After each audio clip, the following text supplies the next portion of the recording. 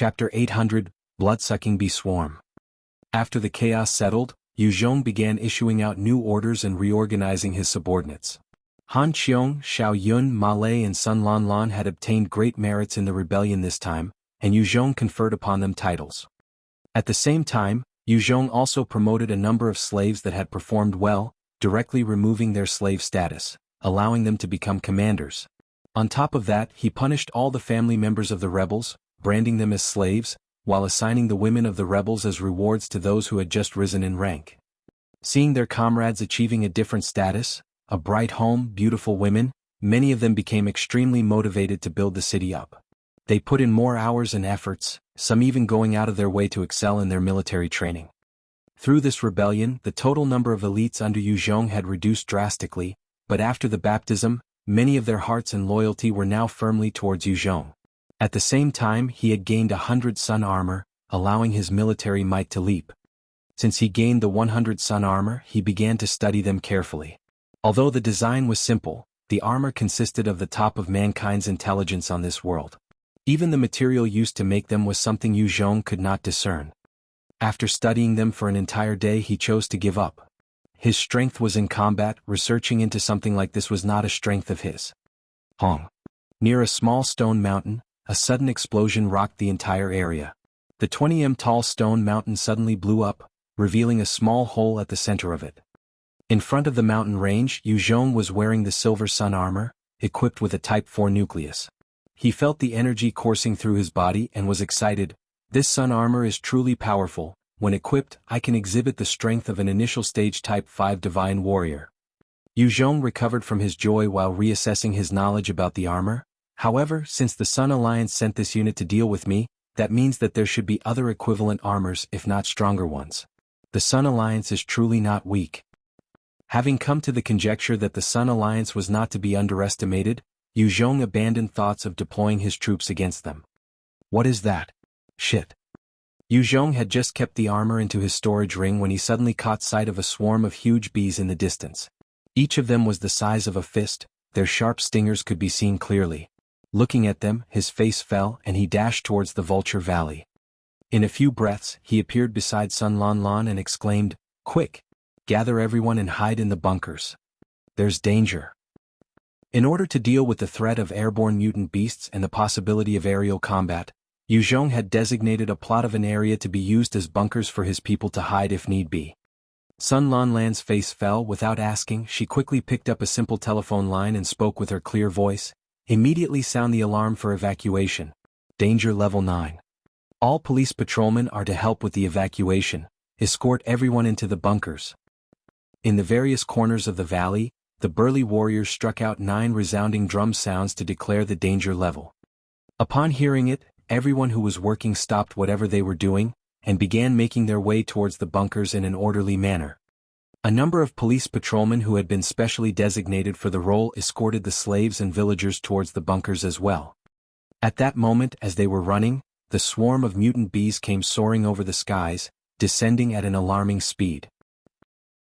Many warriors ducked to one side, eyeing the cloud of bees that seemed to blot out the skies, their eyes filled with fear. "Ah! Help! Ah!" One soldier was slightly slower, and 100 bees pounced on him. At that moment he let out a scream of despair and fear. His body was enveloped by the bees as he struggled for a while before crumpling to the ground. When the bees left his body, holes could be seen everywhere on his corpse, which had been dried out completely. Seeing such a horrifying scene, all the warriors became even more frightened. They did not want to be sucked dry. When the swarm of bees descended on the valley, the shrieks and screams rang throughout the area, and within seconds, there were over 100 people who had been reduced to dried corpses. The villagers had been running to the bunkers in an orderly fashion, but witnessing such horrors, they could no longer maintain calm, as they pushed and shoved in a bid to reach the bunkers first. At this moment, a fiery tornado blasted out, covering the skies above them. With the loud sounds of crackling, a number of the mutant bees lost their wings and fell to the ground like rain.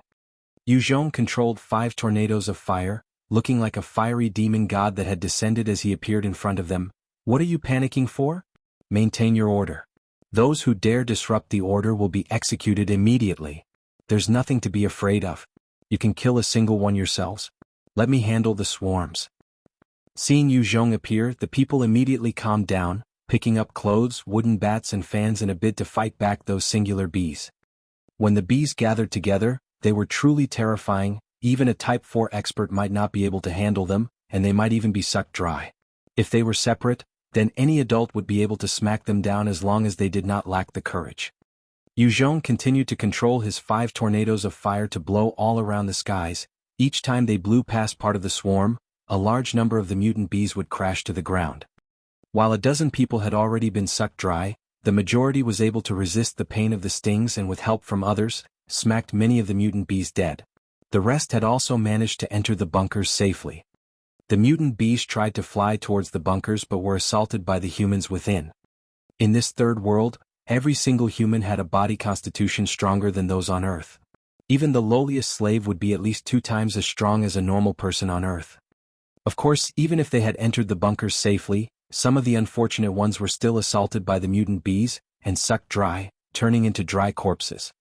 Zhong continued to manipulate the devil flames everywhere, reducing more bees into crisps. The swarm started to turn its attention towards him. At every second he was expending a large amount of stamina and spirit to maintain his devil flame. Soon, his forehead was slick with perspiration. In the skies, the black swarm clashed against Zhong's devil flame tornado multiple times. After maintaining for about 5 minutes, Zhong pulled out the silver sun armor. He quickly put it on, and the Type 4 nucleus in the back of the armor shone brightly, causing multiple runes to lit up and charge his body with immense strength. His stamina and spirit was recovered to their peak, and with a slight push, his devil flame tornado became even more violent. After burning them for more than 20 minutes, the swarm finally started to turn thin. They started to feel fear and began to rise into the air as they fled from the Vulture Valley.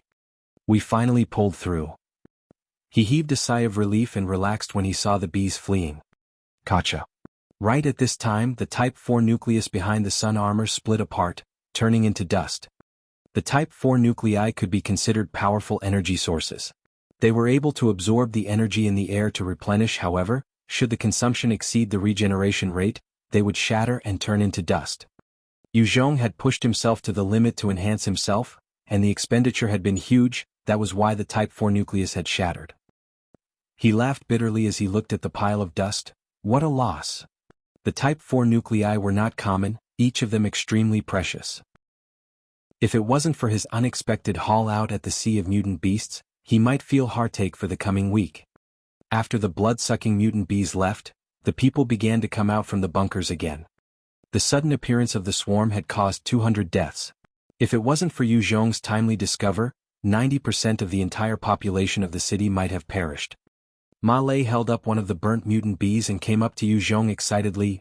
Leader! These are blood-sucking bees. Their corpses are great stuff. We've struck it rich. Chapter 801, Emissary. Zhong looked at the excited Mei'er and asked with a frown, blood-sucking bees? What's special about them? Mei'er replied excitedly, they are a special variation of bees found only in the green region. They suck blood to survive and can make blood honey from their prey. This blood honey is extremely precious to any biological life form, helping to nourish and can even help evolve. If one consumes it over a long period, he or she can even reach the Type 4 Divine Warrior realm. While their corpses might not be as precious as the blood honey, they still have energy and is helpful to us humans in terms of evolution. With so many corpses here, we can definitely produce more strong warriors.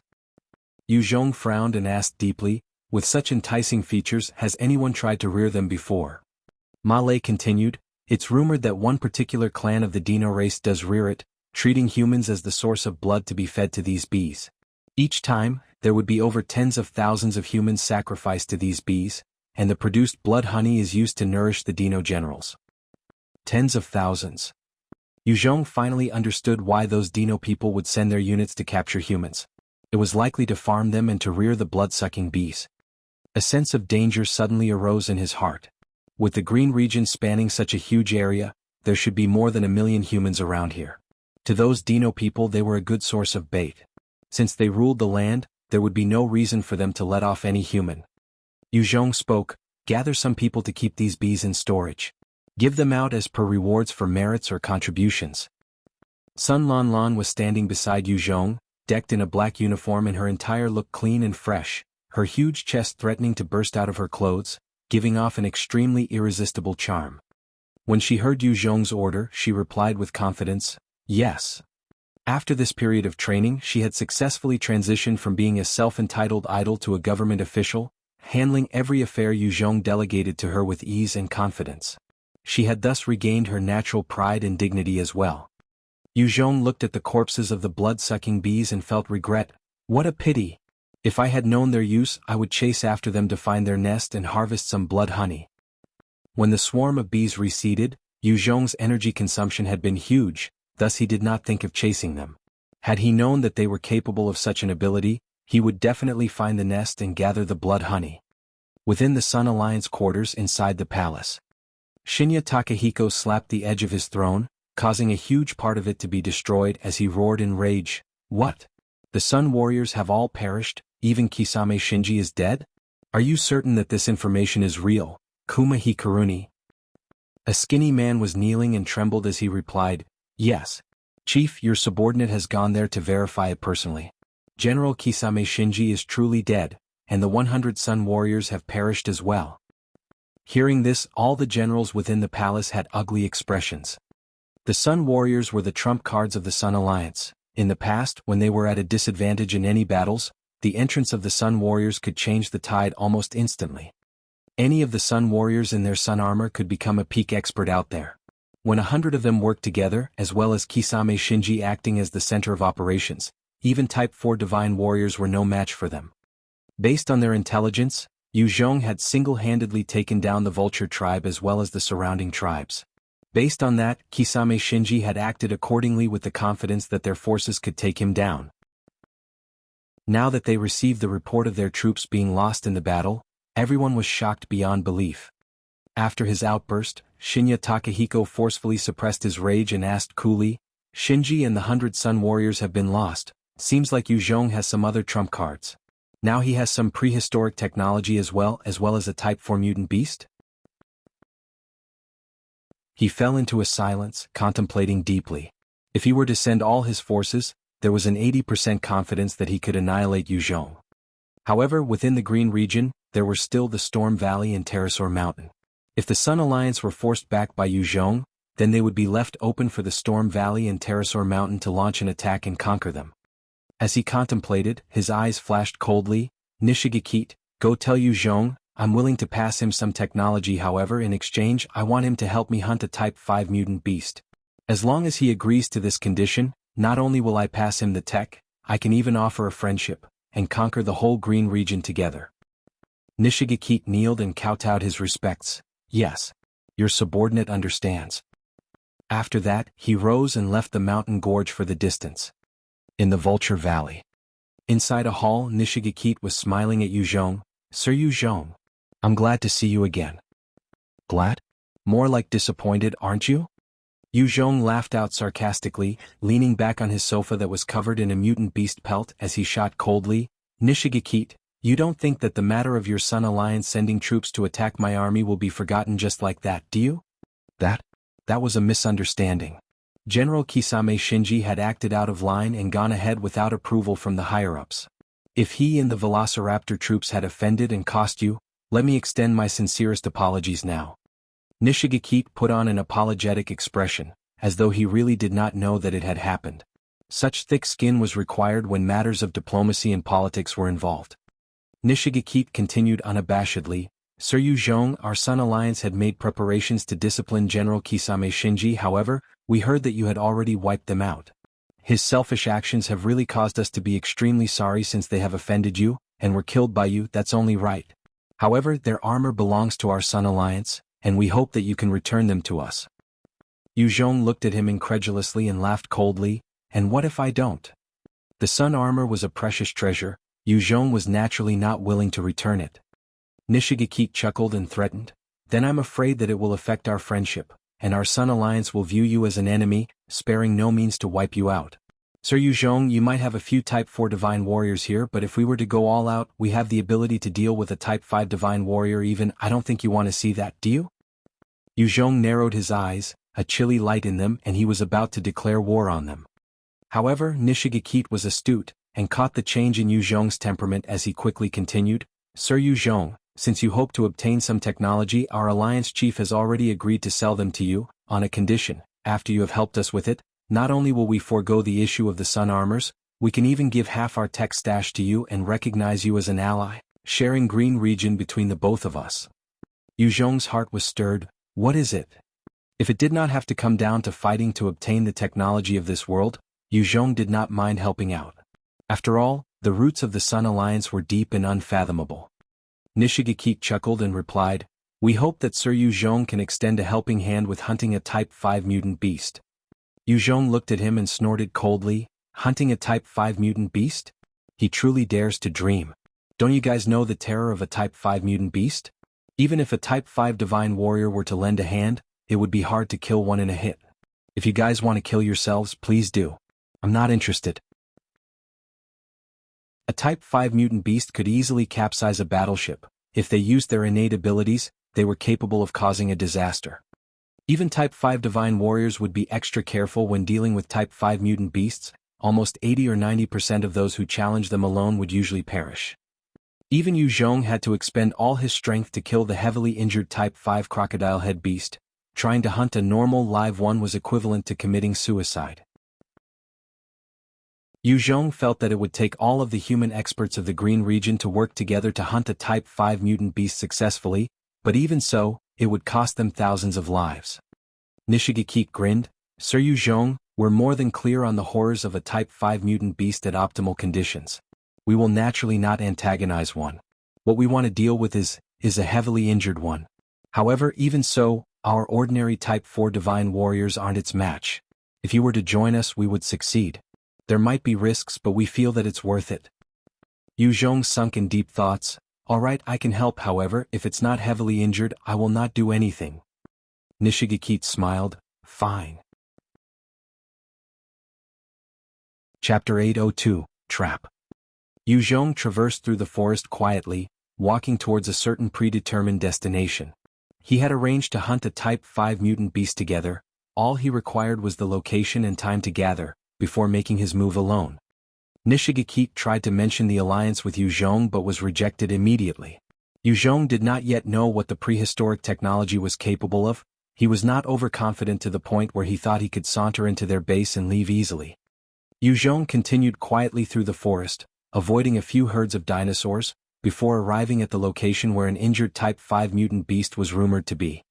It was a large and vast lake. In the middle, a number of long necks stuck out the water, munching on the various plants around the lake. It was apparently a resting grounds for a herd of Diplodocuses. Their bodies measured more than 100 meters in length, and they were like little moving mountains. In front of them, Yu Zhong was like a grain of rice. All around the lake, other than the Diplodocuses, there were a number of Stegosauruses as well. A few Microraptors were gathered at another area, while Anatosauruses and ferocious Velociraptors had their own corners. It was as though the dinosaurs were gathered together for a party.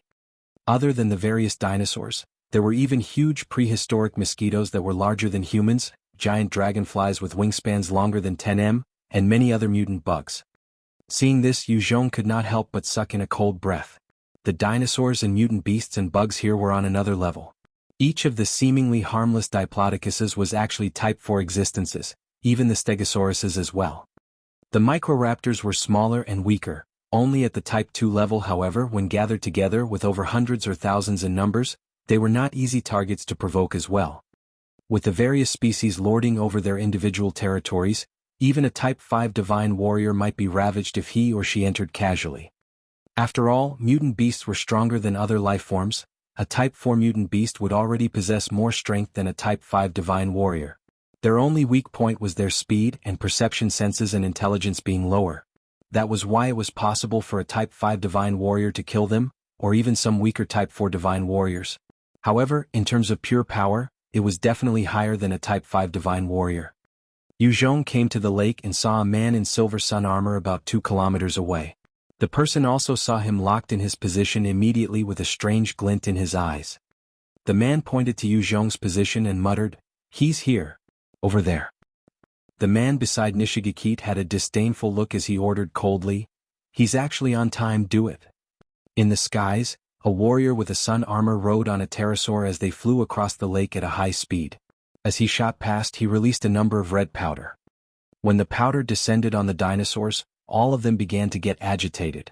Pandemonium ensued as they started to charge in various directions in a mad frenzy. The warrior on the pterosaur continued to fly towards Zhong. Zhong's heart turned cold as he retreated explosively. Not good. This was a trap. The pterosaur was only a Type 3 mutant beast, however, its speed was even faster than Zhong at his peak Type 4 speed. The Sun Warrior atop its back closed in on Zhong. With a wave, he sent a large amount of powder towards Zhong. Zhong's eyes narrowed as he waved his hands, sending a blazing tower of devil flames soaring into the skies. The flames ate away at the powder, burning them into nothing. All of a sudden, Zhong felt an intense sense of danger. He activated his shadow steps and dodged to one side. At that instant, a terrifying electromagnetic beam shot from afar, slamming into his right shoulder, blasting it apart in a shower of blood. His entire right arm was gone.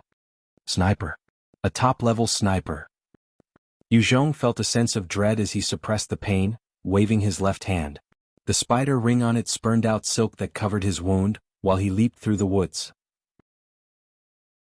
At a distance, a man with an insignificant appearance and a mustache laid on the ground, wearing a silver sun armor and holding an electromagnetic sniper in his hands.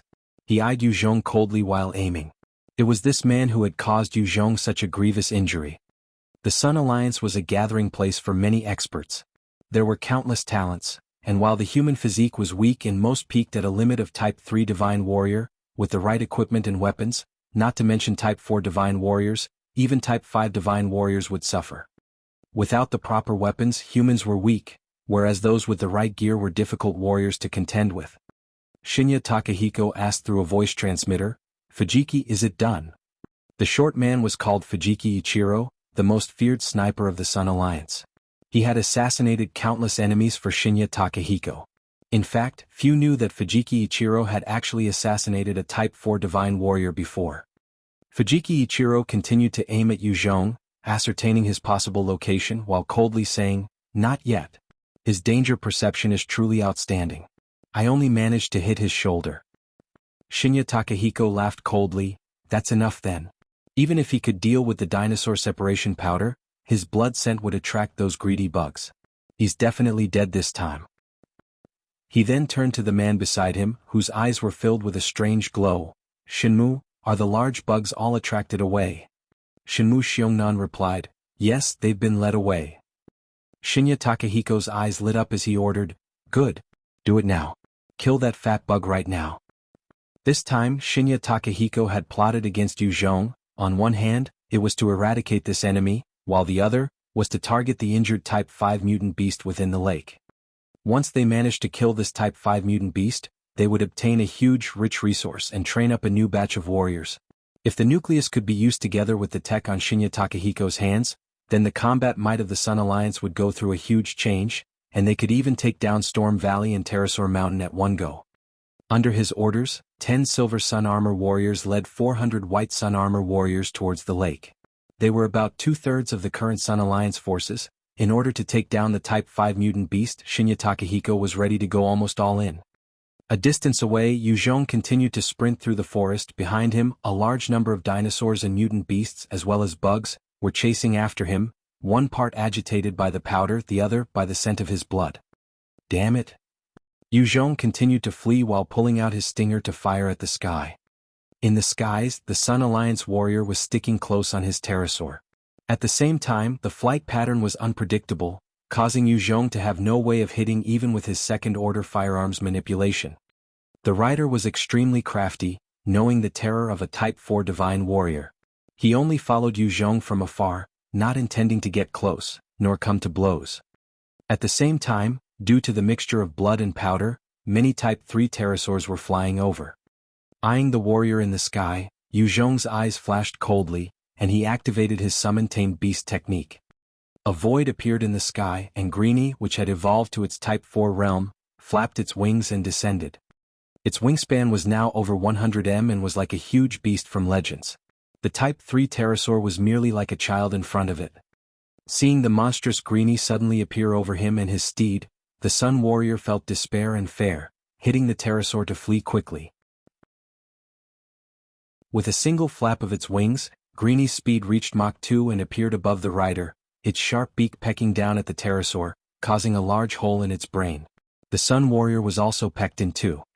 After dealing with that Type 3 pterosaur, Greenie charged into the midst of the other Type 3 pterosaurs, attacking them wildly, causing them to drop dead from the skies. Chapter 803, Type 5 Diplodocus. On the ground, the terrifying horde of dinosaurs was charging over at Zhong. All the trees and vegetation in the way were directly crushed and flattened. Of their numbers, the Diplodocuses were the most. While they were Type 4 mutant beasts, their speed was relatively slow.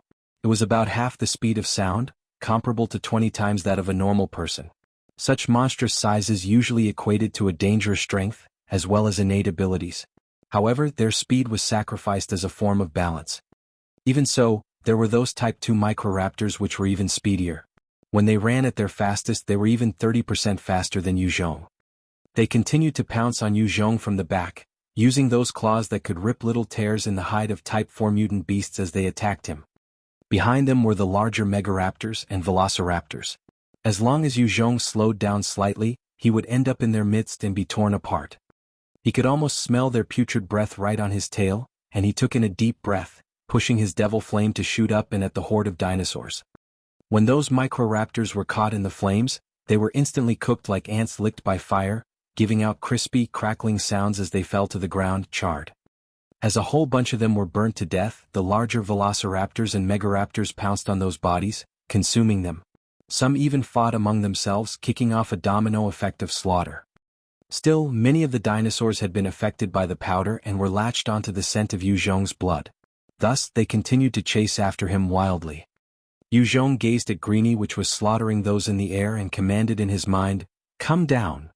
Greenie gave up on chasing after those scattered pterosaurs and flapped its wings to swoop down towards Zhong. Zhong leaped up onto its back and Greenie soared back towards the skies with a flap of its wings. When the dinosaurs on the ground lost their target, they became even wilder and more violent, slaughtering one another under the effects of the powder. A large number of prehistoric mutant bugs formed a terrifying cloud that continued to chase after Zhong.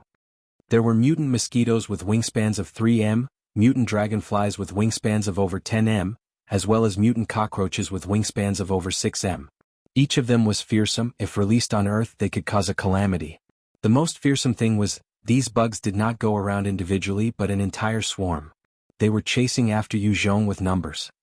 A single mutant bug's strength might not exceed a Type 2 mutant beast, but a cloud of them could even swallow and devour an entire Type 4 mutant beast. Zhong gazed at the cloud of insects behind him, sending a powerful blast of devil flame towards them. While controlling the devil flame, he chose not to condense the output, instead allowing it to spread out.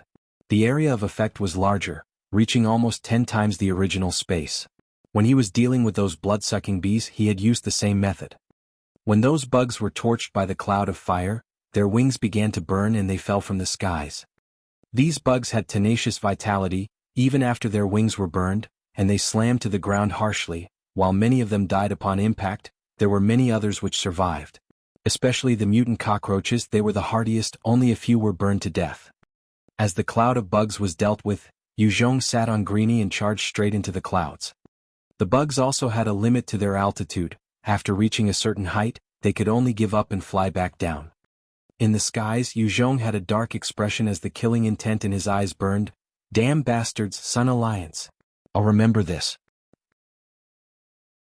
He had been cautious but was still plotted against by the Sun Alliance, almost becoming prey for a horde of mutant beasts and bugs that had lost their rationality. Zhong then took the broken arm and placed it by his shoulder wound. As the dark Do Chi circulated, the tendrils and flesh began to reconnect.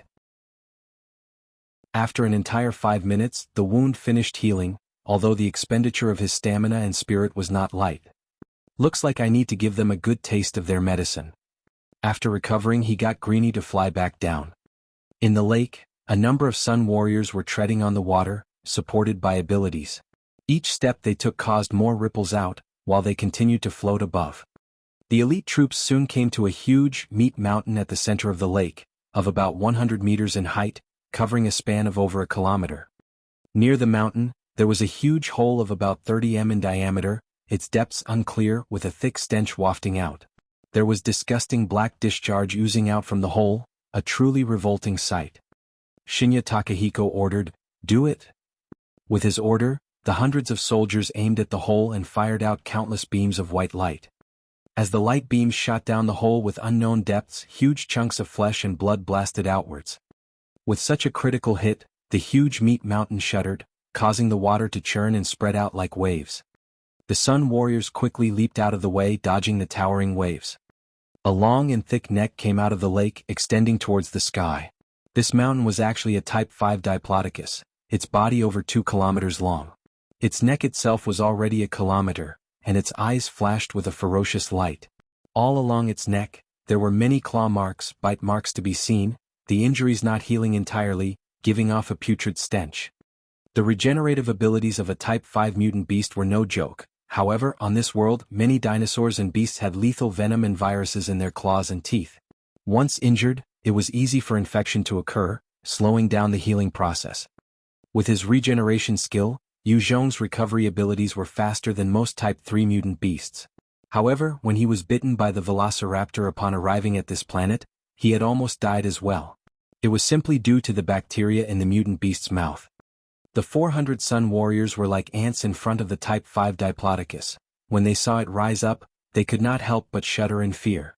However, because they were the elites of the Sun Alliance, they did not allow it to affect their mindset. Instead, they readied their spears, pushing their attacks and concentrating them on the wounds of the Type 5 Diplodocus. The various attacks slammed into the body of the Type 5 Diplodocus.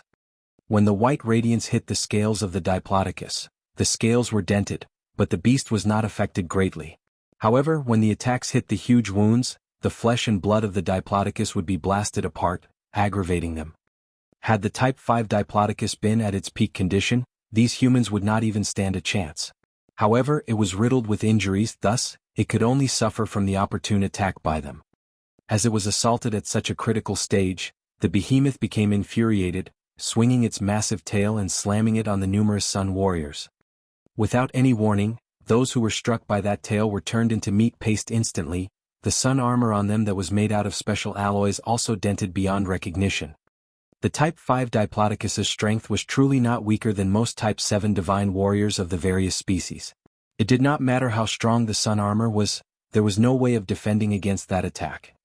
With a single slap, over 40 Sun Warriors were killed. The rest of them suppressed their fear and continued to channel their attacks, firing their beams of light at the injured Type 5 Diplodocus. Faced with an onslaught of over hundreds of attacks, even the Type 5 Diplodocus felt the impending sense of doom. Its eyes flashed and it swung its tail left and right. Large parts of the lake water were churned up into towering waves that roared towards the Sun Warriors. As the waves slammed into them, the Sun Warriors were swept away like ants and scattered, many of them forced down under the surface. All the remaining soldiers were sent flying back, suffering heavy injuries. The Type 5 Diplodocus then turned around and sucked up large amounts of the lake water, causing hundreds of Sun Warriors to enter its body along with the water. Chapter 804, Monstrous Threat. Even in its injured state, the Type 5 Diplodocus was no pushover, as it easily consumed over 100 Sun Warriors. At this time, an electromagnetic beam shot from afar, slamming into the eye of the Type 5 Diplodocus. The right eye of the Diplodocus was already injured before this. That single electromagnetic beam blasted the entire area, causing mucus and eye matter to leak. As expected, such an accurate shot was carried out by the top sniper of the Sun Alliance, Fujiki Ichiro. Its right eye heavily injured, the Type 5 Diplodocus began to thrash about in pain. The lake began to churn as though a hurricane had appeared above it, causing devastating tsunami waves to spread out in all directions. A number of the Sun Warriors saw the waves and their faces fell, quickly retreating backward. Shinya Takahiko looked at the struggling Type 5 Diplodocus, his expression ugly. Damn it, why is it still not dead?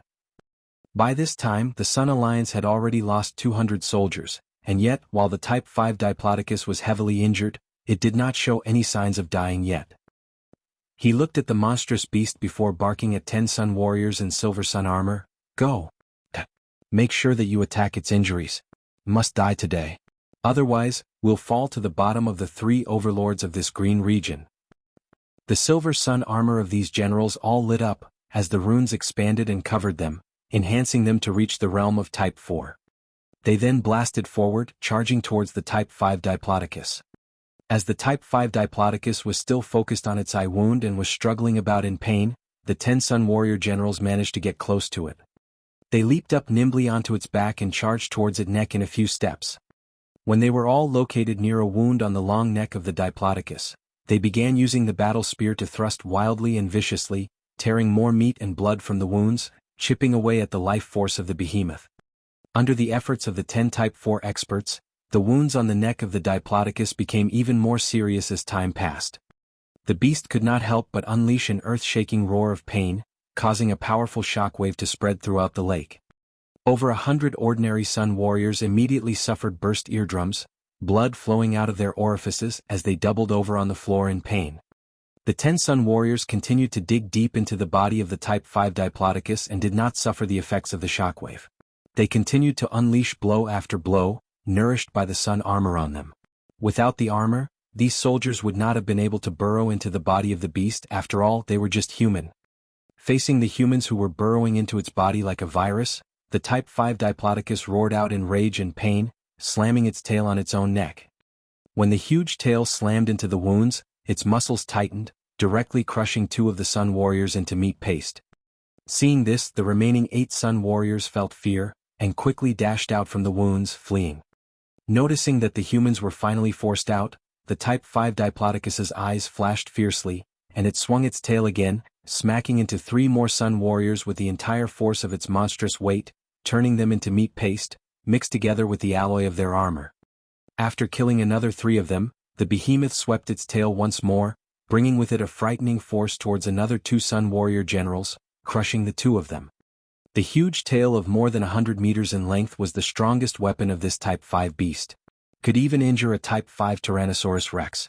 If a Type 6 Divine Warrior were to be slammed with this tail, he or she would likewise be crushed. With the enhancement powers of the sun armor, the various generals were already at the Type 4 Divine Warrior realm, but in front of the Type 5 Diplodocus, it was nothing. Fucking strong. This beast is truly too frightening. Up in the clouds, Zhong was riding Greenie's back as he looked down. Seeing the Sun Warrior generals being smashed into meat paste, he could not help but feel a chill down his back. His own fate would not be any different if he went down now. The fact that he had managed to kill the heavily injured Type 5 crocodile head beast was because the beast was heavily injured. Had it still been moving, he would have been squashed. 10 Sun Warrior generals had acted, but only 2 managed to make it out alive, escaping to Shinya Takahiko's side. The Type 5 Diplodocus was truly enraged, its bloodshot eyes staring straight at the Sun Alliance, and it began to charge towards them. While the beast had monstrous strength, it had a single weakness, which was its speed was the lowest of the Type 5 realm.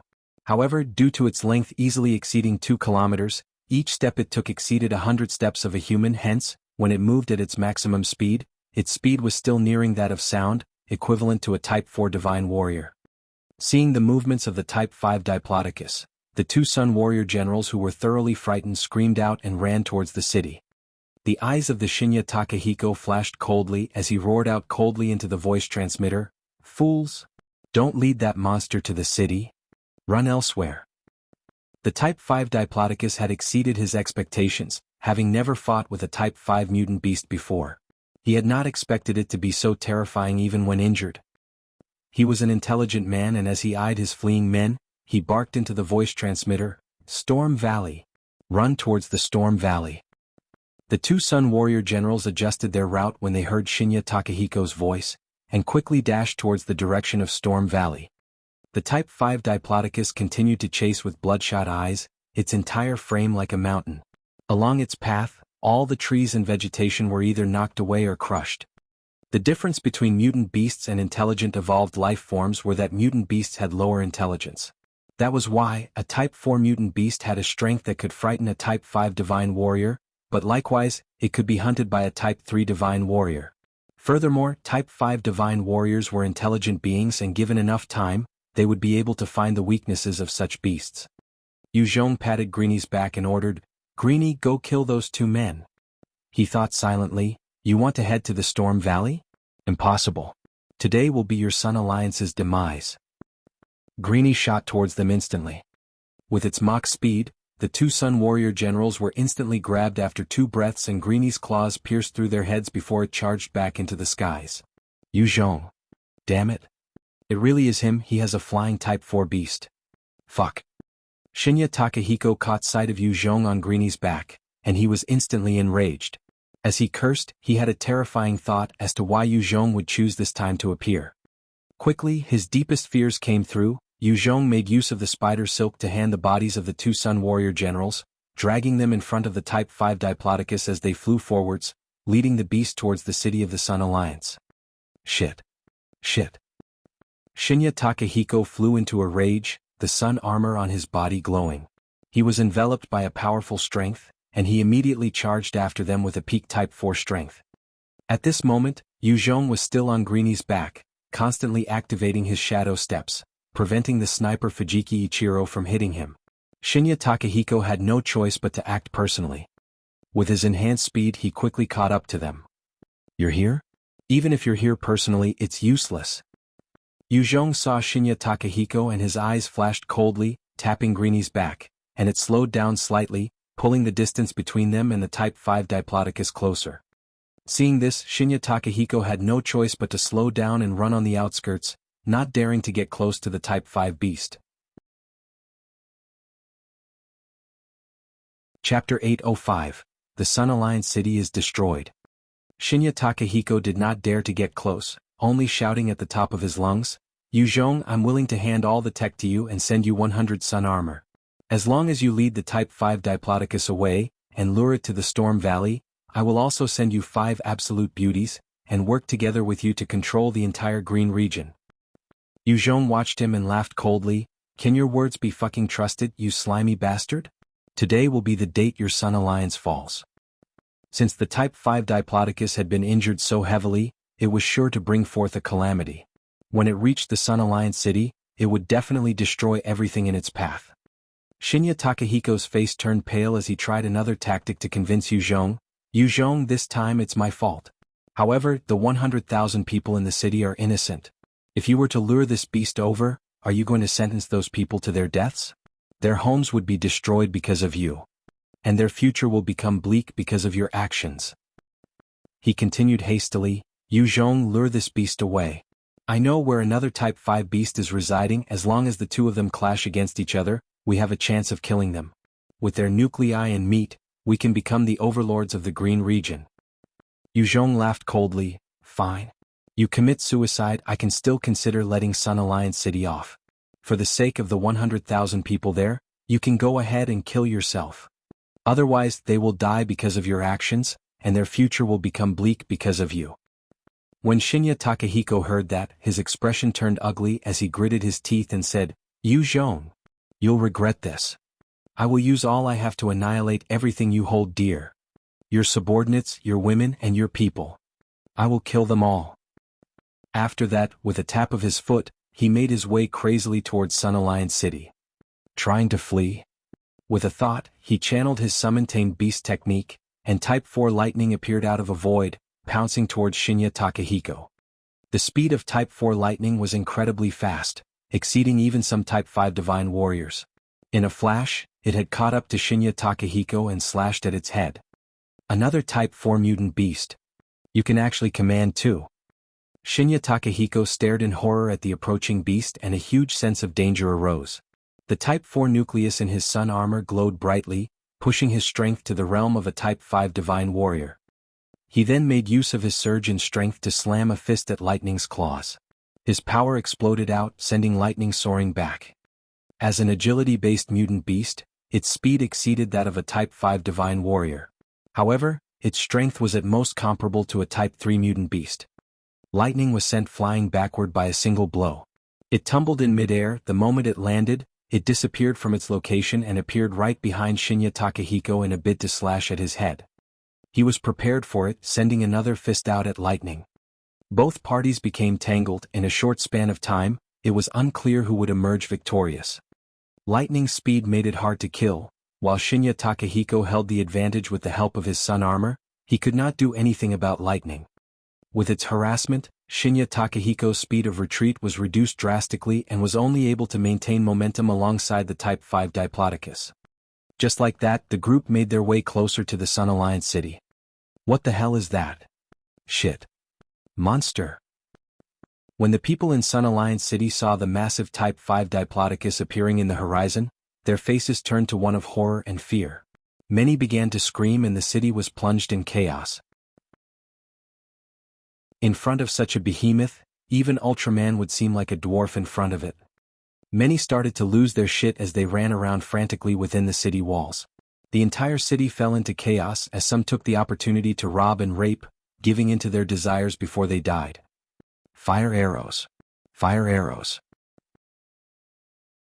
In such a critical time, the warriors stationed at the top of the city wall maintained their calm and listened to orders barked by their captain, a man with a huge beard, wielding a large curved blade. With his orders, the soldiers of the Sun Alliance city released their arrows at the approaching Type 5 Diplodocus. Most of those on top of the city wall were Type 2 divine warriors. Their arrows could pierce even armored vehicles. However, as these arrows met the flesh of the Type 5 Diplodocus, they bounced off without doing much. Some of the arrows managed to pierce through the injuries, but they did not cause much harm. To the Type 5 Diplodocus, these arrows were not even like toothpicks. The commander saw that their attacks were ineffective, his face turning pale, yet he continued to grit teeth to order, "Load up the god-breaking crossbow."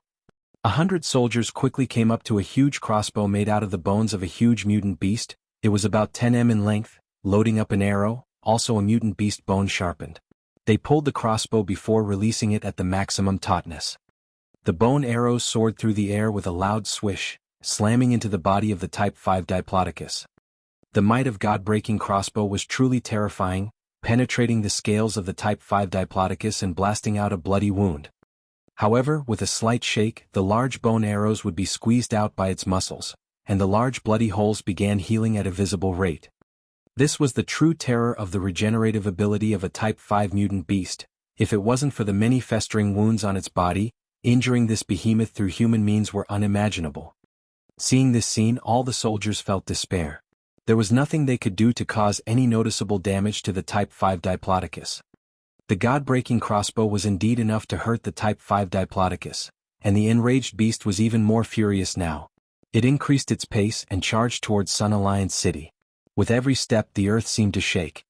Within 3 seconds the behemoth had arrived at the city wall. It swung its huge tail and slammed it against the wall. Hong. The entire wall that was sturdy and resilient enough to fend off attackers came crumbling down in multiple chunks. The hundreds of soldiers stationed on top the wall became buried beneath the rubble. Inside the city, 100 Sun warriors in white sun armor came charging out, led by 5 Silver Sun warriors. These were the final guards stationed in the city. On top of that, 1,000 more soldiers came rushing out with large bows. They clambered up to high vantage points situated throughout the city and began to fire at the Type 5 Diplodocus. As the sun battle spears fired out light beams, arrows flew through the air as well, together with a few electromagnetic beams, assaulting the Type 5 Diplodocus on all fronts. Faced with such an onslaught of attacks, the injuries of the Type 5 mutant beast worsened, as fresh blood sprayed everywhere. The massive beast bellowed in rage and pain, charging further into the city. Due to its weight, each step caused the ground to tremble, and its footprints were etched deep into the ground. Its tail swung towards the palace, turning it into a mountain of debris as countless soldiers perished. There did not seem to be anything that could impede its rage and carnage. Over 2,000 soldiers fought with their lives on the line, yet were like ants, not doing anything to the monstrous beast. Shinya Takahiko watched his city crumble to the ground, the efforts of his predecessors before him going to waste. He felt his chest stifled and spat out a mouthful of blood before roaring like an enraged demon, "Beast? You Zhong, you fucking beast. I will kill you. I will kill all those close to you."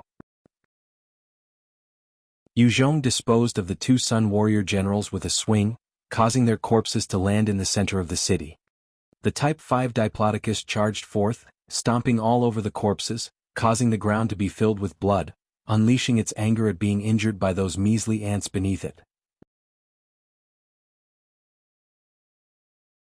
Chapter 806, Treasury. The Type 5 Diplodocus continued to rampage throughout Sun Alliance City, its tail swinging across multiple buildings. Everything was being destroyed and the casualties count was rising. The elite soldiers were easily crushed like ants beneath the Type 5 Diplodocus. Many people were crying and screaming as they tried to flee in various directions.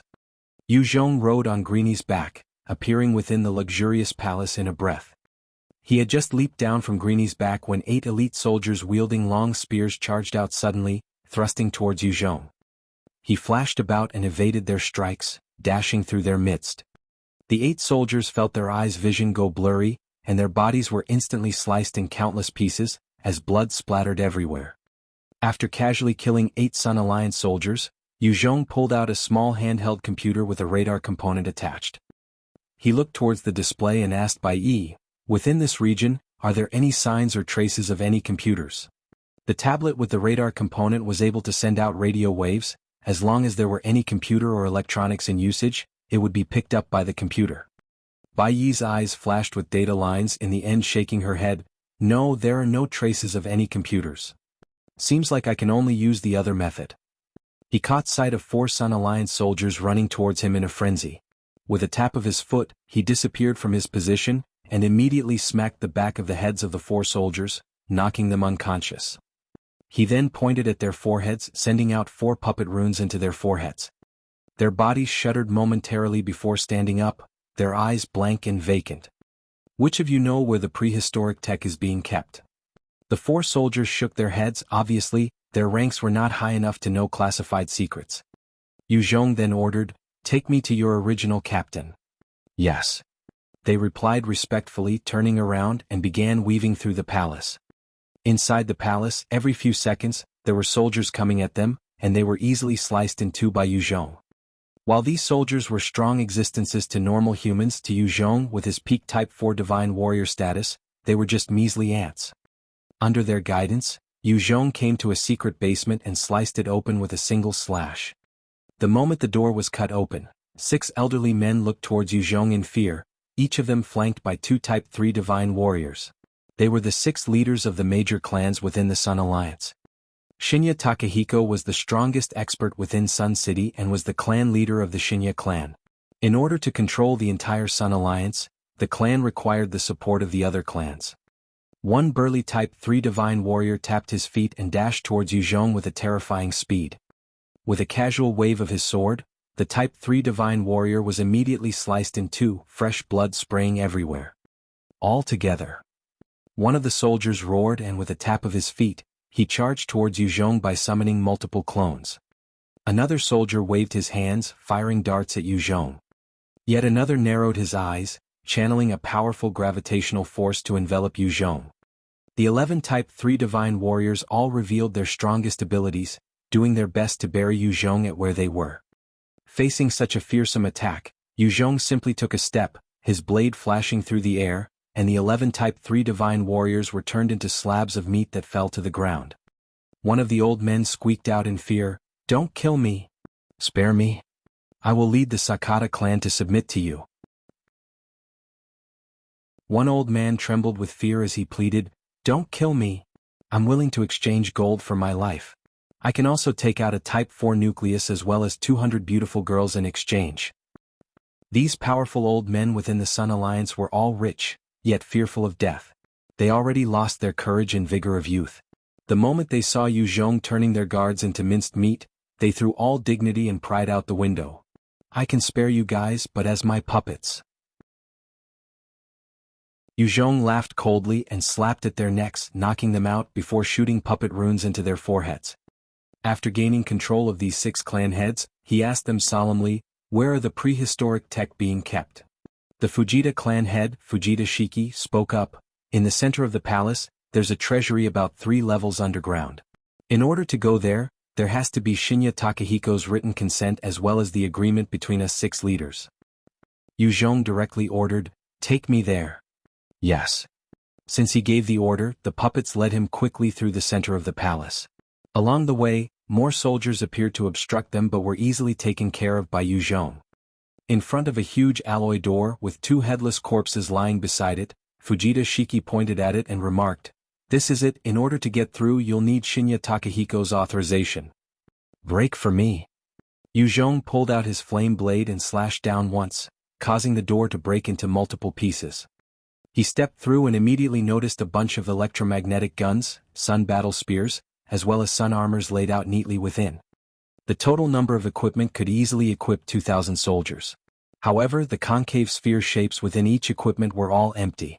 Without mutant beast nuclei, it was impossible to utilize them. Within this treasury, the silver sun armor numbered the least, only 20 sets were laid out. It was obvious that this particular equipment was rare. At the center of the treasure, there were 2 light gold sun armor. On them, there were numerous mysterious runes engraved on them. At the same time, the armor was covered with small sharp spikes, giving off a threatening feel. Chapter 807, Killing Shinya Takahiko. Underneath the 2 light gold sun armor, there was a gold box as well as a golden canister. Seeing the equipment within the treasury, Zhong's eyes lit up.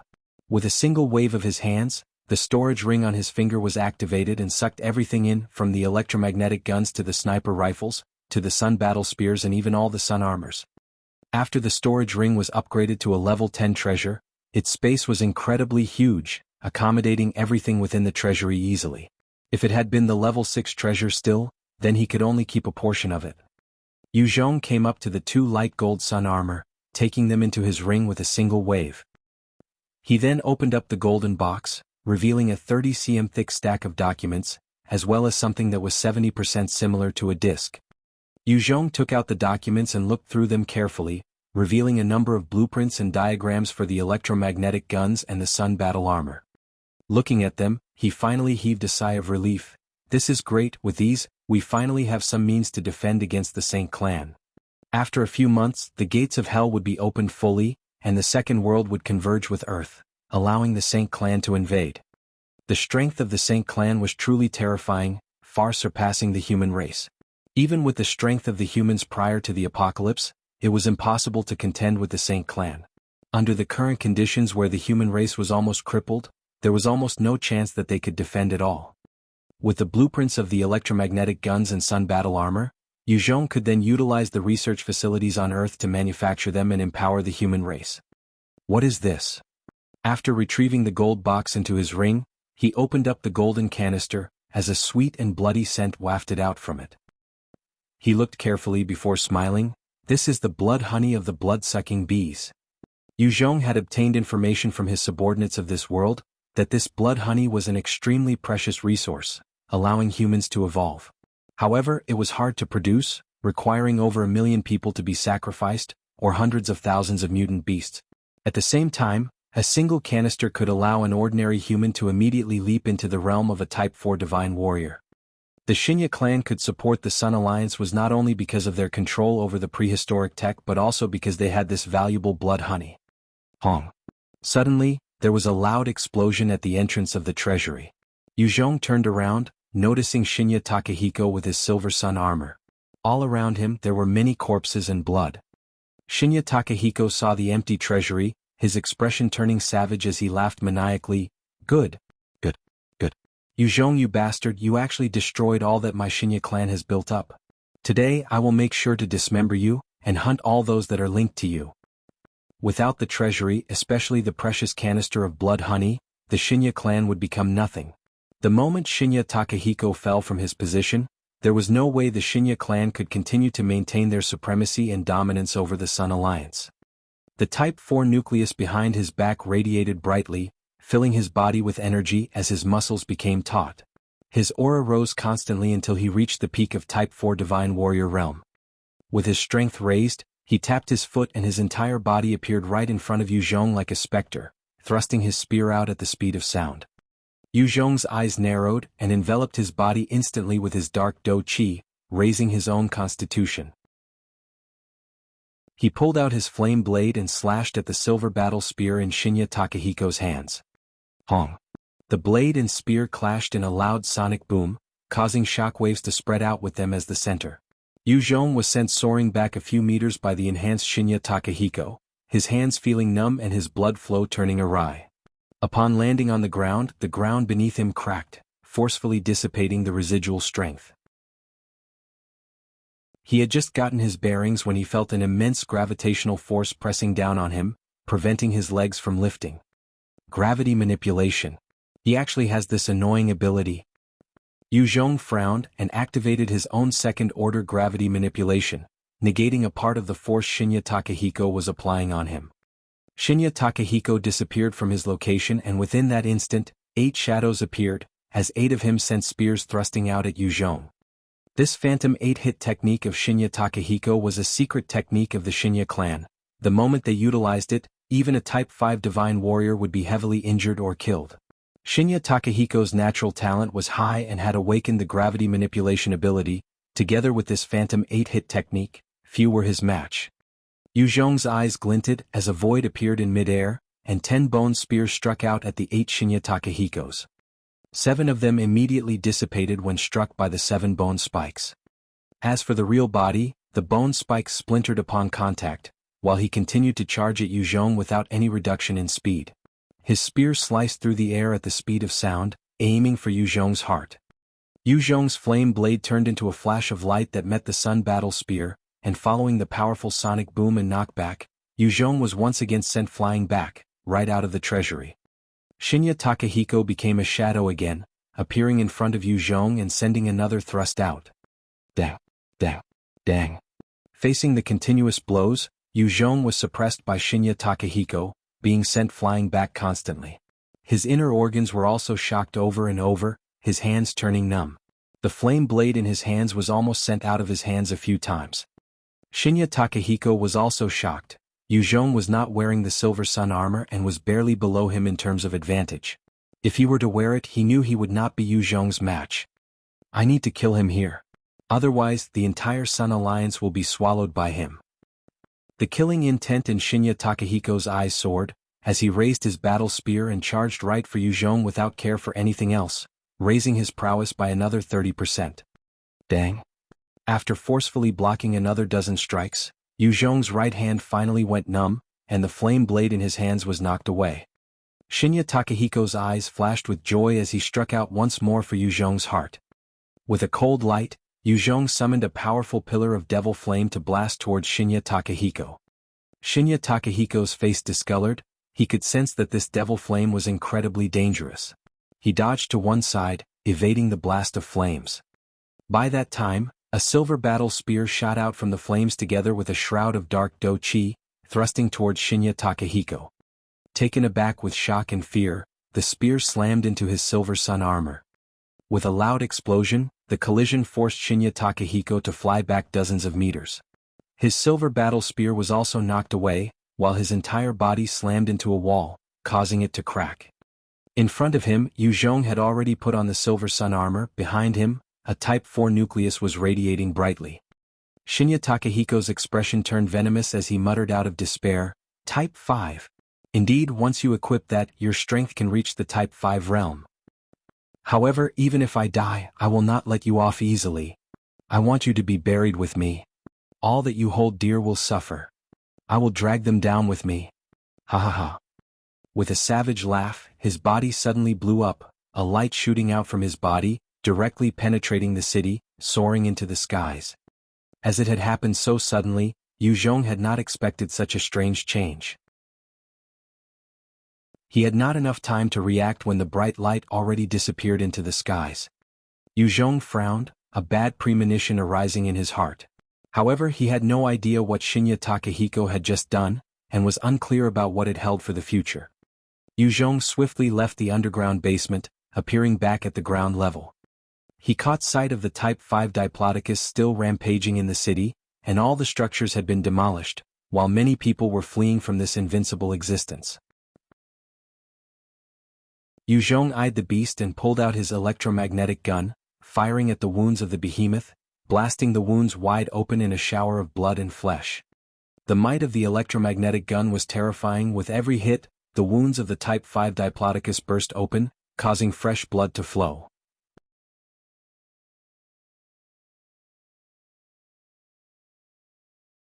Zhong seemed to have anticipated such a strike, quickly placing the gold sun battle spear horizontally, forcing the power of the sun armor into the spear, causing it to fire out a golden beam through both ends. The tightening muscles of the Type 5 Diplodocus was instant shredded, causing more blood to flow. The Type 5 Diplodocus immediately roared with pain and started to charge in some random direction, continually using its tail to smack its neck, hoping to cause enough shock to Zhong to kill him. Had Zhong only been at Type 4 stage, he would definitely have been struck dead by the continuous powerful slaps. However, while hiding in its flesh with his newfound Type 5 strength, he forcefully bore the impact and continued to tear his way around the body. Countless blood arrows were forced out of the neck of the Type 5 Diplodocus, splattering on the ground. The body of the Type 5 Diplodocus was regenerating at a terrifying pace. However, with the constant blows by Zhong at his Type 5 Divine Warrior stage, it could not recover fast enough. After running for a long time, the Type 5 Diplodocus let out one last moan of agony, before slumping to the ground. Feeling it falling, he continued to stay within its body, not daring to make any sudden moves, instead, continuing to destroy the body from within. Another 3 minutes passed. He felt that the behemoth was no longer moving. He carefully climbed out from the large wounds of the Type 5 Diplodocus. Zhong ran another lap around the wound, ascertaining that the Type 5 Diplodocus was immobile, before running towards its head. Chapter 809, Taming the Type 5 Diplodocus. As Zhong ran up towards the head of the Type 5 Diplodocus, he looked towards its eyes and noticed that the huge eyes were blank, the life force within ebbing away. There was no sign of the previous rage and rampage. Zhong looked at it and knew that although the beast was still not yet dead, it wasn't far from it. If it died, a large amount of life force would be absorbed into his god and devil imprint, strengthening his body and soul. As he looked at the feeble Type 5 Diplodocus, he suddenly had a thought: tame it. If I can tame it, then I gain another powerful trump card in my arsenal. With its powerful combat strength, the moment it acted, it was even more terrifying than an entire fleet of tanks. In its charge, even a horde of zombies would be flattened like ants. With a flash of green in his hands, the tamer technique landed on the forehead of the Type 5 Diplodocus. When the tamer technique landed on the forehead of the beast, it congealed into a rune for barely 1 second before it dispersed. It seemed like it would take more for the second-order tamer technique to control the Type 5 mutant beast. However, the Type 5 Diplodocus was already close to death and did not possess any strength to resist. After 5 seconds, the rune that seemed to be dispersed managed to enter the forehead, forming a connection between Zhong and it. The connection was extremely weak, as though it would be extinguished any moment. Through the connection, Zhong could tell that the beast was not far from death, and it was unable to heal with its own strength. Without a moment of hesitation, he flipped his hand, pulling out a jade bottle. He pried open the mouth of the beast and poured a single golden-colored blood into its mouth. The golden blood was of the unknown Type 9 expert from some unknown world and was the strongest tonic to help break through and recovery. The moment the blood entered its mouth, the mental connection between it and Zhong strengthened a lot. Its originally dull eyes regained some color and revealed a pleading look to Zhong. The blood of the Type 9 expert was truly a powerful nourishment. It possessed frightening recovery abilities, however, the amount was too little. Since the body of the Type 5 Diplodocus was over 2 kilometers long, a single drop was insufficient. Zhong looked at it, gritting his teeth, and poured more drops into its mouth. When he poured the 15th drop, the life force of the Type 5 Diplodocus began to stir, and he could feel the beast starting to regenerate with its own strength. He then heaved a sigh of relief. Just as he was prepared to keep the jade bottle into his ring, the Type 5 Diplodocus suddenly opened its mouth and uncurled its tongue, licking up the jade bottle and swallowing it. Zhong stared in horror and kicked out at the beast. "Damn it, you stupid beast! I shouldn't have saved you." The blood of the Type 9 expert was incredibly precious. Zhong only possessed 3 of them. He had kept it purely in preparation for the worst-case scenario. Regardless of the severity of his wounds, as long as he did not die, the blood was enough to pull him back from the clutches of death. Now that the Type 5 Diplodocus actually swallowed one entire bottle, he could not help but feel sour. The Type 5 Diplodocus swallowed the blood of the Type 9 expert and its body began to undergo a heaven and earth change, the various injuries throughout its body healing at a rapid pace. Its lost and damaged flesh was growing quickly, and the wounds that were festering due to bacteria were cleansed and repairing themselves. At the same time, the dark scales of the Type 5 Diplodocus began to split and fall off its body, as its tail continued to rub against itself. The old scales fell off, revealing a new layer of slightly silver scales. Obviously, its defense had evolved. After molting, the Type 5 Diplodocus used the mental connection with Zhong to express its joy, lowering its head to pay respect to him. Zhong looked at it and commented, "You shall be called Mount Tai from now on." If the Type 5 Diplodocus did not move, it truly looked like a little mountain. Type 5 Mount Tai let out a loud trumpet of joy, expressing its pleasure at the name. The main difference between mutant beasts and intelligent life forms was their intelligence. Such a simple name was enough to make it happy. Zhong gazed at the Type 5 Mount Tai before quickly keeping the molted scales into his storage ring. These were all Type 5 mutant beast scales. In terms of defense, they were comparable to the light gold sun armor. The only disadvantage was that they did not have the enhancing abilities of the light gold sun armor. However, just the defense was extremely useful. With the scales, a large number of defense suits can be manufactured. After keeping the scales, Zhong then patted Mount Tai's head, allowing it to leave and roam on its own. Since the beast was more than 2 kilometers long, and over a 100 m tall, its food consumption was sure to be a huge figure. Keeping it by his side would just add to his burdens. Furthermore, such a large beast would only be able to survive in this world where there were plenty of other mutant beasts and dinosaurs. Otherwise, even without enemies, they will starve to death themselves. What is this place? After leaving Mount Tai, Zhong assessed his surroundings, noticing a dense, lush forest in front of him. As for his current location, he was unsure. He looked all around, his scalp turning numb. He was really lost. Shit, I'm in trouble if I can't find my way back. The Sun City had been pointed out by Mei'er, and Zhong knew the way there after secretly scouting the location. As for his current place, he had no idea where it was. Forget it, I'll just follow the road. As Mount Tai lumbered off, its huge frame caused its feet to sink deep. As long as he followed the tracks, he should be able to head back to Sun City. From there, he would find his way to the Vulture Valley. Who are you?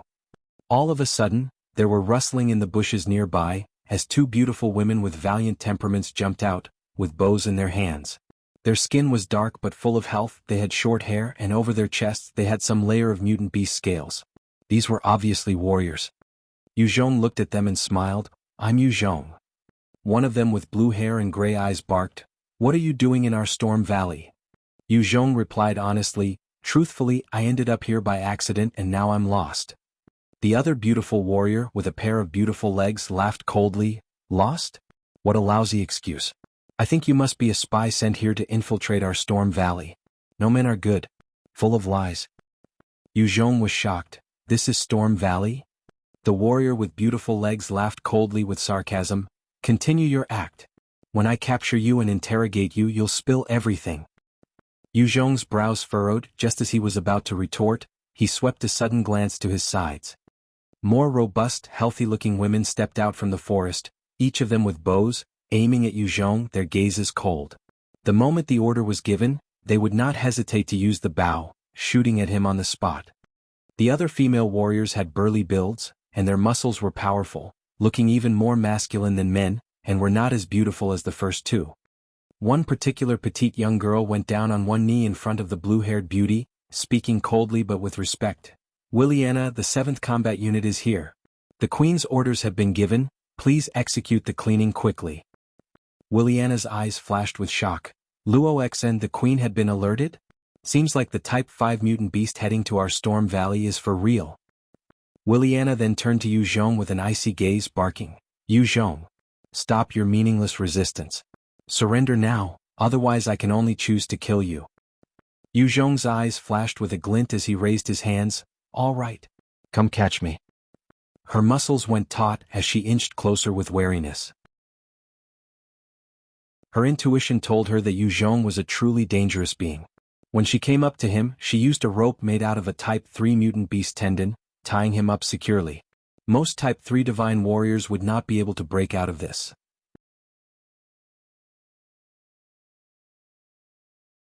Chapter 810, Storm Valley Queen Luo Qing. Willianna got close to Zhong and grabbed his clothes, coldly saying, "I'm warning you, don't try anything funny. You'd better be obedient. If you dare disturb Her Majesty, even if you die 10 times, it will be insufficient to cleanse your offense." She saw that Zhong was being so compliant and felt suspicious. However, the queen was already prepared to deal with the huge matter at hand, thus she had no choice but to bring Zhong along and guard against him. Zhong glanced at the alluring Willianna and chuckled, "Relax, I won't try anything funny. Furthermore, isn't it good to have me beside you? If I am harboring any thoughts, the first unlucky one will be you."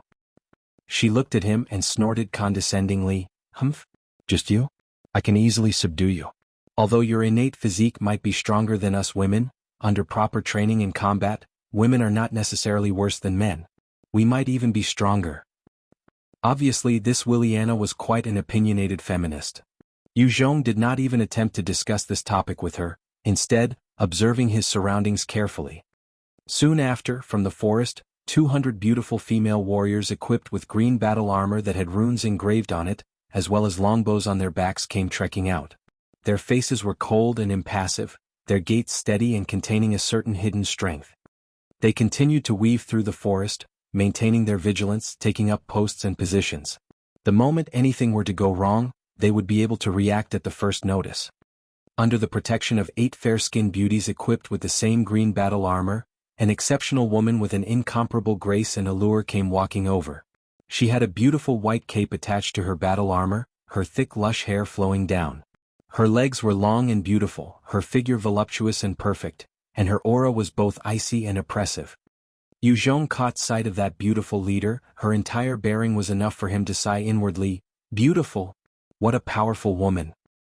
This controller of the Storm Valley, Luo Qingqing, was definitely the most self-confident and beautiful woman that Zhong had seen.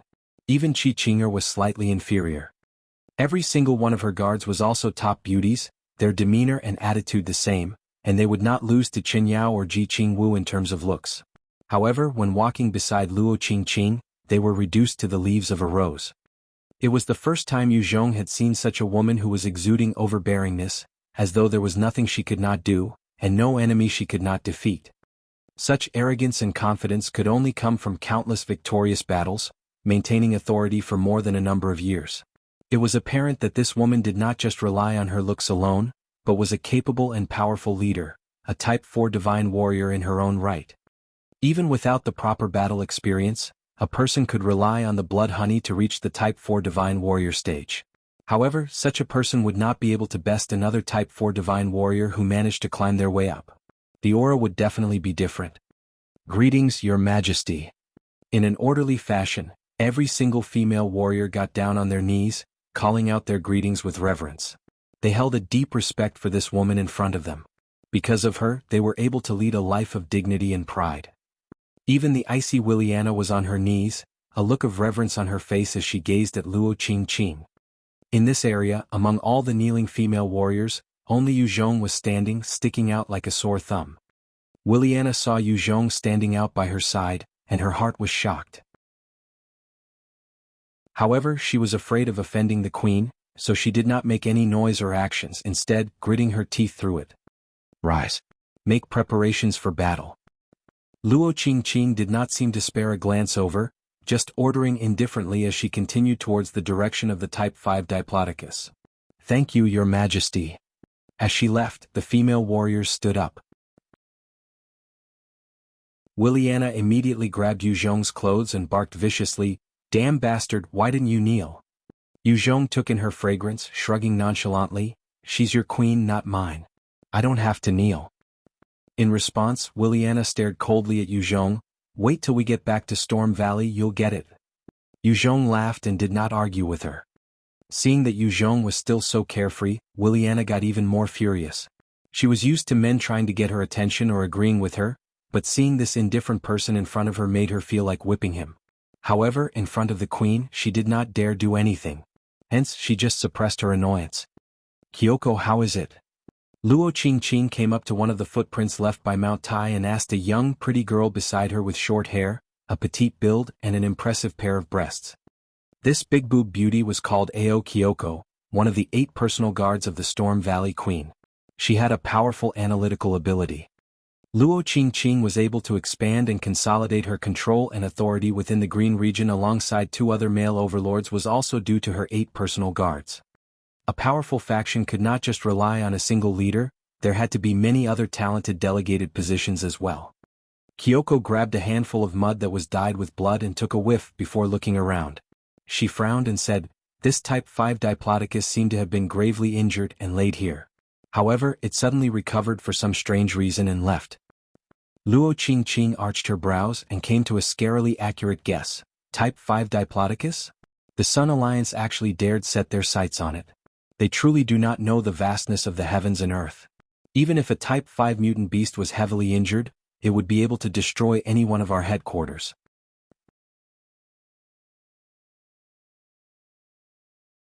Chapter 811, The Entrance of Storm Valley. Another member of the guard, a tall and smart-looking beauty, asked with a frown, "Your Majesty, how could you tell that it was the Sun Alliance? The only ones who could possibly injure a Type 5 mutant beast can only be us three hegemons. Since it was not our Storm Valley that leaves the Sun Alliance and the Pterosaur Mountain. Knowing those guys from the Pterosaur Mountain, they would not do something like that without being absolutely confident. They're too careful and pragmatic. From the trail of the Type 5 Diplodocus, it is very likely from the direction of the Sun Alliance city. Shinya Takahiko is truly a despicable person. Seeing that he couldn't handle this Type 5 Diplodocus himself, he actually chose to lure it here to our Storm Valley.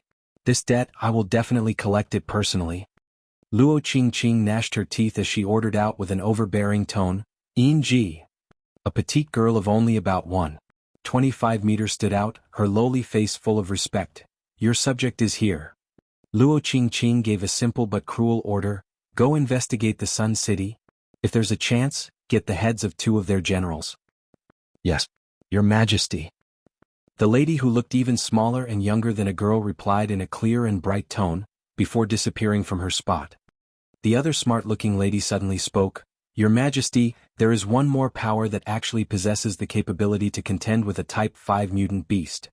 Luo Qing arched her brows as she responded, "Inglan, you mean the faction in Vulture Valley under Yu Zhong?" Inglan nodded. "That man called Yu Zhong is between the age of 21 to 25. He had suddenly appeared in Shao Village, before swallowing the Vulture tribe and Velociraptor tribe. Just recently, the troops sent by the Sun Alliance to attack him were annihilated by him. He is rumored to have 2 Type 4 experts and had gained a number of the Sun armor to boost his own forces.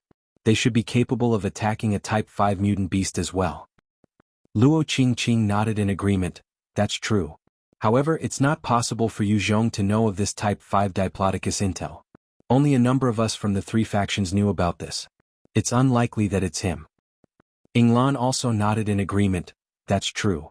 That intelligence was obtained at a huge cost. He might not have gotten wind about it so quickly." The injured Type 5 Diplodocus was discovered by the Sun Alliance. However, the Storm Valley and Pterosaur Mountain had paid a large price to obtain this information through their spies.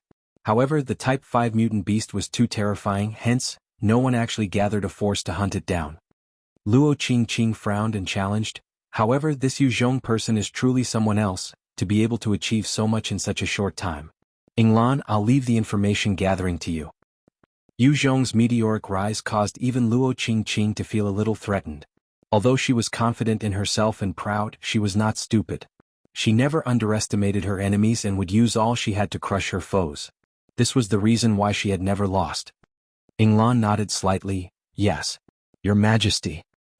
The remaining 7 elite personal guards continued to scour the area for clues. However, it was to no avail. "Let's go back." Under her orders, her personal guards left together with her. The 200 other Storm Valley warriors quickly followed behind as they left the forest. Once the queen and her party left, Willianna heaved a sigh of relief, nudging Yu Zhong with unkind intentions, cackling, "Let's move, Yu Zhong." Yu Zhong did not seem to mind as he strolled alongside her. He was, after all, curious about Storm Valley. A man's physique was naturally stronger than a woman. Of course, there were some exceptions. In this plain, where dinosaurs, mutant beasts, prehistoric life forms and other mutant bugs were rampant, it was hard for a woman to establish an entire faction on their own. Once a woman tried to establish a faction, it would usually be swallowed by a nearby male-dominated faction. Luo Qing had actually managed to raise this Storm Valley in the Green region. It was an impressive thing. So this is the entrance of Storm Valley?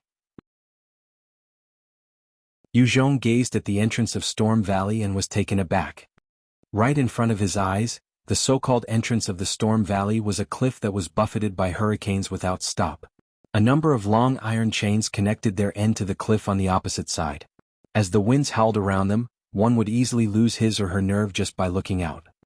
One by one, the female warriors got on the long metal chains, braving the storm to climb towards the other end. As the winds blew around them, even the elites of the storm valley had to be careful. They took their time. On one occasion, one particular female warrior was almost blown off. Fortunately, the captain was able to grab her in the nick of time, preventing her death. Willianna stared at Zhong with an evil smile. Are you scared? Only the fearless can get past this natural city wall, to enter our storm valley. Zhong held out his hands that were bound tightly and asked nonchalantly, well then let me ask, how do you expect me to get across? In return, Willianna revealed a smug smile as though it was all happening according to plan. This is a small problem, however, don't worry, I'll take you across. After that, she pulled out a long mutant beast tendon, attaching it to his cuffs and pulled on it. Let's go. Even if you fall, I can drag you up. The chain was a tough one to navigate even with all four limbs on it. Evidently, Willianna was trying to make a fool out of Zhong. With a grin, Zhong hopped lightly onto the chain, his dark do-chi gathering silently at his soles, sticking tightly to the chain. He then walked on it as though he was walking on normal ground. Wow! This man is not simple. He must be an expert. A few of the female warriors saw how easily Zhong was maneuvering the chain, their eyes lighting up with interest. As men were attracted to beautiful and sexy women, women were also likewise attracted to those handsome, clean, talented and wealthy or men of authority. In this world, the strong was more revered than looks. The female warrior that had appeared before Zhong earlier together with Willianna stepped up, watching his back and licking her lips. Willianna, this Zhong is interesting. I like him very much. How about I give you 10 handsome men in exchange for him? Willianna immediately rejected. No way. He's my prey. Kawashima Reiko, I'm warning you, he's the prey I caught. Kawashima Reiko's eyes flashed with a lustful glint. He was found by the two of us, we should be sharing him. Why not? Let's enjoy him between the both of us. He's so strong, his taste and stamina must be good. Willianna shot her a cold glare. I can give you a type 2 nucleus as compensation. He's my prey, I naturally don't like sharing my prey with others. If you're not willing, we can head over to the arena to determine who owns him. Kawashima Reiko's eyes flashed with regret. Ah well, forget it. However, I hope to see the type 2 nucleus in my hands within 3 days. And? Willianna snorted in agreement. She could not bear the sight of this wanton woman. Kawashima Reiko also shot her an icy glare, however, it disappeared quickly. Let's go. Seeing Zhong about halfway across, the female warriors of the Storm Valley quickly got on their individual chains and began to climb.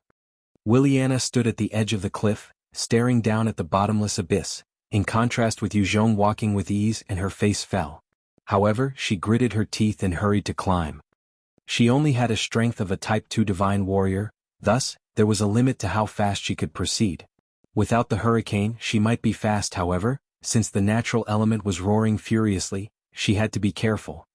What are you looking at? There's nothing to be smug about. Willianna saw Zhong loitering around at the other end, smiling at her. Thinking back to her words, her face turned red as though someone had given her a good face smacking. She barked out loud in order to mask her embarrassment, before storming deeper towards the city. Zhong watched her furious expression and chuckled lightly before following her. Once they passed the hurricane, the city of Storm Valley was different. Inside, it was peaceful and warm, and there was lush greenery everywhere.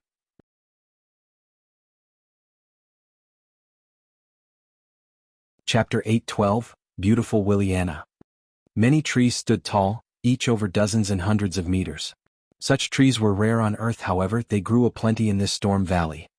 Atop the trees, there were strange fruits, each of them not existent on Earth, however, their shapes and colors were pretty similar to those from Earth. A large number of men were dressed in simple clothing, carrying buckets to water the trees, apply fertilizer and to weed out bugs. They were overseen by a few burly and powerful-looking female soldiers wielding spears and whips, as they eyed the men coldly. Young girls and ladies were running around the fields, practicing shooting, archery and other forms of training. As for the boys and young men, they were being taught by male teachers in the fields of textiles, farming, arithmetic and other forms of knowledge. Many stone houses littered the plains of Storm Valley, each of them carrying a distinct style about themselves. The houses were also spaced neatly apart, giving a clean and fresh feel. Along the streets of Storm Valley, there were many groups of people walking around. Men were peddling goods and snacks on the streets as vendors, while women were largely carrying weapons and sauntering around. Behind many of these female warriors, there would be 2 or even 3 handsome and fair men, some even had a couple of guys and girls who were bickering. The entire place seemed to be bustling with activity and vitality. The only difference would be that it was the exact opposite of a patriarchal society. In this Storm Valley, the women were the ones who fought and battled, thus they held the power. Men were in charge of everything else. In fact, many of the men here had a slight sissy air about them, with no sense of manliness whatsoever. Zhong sighed as he admired the scenery. This Luo Qing is truly capable. In the apocalypse on Earth, Zhong had come across his fair share of female-dominated factions. In those places, some focused on accepting only women and girls. Some would ostracize men and denounce them. Some even went to the extreme, killing any men they saw or taking them as slaves. To Zhong, most of these factions were doomed to fail as they had limited expansive potential. Or, some other faction would come around and swallow them. After all, reproduction was not possible with just women alone. Furthermore, those who went out of their way to hunt men were hunted instead. There were indeed capable and numerous female experts. However, in terms of absolute strength and power, men numbered more and held the advantage due to their physique. However, in this Storm Valley, Luo Qing did none of the above, instead, using education and other forms of indoctrination to flip the roles of men and women. Making use of the men while retaining the power of the women, the entire Storm Valley was managed well, a testimony to the capabilities of this queen. Willianna grinned proudly. What do you think? Our Storm Valley is amazing, isn't it? Compared to the Sun Alliance and Pterosaur Mountain, while our numbers are lesser, we are the most united. Our people are happy and lead a blissful life. There's enough food and we're protected from the external dangers. It's almost a heaven on earth. Zhong exclaimed, it truly is decent. The scenery of Storm Valley was beautiful, food was abundant. Compared to the Earth before the apocalypse, it was just lacking a truly modern city feel. However, in such a world where mutant beasts and Dino-people were everywhere, it was practically paradise. Willianna heard his heartfelt praise and the corners of her mouth lifted in pleasure. It's here, see you guys. As they came to a small garden with a 3 m tall bungalow, Willianna bid the other female warriors goodbye and led Zhong into her residence. The room was clean and tidy with a fragrant scent. Outside the room, there were plenty of flowers planted. Willianna slumped down on her couch that was covered with a dozen beast pelt, stretching herself as she looked at Zhong coyly. You should be able to set yourself free, eh? It's your choice to remain tied, however, don't you find that meaningless? Zhong chuckled, and with a thought, a sliver of devil flame came to life in his palm, burning through the Type 3 beast tendon, breaking it apart. He then sat comfortably opposite her and asked while grinning, when did you notice? She looked straight at him with satisfaction. Don't take me for a fool. You were able to walk alongside us without fear even after being tied up, and you could get past our Storm Valley entrance. One look and anyone can tell that you're not simple. However, the fact that you could undo the Type 3 beast tendon so easily surpassed my expectations. I'm even more interested in you now. She stared at Zhong. Speak, who are you? What did you come in here for? Zhong replied, I'm Zhong, I really lost my way. Following you here was because I was curious about the Storm Valley. She pondered a while before giving up. Zhong? Never heard of you before. Zhong's accomplishments in the recent days had only been made known to the upper echelons of the Storm Valley only recently as well. In this world where information was backward, it was not as easy to keep track of information as compared to Earth. Willianna was only a low-ranking soldier, thus she did not know about Zhong. She scooted over towards his side, her eyes lit with allure as she hugged his arms and flirted, Hey! Zhong, I like you a lot, be my man. Zhong looked at this beautiful warrior and was taken aback. Me? Why me? Aren't there plenty of other better-looking men than me out there? The number of handsome men was truly astounding. Zhong had no choice but to admit, many of those sissies out there were truly better-looking than him. At the same time, they would look at Willianna with respect, admiration, some even dared to leer. As long as she beckoned, they would immediately rush over, fighting to be her man.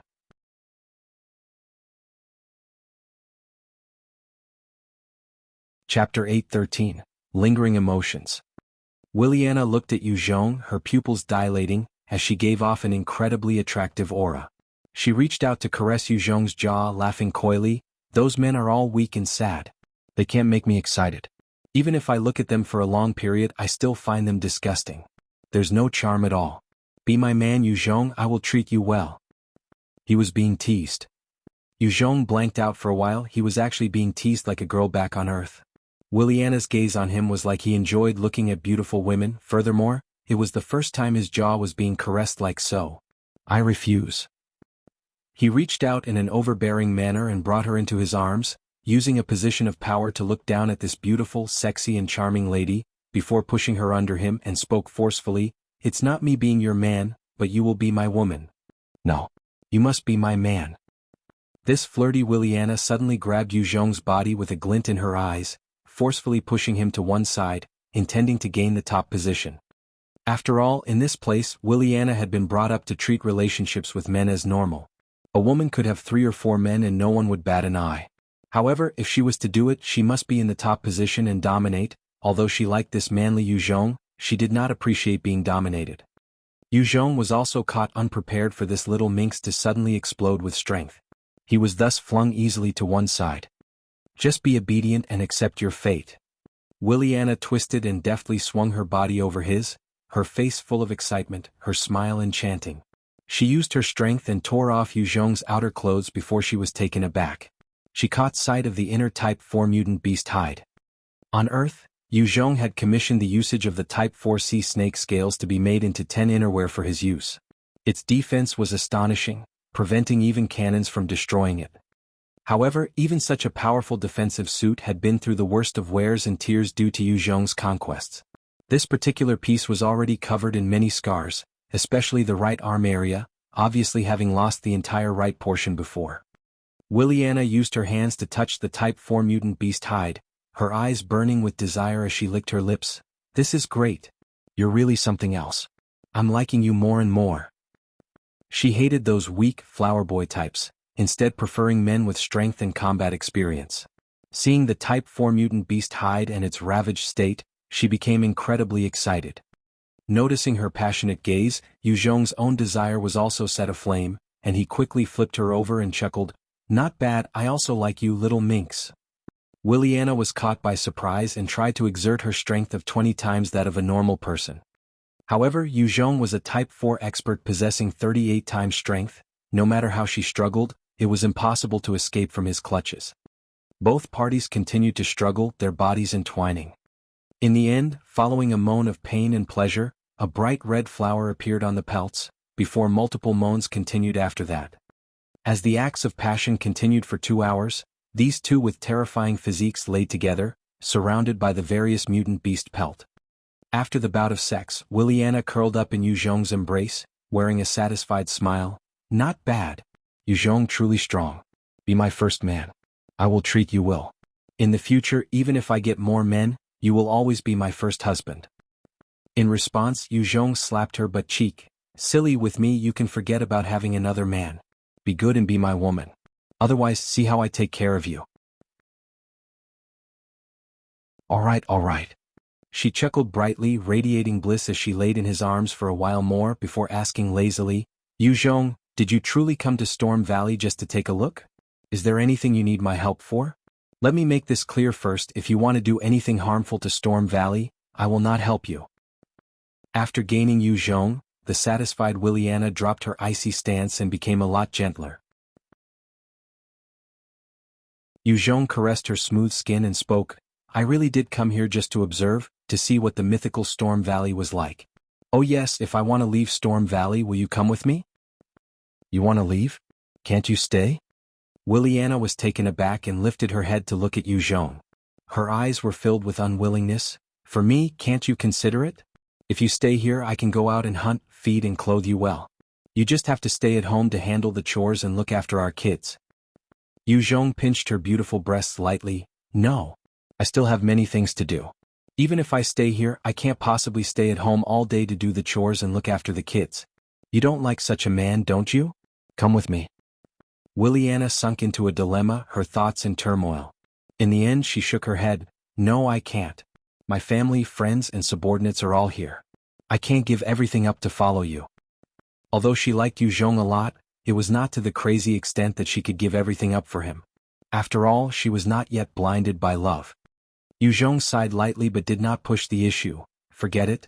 Oh right, I would like to meet your queen, I need to discuss something with her. Sorry, I don't have that kind of clearance. She grinned apologetically before asking, Wait, why do you want to see Her Majesty? Zhong replied, I want to obtain some prehistoric tech from her. You just have to report to your superiors, say the leader of Vulture Valley Zhong has requested an audience. She will most likely see me. Willianna frowned. Zhong? Vulture Valley's leader?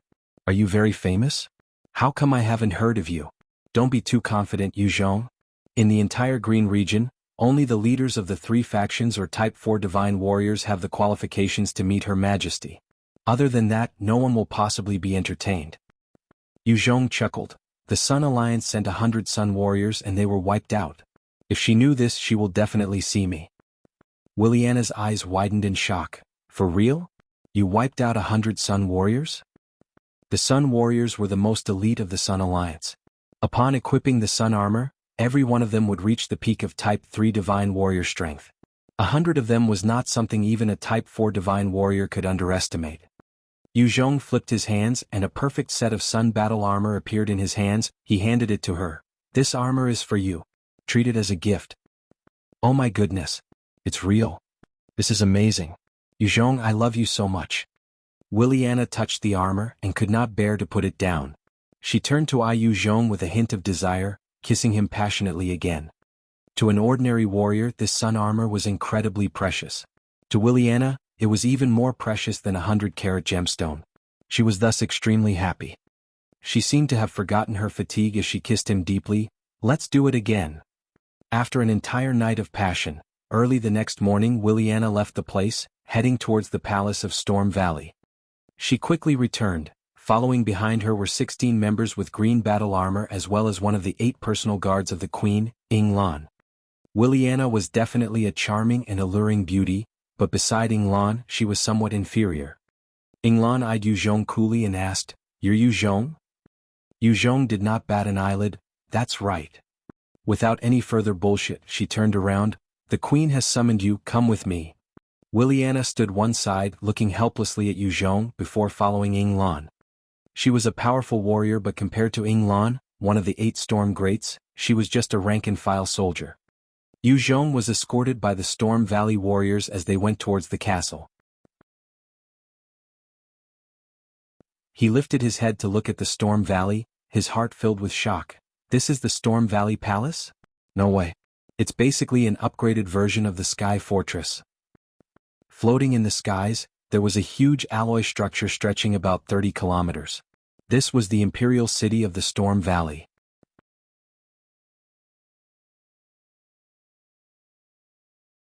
Chapter 8:14, Storm Imperial City. Zhong lifted his head to admire that floating structure, his eyes full of shock. This was the first large structure that was made entirely out of alloy. Even the Radiant Battleship, a gold treasure, was not as big as this Storm Imperial City. What did they use? How could they achieve its anti-gravity? How much energy would this consume? Zhong could not help but wonder as the questions ran through his head. Such a scene was still too shocking. On Earth, Zhong had also managed to produce something close to the Sky Fortress, and it was able to float. However, it required a huge energy source. The floating city spanned over 30 kilometers, and one could tell that it must weigh a lot with just a look. If such a structure wanted to float on this planet, which seemed to have twice the gravity compared to Earth, the energy consumption was definitely not little. Even a Type 5 mutant beast nucleus would not be sufficient. The technology was truly way out of Zhong's imagination. At the same time as he observed carefully, he noticed that the huge alloy structure was not just one entire piece. Instead, there were various covers of different shapes all around. Since Zhong had come across his fair share of technology and equipment, he guessed that those covers should be for the radars and weapons. Just 10% of this floating city's weapons was enough to annihilate any enemy. Compared to this Storm Imperial City, the Sun Alliance Palace was practically trash. Facing this, Yu Zhong's eyes lit with desire. If he could gain such a city, even if a million-strong army came, they would be seeking death. A dozen mutant birds that had dinosaur heads with a pair of broad wings came swooping down from the floating city. From on top of them, a dozen female warriors jumped down. One of them came up to Yinglan and bowed, "Lady Yinglan. Let's go up." Yinglan spoke coldly to Yu Zhong before leaping up to the back of one mutant bird. Strong. They actually managed to tame mutant birds as well. This Storm Valley is indeed a powerhouse, and can definitely stand firm compared to the other two hegemons. Yu Zhong went up on another mutant bird and thought silently. Mutant birds were tough to tame, even with the Sun Alliance comprising of many smaller factions. Not one had managed to provide a mutant bird before. The fact that Storm Valley had their own was impressive. One young and nimble female warrior chirped, "Grab my waist and sit tight." Yu Zhong did not stand on ceremony and immediately wrapped his hands around her waist, as a nice, tender feeling traveled up his hands. The female warrior grabbed her ropes and barked out once. Following that, the mutant bird flapped its wings and soared into the skies, heading for the floating city. In the city there were lush greenery and strange plants growing, alongside some strange trees as well. Countless beautiful stone structures were laid out all over the place. On the streets, a number of women with incredible looks and aura were walking about. The stark contrast of this imperial city and the rest of Storm Valley was obvious. There was not a single man to be seen. The flock of mutant birds came to rest in a wide field. Yinglan turned to Yu Zhong and spoke coldly, "Come with me." Yu Zhong followed her. Just then, 4 officers came up and stopped in front of Yinglan. "Lady Yinglan, please wait a moment." She had a curious glint as she asked, "What's going on?" One of the officers responded, "Her Highness Mei'er has ordered for Yu Zhong to be brought to the 100 Herb Temple." She had already discussed this with Her Majesty. Yinglan replied coldly, "All right, I got it." She then turned and brought Yu Zhong to another location. Leading Yu Zhong to a vast palace, she spoke, "This is the 100 Herb Temple, please wait for a moment." After that, Yinglan did not seem to care about Yu Zhong's opinions or staying back to discuss anything with him, as she quickly led her subordinates and left. Yu Zhong frowned slightly before carefully looking around, his wariness heightened. He might be strong and if need be he could summon Type 5 Mount Tai over with his tamed beast summon technique to destroy this place, but he might fall here if he was not careful. Observing the place carefully, he did not detect any danger. He flipped his hands and the radar-equipped tablet appeared. Bai Yi's image flashed on the screen as Yu Zhong asked, "Bai Yi, are you able to control the central computer of this floating metal island?" Bai Yi was a Super AI, and was able to display her abilities through computers. Data flashed through her eyes before coming to a stop. She quickly replied, "On this metal island, I did not discover any trace of computers. There are 3 possibilities. One is that it doesn't exist here. The second is that the metal island does not rely on any computer at all. The last possibility is that while the central computer exists, it's being shielded by some mysterious power, preventing me from detecting it. Based on the makeup of this metal island, there was definitely the usage of a computer during the building process. As for now, it is still tough to ascertain where the computer is, because the data lines have not been used for more than 100 years. Most sectors are actually down." Yu Zhong frowned slightly, "Is that so? Seems like I have to ask Luo Qing herself." "Who are you?" As Yu Zhong was deep in thoughts, a voice suddenly rang out. Yu Zhong turned to the source of the voice, discovering a handsome man whose body was not too burly, not scrawny. He was good-looking through and through. A young man with sword-shaped brows, a straight posture, and an uncommon demeanor looked coldly at Yu Zhong. It was he who had spoken. Yu Zhong shot that handsome young teen a cold glance and retorted, "And who are you? Before asking someone else's name, don't you have to announce your own name first? Don't you even know these basic manners?"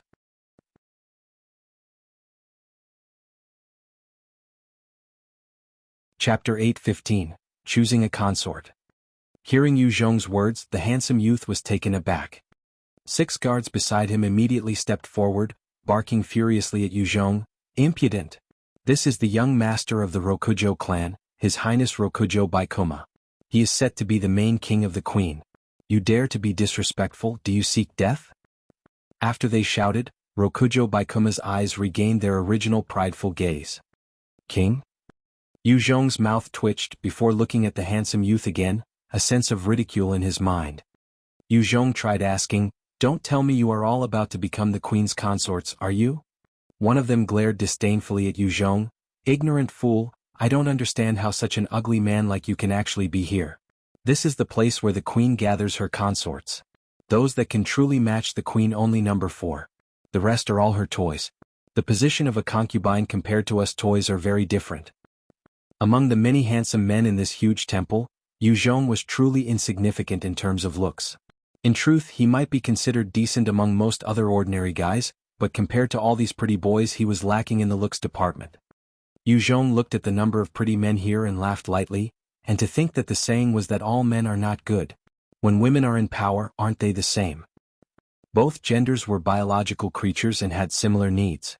The Empress Dowager of the Qing dynasty was a woman of many faces, controlling behind the scenes, her authority absolute. In modern society, rich women would also play around with toy boys, otherwise, there would not be an industry of gigolos as well. When he thought of that overbearing and charming Luo Qingqing possessing so many men, Yu Zhong felt pity. Although she was beautiful and had an otherworldly charm to her, she was not his type after all. The expression of one of the youths turned ugly, his muscles turning taut as he glared at Yu Zhong and stepped forward. "What did you say? Are you insulting Her Majesty? Seems like you require a beating. I will teach you the manners of this palace." Yu Zhong shot him a disdainful look, turning around and speaking icily. "Just based on you? Train another few hundred years, sissy?" The youth trembled with rage when scolded like that. He tapped his foot and charged towards Yu Zhong with an 8 times speed, his pale fist blasting towards Yu Zhong's head. "Watch my fist." Wow. Zheng Guanxi's speed is so fast. Truly astounding. He already has the strength comparable to a warrior. Powerful. Handsome and strong. Seems like he's going to be a strong contender for the position of king. As the majority of the youths were looking at Zheng Guanxi, their eyes were filled with a solemn look. Although they were all good-looking, most of them only had the physique that was twice as powerful as ordinary people. As someone with 8 times that, Zheng Guanxi was already an impressive fighter. Too weak. Yu Zhong sat on a chair, eyeing Zheng Guanxi who was rushing towards him and sent a casual slap across his chest. Pum. Following a loud sound, Zheng Guanxi was sent hurtling into the other side of the temple, spitting out a large amount of blood as he crumpled to the floor. Seeing this, all the youths had huge changes in their expressions. They could not help but retreat a few steps, eyeing Yu Zhong with fear and trepidation. No one was willing to go help Zheng Guanxi up. Zheng Guanxi was good-looking and had decent fighting capabilities. He was slated to be one of the forerunners for the position of king. Hence, no one was willing to help save him. In fact, if he died they would be happier. The Queen, Her Majesty, arrives. Following a resounding announcement by a female warrior, 16 warriors wrapped in the green storm battle armor came escorting 2 extremely beautiful women into the temple palace. "We greet your majesty." All the handsome youths immediately got down on their knees and lowered their heads, their eyes filled with expectation and desire. Only Yu Zhong continued to sit one side, eyeing everything going on with mild interest. Under the protection of the 16 storm warriors, the 2 absolute beauties sat on 2 imperial thrones. Yu Zhong gazed towards the 2, noticing one was the charismatic yet arrogant storm queen Luo Qingqing. Her visage was cold yet filled with an attractive charm and confidence. The other person was also a beautiful woman who was decked in white fox hide, her skin fair, her features like something out of a painting. Her figure was petite, and she exuded a graceful and holy charm. At this time Luo Qingqing's shape gaze fell upon Yu Zhong. Her single glance was enough to cause goosebumps on Yu Zhong's skin. He could sense her confidence and oppressive aura, exceeding even that of his own. Strong. This woman is a true top expert. Yu Zhong had only been an ordinary university student before the apocalypse. After countless battles and struggles he managed to get to where he was at.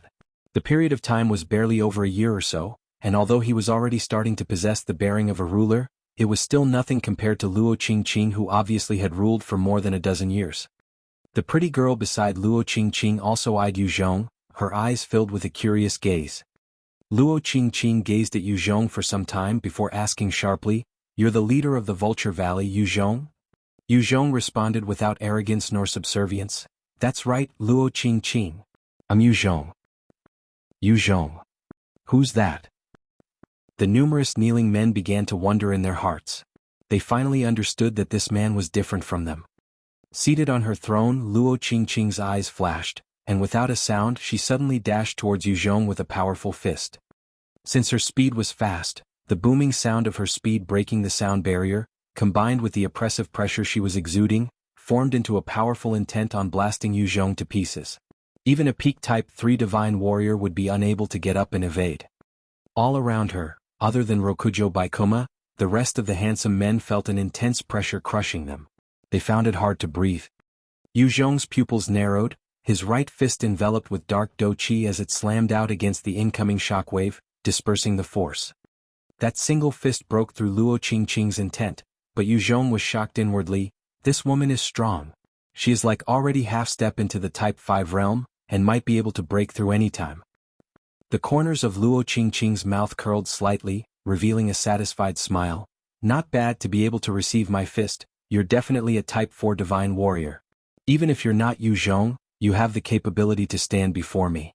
On account of your strength, you're in line to become my king. Work hard.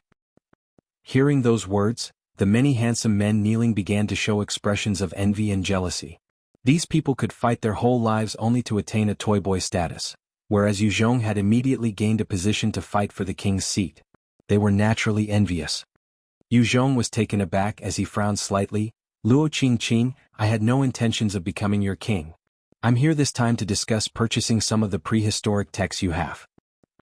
Luo Qingqing was definitely a top beauty with an otherworldly charm. However, Yu Zhong did not want to share her with 100 other men. Luo Qingqing's countenance turned extremely frosty as fury erupted in her eyes. Are you trying to make a fool out of me? This is the 100 Herb Temple where the contenders for the king's position stay. You came in here willingly and now you're trying to back out? Deserving of death. Yu Zhong was inwardly shocked as his brow furrowed deeper, a sense of unease rising in his heart. Willingly become your king? Audacious, you dare to take Her Majesty for a fool. At this time, Yinglan, who had been standing quietly by Luo Qingqing's side, charged out like a storm, thrusting her spear towards Yu Zhong. Powered by the storm armor, Yinglan broke past her Type 3 divine warrior strength, reaching the initial level of Type 4. The mysterious array behind her glowed and dimmed erratically, as a powerful gust of wind blew, giving her the appearance of an enraged killing goddess. She is really trying to kill me. Yu Zhong could sense the killing intent from Yinglan, and his caution was pushed to the extreme. Activating his shadow steps, his body twisted as he brought his right fist enveloped with devil flames to smash towards her chest without any mercy. Yinglan was also an experienced fighter. Under such circumstances she managed to twist slightly, evading the sure kill, but Yu Zhong's fist managed to land on her body, which sent her shooting into a wall, as she spat out large amounts of blood. Luo Qingqing's eyes turned red with fury as she disappeared from her seat. Audacious! You dare to injure my people in my imperial city? I condemn you to death.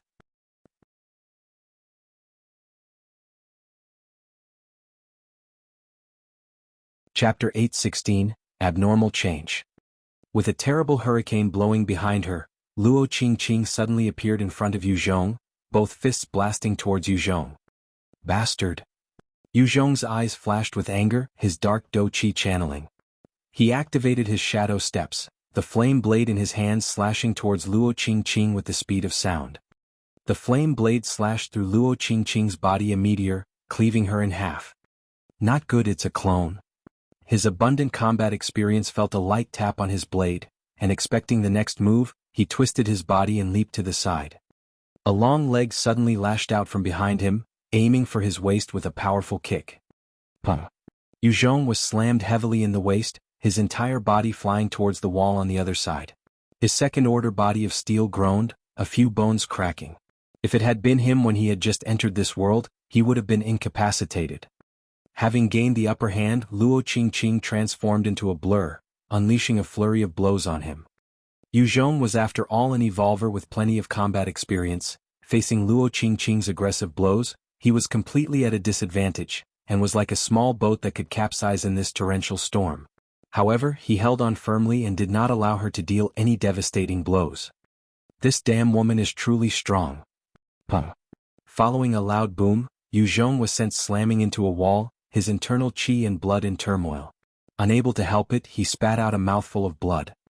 Luo Qing was aggressive and did not let up on her enemies. She continued to charge at Zhong and rain blows down on him. After defending against a flurry of blows, Zhong was once again slammed in his chest, being sent flying towards the distance. Her Majesty is victorious. Her Majesty is victorious. Her Majesty is invincible. The various pretty men began to cheer out in excitement, gazing at Luo Qing and admiring her valiantness. Such a character, even on Earth before the apocalypse, would definitely gain the admiration and attraction of countless men. To the men of Storm Valley, Luo Qing was such a character worthy of their respect and admiration. The handsome Rokujo Baikuma looked at Luo Qing with a strange gaze. Zhong spat another mouthful of blood, his body riddled with injuries as he stared gravely at Luo Qing. In a fair battle, just comparing our physique, although I hate to admit it, I'm truly not a match for her. Evolving to the peak of Type 4 Divine Warrior, Zhong's physique was already at a level where it was hard to find opponents. Today he was actually bested by a lady, causing him to feel unwilling. After all, he was a male chauvinist to a certain extent. The feeling quickly faded, replaced by an irrepressible killing intent. I guess I can only use other methods to kill her. If need be, I'll just summon Mount Tai to come and tear this whole place apart. He was someone who had trawled through a mountain of zombies and corpses. In the earlier duel, he had lost his cool in a moment of anger. However, he quickly regained his calm and would choose the most optimal method of dealing with his enemies. Just as he was preparing to activate his other abilities, the overbearing Luo Qing charged right in front of him, when suddenly her face turned pale and she seemed to falter slightly. Zhong's exceptional ability caught that moment of weakness and he brought his fist encased with dark do qi to slam into her abdomen, sending her shooting towards the crowd of people. As a thought flashed past his mind, good chance. Seeing the fall of their leader, the men all had changes in expressions as they scrambled for cover. Your Majesty, let me help you. Right at this time, the handsome Rokujo Baikuma stepped forward, his face full of concern. The pale Luo Qing barked, Rokujo, stand down. Rokujo Baikuma seemed not to have noticed her words, choosing to continue his dash forward. In order to avoid injuring him, Luo Qing retracted her aura. At that moment, the corners of Rokujo Baikuma's mouth curled, revealing a smug expression. His right hand suddenly flashed with a white light, piercing towards Luo Qing. Luo Qing had let down her guard around the person most likely to be her future king, and thus was sent flying a second time by the white light, her chest penetrated. At the same time, the little beauty seated in the other Imperial throne suddenly burst forth with multiple palm strikes, blasting towards the Storm Warriors beside her. Caught unprepared, all 16 members of the Storm Warriors in their green storm armor were killed instantly. After dealing with Luo Qing, Rokujo Baikuma slapped his hands together, and a number of strings within the entire hall appeared. Within a breath, the hundreds of beautiful men were all sliced up into multiple pieces, fresh blood dyeing the floor red. Zhong watched this sudden abnormal turn of events and frowned, retreating a few steps, his body taut. He was aware that he had just been embroiled in a coup de grace. Luo Qing's chest had been pierced by a laser blade, blood flowing out the corner of her mouth. She eyed the beauty in the other chair with disbelief, asking, "It's you, Mei'er, why did you betray me?" Mei'er smiled alluringly, "You didn't expect this, did you? Big sister Luo, your trusted little sister, your future king, and your most trusted aide would all betray you. Doesn't it feel good?"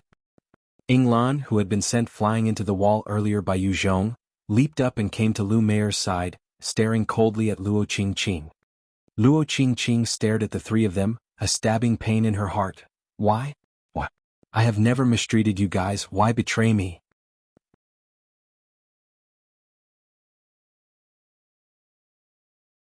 Chapter 8:17, The Oriole Behind. Meier's face contorted as she shouted, "Sis! The entire Storm Valley has been under my management. What have you done? You're just someone stronger and have been entrusted by our Great Mother, that was how you became Storm Queen. What other qualifications do you have to receive the love and admiration of our people? While I have to remain beneath you. In terms of strength, yes, I'm just initial Type 4 Divine Warrior and can't compare to you. But in everything else I'm far above you. The entire Storm Valley has been managed well at my hands, you have no right to be queen. I should be the ruler of Storm Valley, the true queen of Storm Valley. As to your future king Rikudo Baikoma, he has long since gotten tired of you, who don't understand men at all. Mei'er smiled, stretching out her leg towards Rikudo Baikoma. Many thanks, queen. Rikudo Baikoma licked his lips as a look of passionate desire appeared in his eyes. He lowered his head and started licking her legs in a perverse manner, obviously a sign of his fetish. Luo Qing gasped for breath as she stared at Yinglan of the Eight Greats, asking, "What about you? Yinglan, why you as well?" Yinglan's eyes flashed with an apologetic look before she gritted her teeth and said, "My apologies, your majesty, I'd always been a spy sent from the Pterosaur Mountain. My real name is not Yinglan, but Zheng Yun. I'm thankful for your trust and high regard, but I cannot betray the orders of Pterosaur Mountain." Luo Qing was shocked and she stared at Mei'er. "You actually colluded with Pterosaur Mountain. No wonder you dare to act against me. Zheng and Dao Gu aren't easily satiated wolves. What conditions did you promise them?" Mei'er seemed to become excited as she grinned sadistically. "My dear sister, I did not promise them much, only that after this, I will send you to them with your abilities wasted. They will love you dearly, sister. Those men that you hate over there will love you truly well, the ex-queen of Storm Valley." Luo Qing's countenance turned pale. The two leaders of Pterosaur Mountain were widely renowned perverts. If she landed in their arms, she will lead a fate worse than a prostitute. When she had gained control of Storm Valley, she had offended them and the Sun Alliance on multiple occasions. Her future would truly be murky once she ended up there. Mei'er laughed out loud with a contorted expression. "Ha ha ha. Sister, I know that there are many Storm Warriors loyal to you. Once you're sent there, those die-hard loyal subordinates of yours will be sent together. You will all become the toys of those stinking men there. That'll be so interesting. Ah, haha."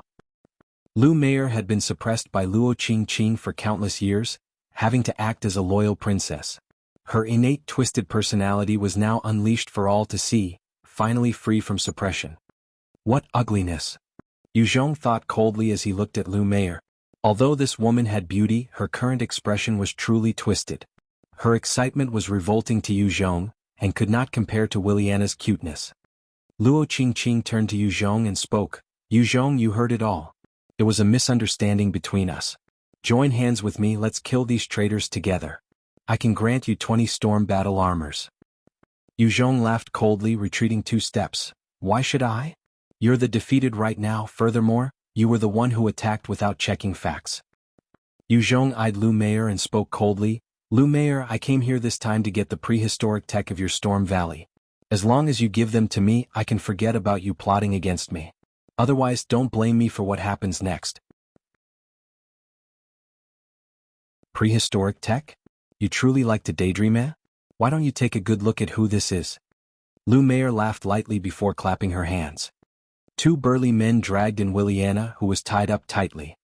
Willianna stared at Mei'er with rage, but when she saw Luo Qing who had been injured gravely as well as Zhong, her eyes flashed with shock. Mei'er laughed out before throwing out an extremely attractive proposal. "Do you see that? That's your woman Willianna. Zhong, if you wait there obediently after I'm done, I can return her to you. At the same time, before handing the Storm Queen over, I can let you play with her for a few days. Every single one of her Storm Warriors or beauties I can give 1/3 to you, how about that?" Luo Qing was a top-notch beauty that had an incredible demeanor and valiant aura. To be able to toy with a queen like that, it was truly a form of allure to most men.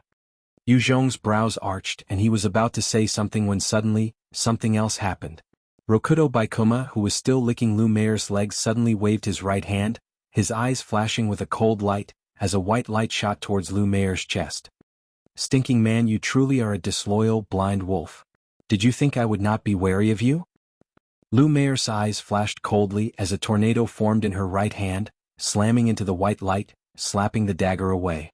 She then kicked out viciously, her powerful strength exploding out and slamming into Rikudo Baikoma's body, sending him flying into a wall.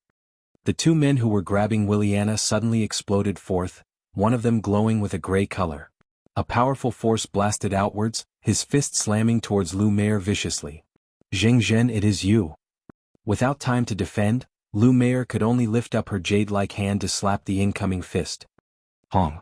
With a burst of might, Zhen's superior strength sent Mei'er flying. The other person appeared noiselessly behind Mei'er, throwing a punch without caring that she was a girl. The terrifying strength exploded out, slamming into Mei'er as she crashed towards the floor like a pitiful animal, spitting out a mouthful of blood. The expert behind her flipped his hands, causing a number of vines to appear, piercing into Mei'er's body, as they begun to absorb her essence. Mei'er let out a scream of agony, eyeing Zheng and Daogu beside her with hatred. Zheng, Daogu, it actually is you too. You dare to go back on your word and attack me? Why? Aren't you afraid of being mocked? The burly and handsome Zheng caressed Mei'er's chin with a mocking look. Stupid fool. My interest in Luo Qing is real, but I'm also interested in you. The 8 storm greats as well. All you women are just prey to me. How dare you discuss equality with me, overstepping your limits. The man with golden hair who had injured Mei'er in one hit, and was absorbing her essence through his vines chuckled menacingly. Zheng, Mei'er is yours. I want Luo Qing. Zheng chuckled back. I too want to play with this proud woman. What do we do? Daoji's eyes flashed with a lustful light. All right. I'll toy with her for a month before giving her to you. However, you must also let me have Mei'er afterward. I love playing around with these stupid women with their essence and life force all sucked out. At this time, Rokudo Baikuma, who had been sent flying, wiped his mouth, walking in front of Zheng. Dino King, I've already settled these 2 women as per our agreement. You guys have to uphold your end, yes? Zheng smiled lightly. Of course. As per our agreement, all the men and a quarter of the women in Storm Valley will belong to you. You will become the new Storm King. A look of joy came over Rokudo Baikuma's face as he kneeled. Thank you, Your Majesty. From today on, the Rokudo family will forever be loyal to you, and serve you with all we have until the end of our days. After that he stood up, glancing at Mei'er and Luo Qing with disdain. The 2 queens, the men of the Rokudo family, are not your toys. This is a world of men, you women are only fit to be our toys.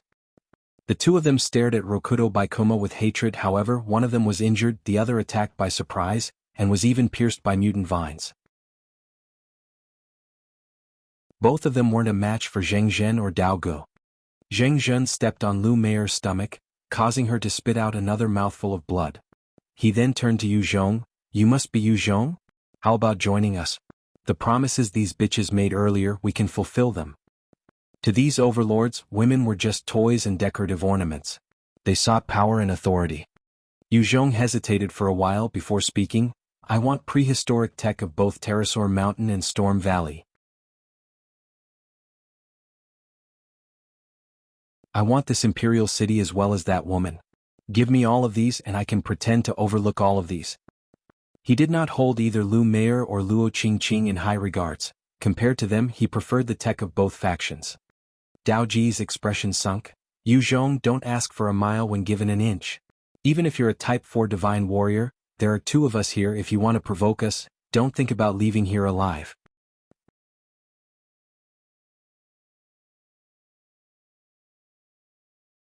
Chapter 8:18. Zhong's True Strength.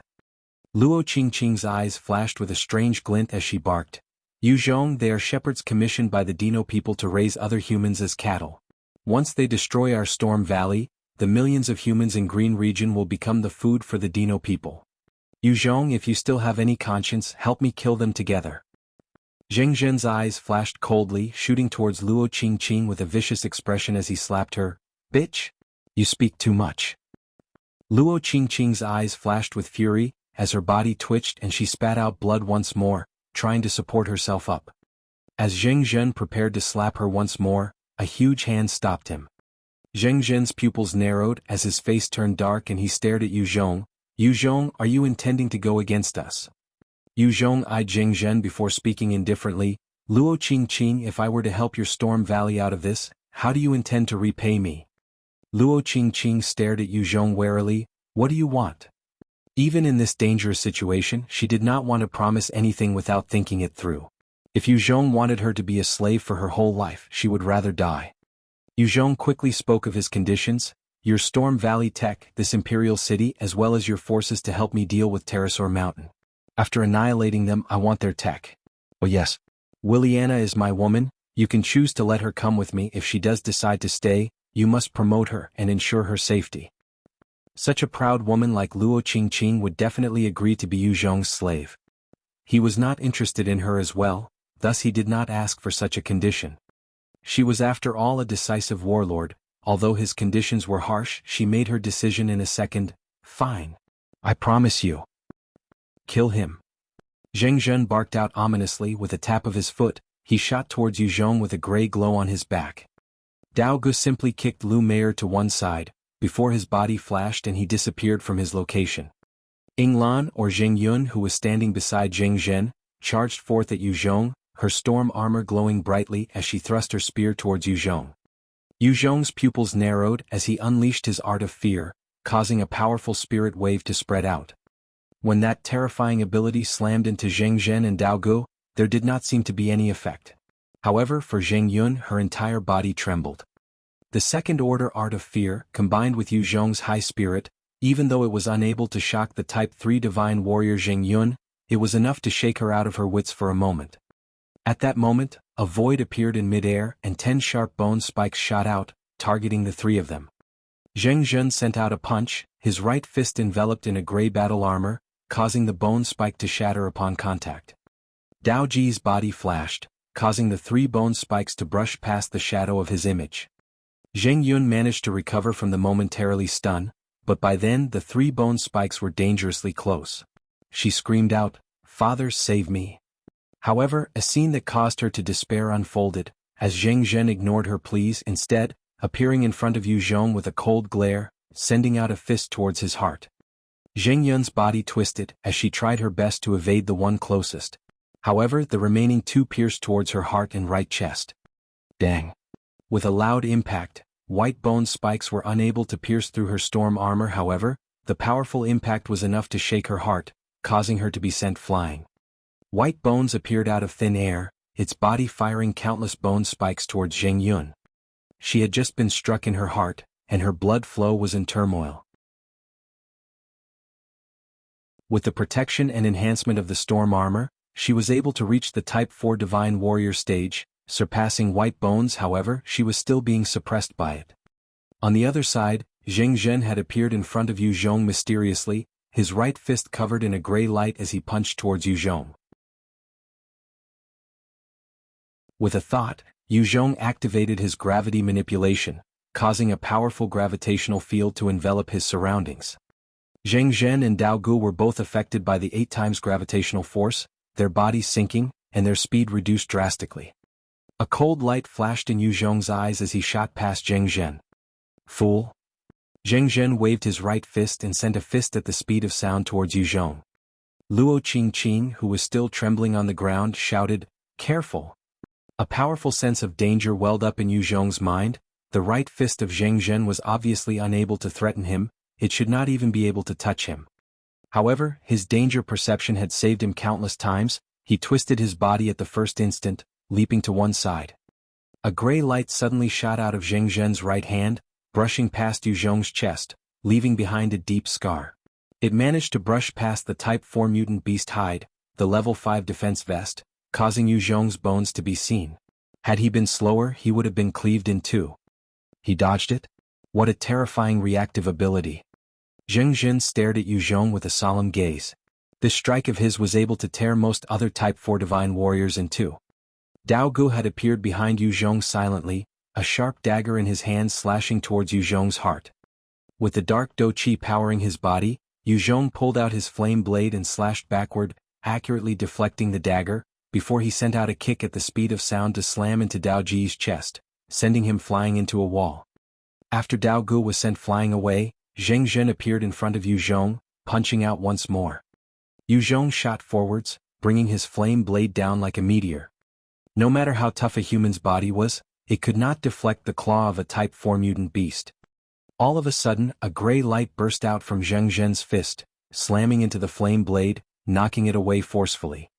The flame blade was knocked away, and Zheng saw Yu Zhong abandoning it, dashing in front of him and punching his chest. He was sent flying into another wall. Yu Zhong laughed lightly. Weak? The Pterosaur King and Tyrannosaur King of Pterosaur Mountain are truly too weak. Zheng and Dao Gu were both Type 4 experts, relying on their own pterosaur battle armor to reach the peak of the Type 4 stage, but their combat abilities were basically trash, compared to Luo Qing. Zhong could easily suppress the two of them through combat alone. Obviously, the two of them had reached their levels by relying on the blood honey.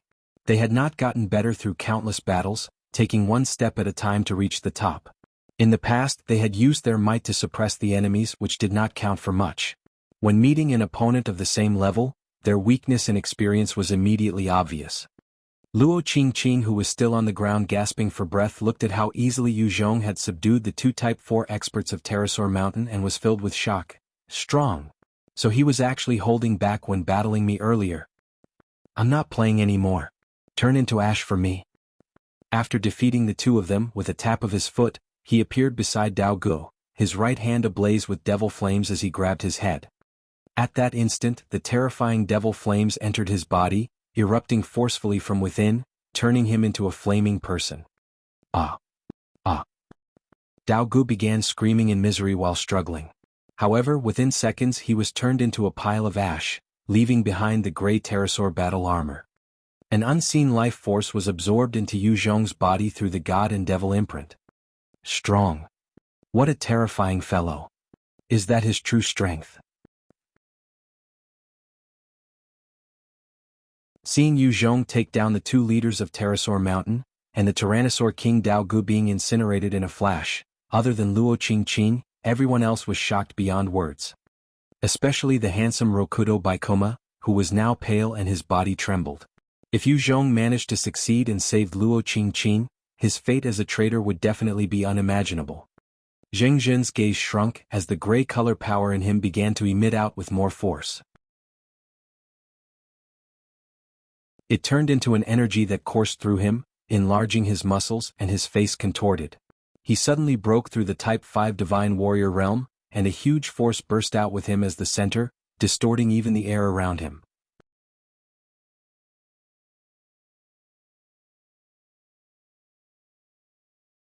Chapter 8:19 Slaughtering Zheng.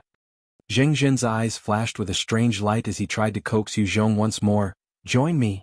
As long as you join me, Luo Qing, Lu Mei'er, they can all belong to you. I'll give you half the women of Storm Valley, and we can become partners to rule Green Region. How about it? Zheng was filled with wariness and caution towards Zhong. If he could get Zhong on his side by splitting the rewards instead of fighting, it would be a better outcome. With Dao Ji's death, it was not a bad thing, as now the entire Pterosaur Mountain was his to command.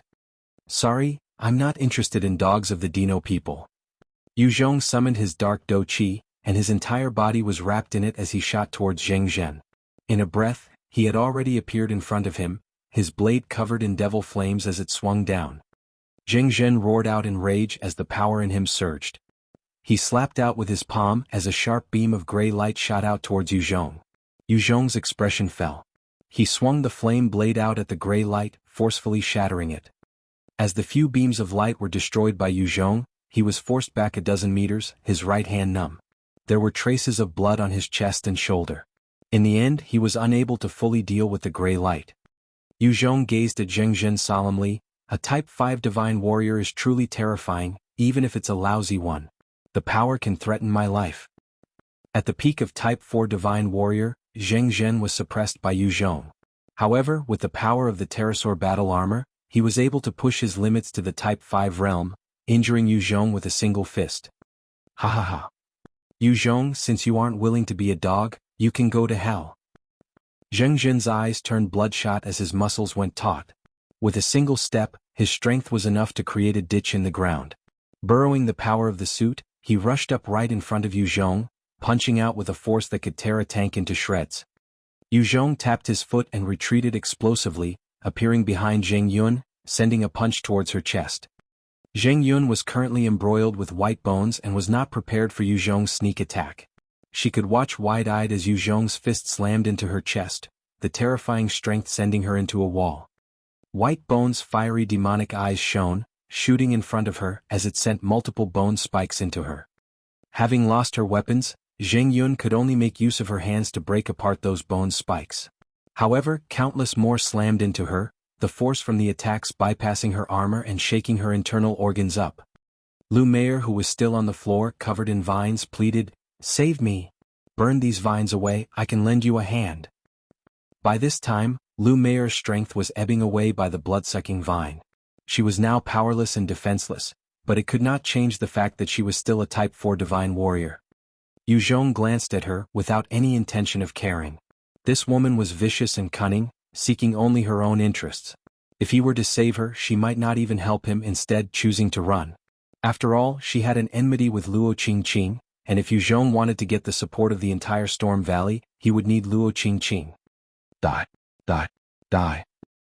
Zheng's eyes were bloodshot and his expression savage, his entire body looking ready to burst. He was like an enraged beast, the floor beneath his feet shattering with every step he took.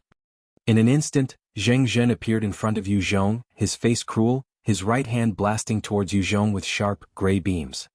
The sharp gray lights caused Zhong to be torn apart, dissipating into dust. Behind the crumbling Zhong, his real body appeared suddenly, his blade covered in devil flames slashing towards Zheng. Zheng had celebrated inwardly when he thought he had crushed Zhong. Since he had borrowed the suit to enhance his realm to the Type 5 level, while he was filled with power, in exchange, his perception and reaction had been affected due to the pain. Therefore he had not discovered that the one he had killed was Zhong's clone. Facing Zhong's sudden strike, shock filled Zheng's eyes as he roared out in rage, the bright and sharp gray light bursting out from his body. The radiance was too sudden, and Zhong quickly reacted by enforcing the flame blade with dark Do Qi, causing the bright light to shatter. Strong. A Type 5 divine warrior is truly a different stage compared to the Type 4 divine warriors. As Zhong slashed up the light, he was also forced back dozens of meters, his body riddled with new wounds. Zheng was like a demon right now, not intending to give Zhong any space to breathe. With a flash of his body, he appeared right in front of Zhong, bringing countless gray light towards Zhong. Zhong had no choice but to retreat further, waving the flame blade in front of him as he channeled the dark Do Qi through his body, shattering the gray light. Zheng's radiance was like an endless source of power, thundering down on Zhong without any stop. Every single beam could cause a peak Type 4 divine warrior to be killed. Zhong felt like a boat out on the stormy seas, being buffeted continuously with no means of counterattack, only defending as hard as he could. However, from time to time, some of the beams would manage to leave injuries on him. The intense battle continued for another 5 minutes when suddenly, Zheng let out a scream. The blood vessels in his body burst apart as blood flowed everywhere, looking extremely horrifying. Zheng's true strength had only been at the initial Type 4 realm, he had no means of maintaining the Type 5 for long. Forcefully pushing it only caused him backlash if he could not deal with his enemy in time. Seizing that chance, Zhong shot forwards, swinging his blade and decapitating Zheng in one swift motion. In a shower of blood, Zheng's headless corpse slumped to the ground, while his life force was absorbed by Zhong. Zhong glanced at the corpse and thought quietly, a Type 5 is truly strong, even someone as trashy as him was almost able to kill me. Seems like to deal with a true powerhouse with my current strength I will still need the sun armor. Zhong had continued to drag out the fight in order to test his capabilities against a Type 5 divine warrior. After this battle, he had finally ascertained that the gap between him and a true Type 5 divine warrior was still large. After all, most other races had physiques much stronger than humans, be it the flesh-eaters, vampires or Dino-people. They were all freaks and monsters among similar ranks, they were able to suppress humans entirely. Zhong was already pushed to his limits when dealing with a single Type 5 Zheng. Against other true Type 5 divine warriors, it would spell death if he did not use the sun armor. Qing watched Zhong kill Zheng, and heaved a sigh of relief. At the same time she eyed Zhong warily. After all, she knew just how vicious and merciless a leader could be to his or her enemies. She would not be naive to assume that Zhong was some saint. After all, within this temple only Mei'er and she had the ability to contend with Zhong. If he were to go back on his word, then the two beauties would be at his mercy. Zhong gazed at the half-kneeling Qing and spoke softly, Qing, will you honor our agreement? A resolute look flashed past her eyes. Of course, my words have always been worth its weight in gold. Zhong asked, what were you poisoned with? Her expression was one of being fatally poisoned. Otherwise, with her Type 4 divine warrior strength, most simple toxins would have been forced out by her. Mei'er suddenly quipped, "She's been afflicted with a myriad of toxins. It's a special concoction by me made of 7 different types of mutant plants. There's only me in the whole wide world that knows how to detoxify it. Zhong, as long as you help me deal with this damnable blood-sucking vine, I'm willing to become your woman and help you control Storm Valley. This woman, I can gift her to you as a toy. She's the Storm Queen after all. If you can dominate her, how exciting it would be." Zhong's eyes flashed with a strange glint and he turned to look at Luo Qing in an unbridled manner, a teasing smile on his face. "Luo Qing, Mei'er intends to give me the whole Storm Valley. What about you?" Luo Qing met his gaze without fear, her eyes one of resolution. "I can only give you what I promised. If you want me to submit, you will only gain a dead body." "Good." Zhong laughed lightly, coming to Mei'er and speaking coldly, "Hand over the antidote." Her heart turned cold, knowing Zhong's choice. The hot look in her eyes faded away as she turned to look at Luo Qing with hatred and schadenfreude. "Luo Qing, you may have won today. However, the 7-mix poison has no antidote. Even with all your abilities, you will have no way of recovering from this. You will become an ordinary person with no strength. I want to see how you will continue to rule Storm Valley."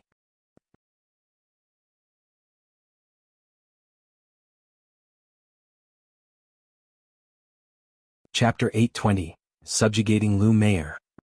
Luo Qing turned pale upon hearing those words. However, she recovered quickly. "Mei'er, even if I've lost my strength, it doesn't matter.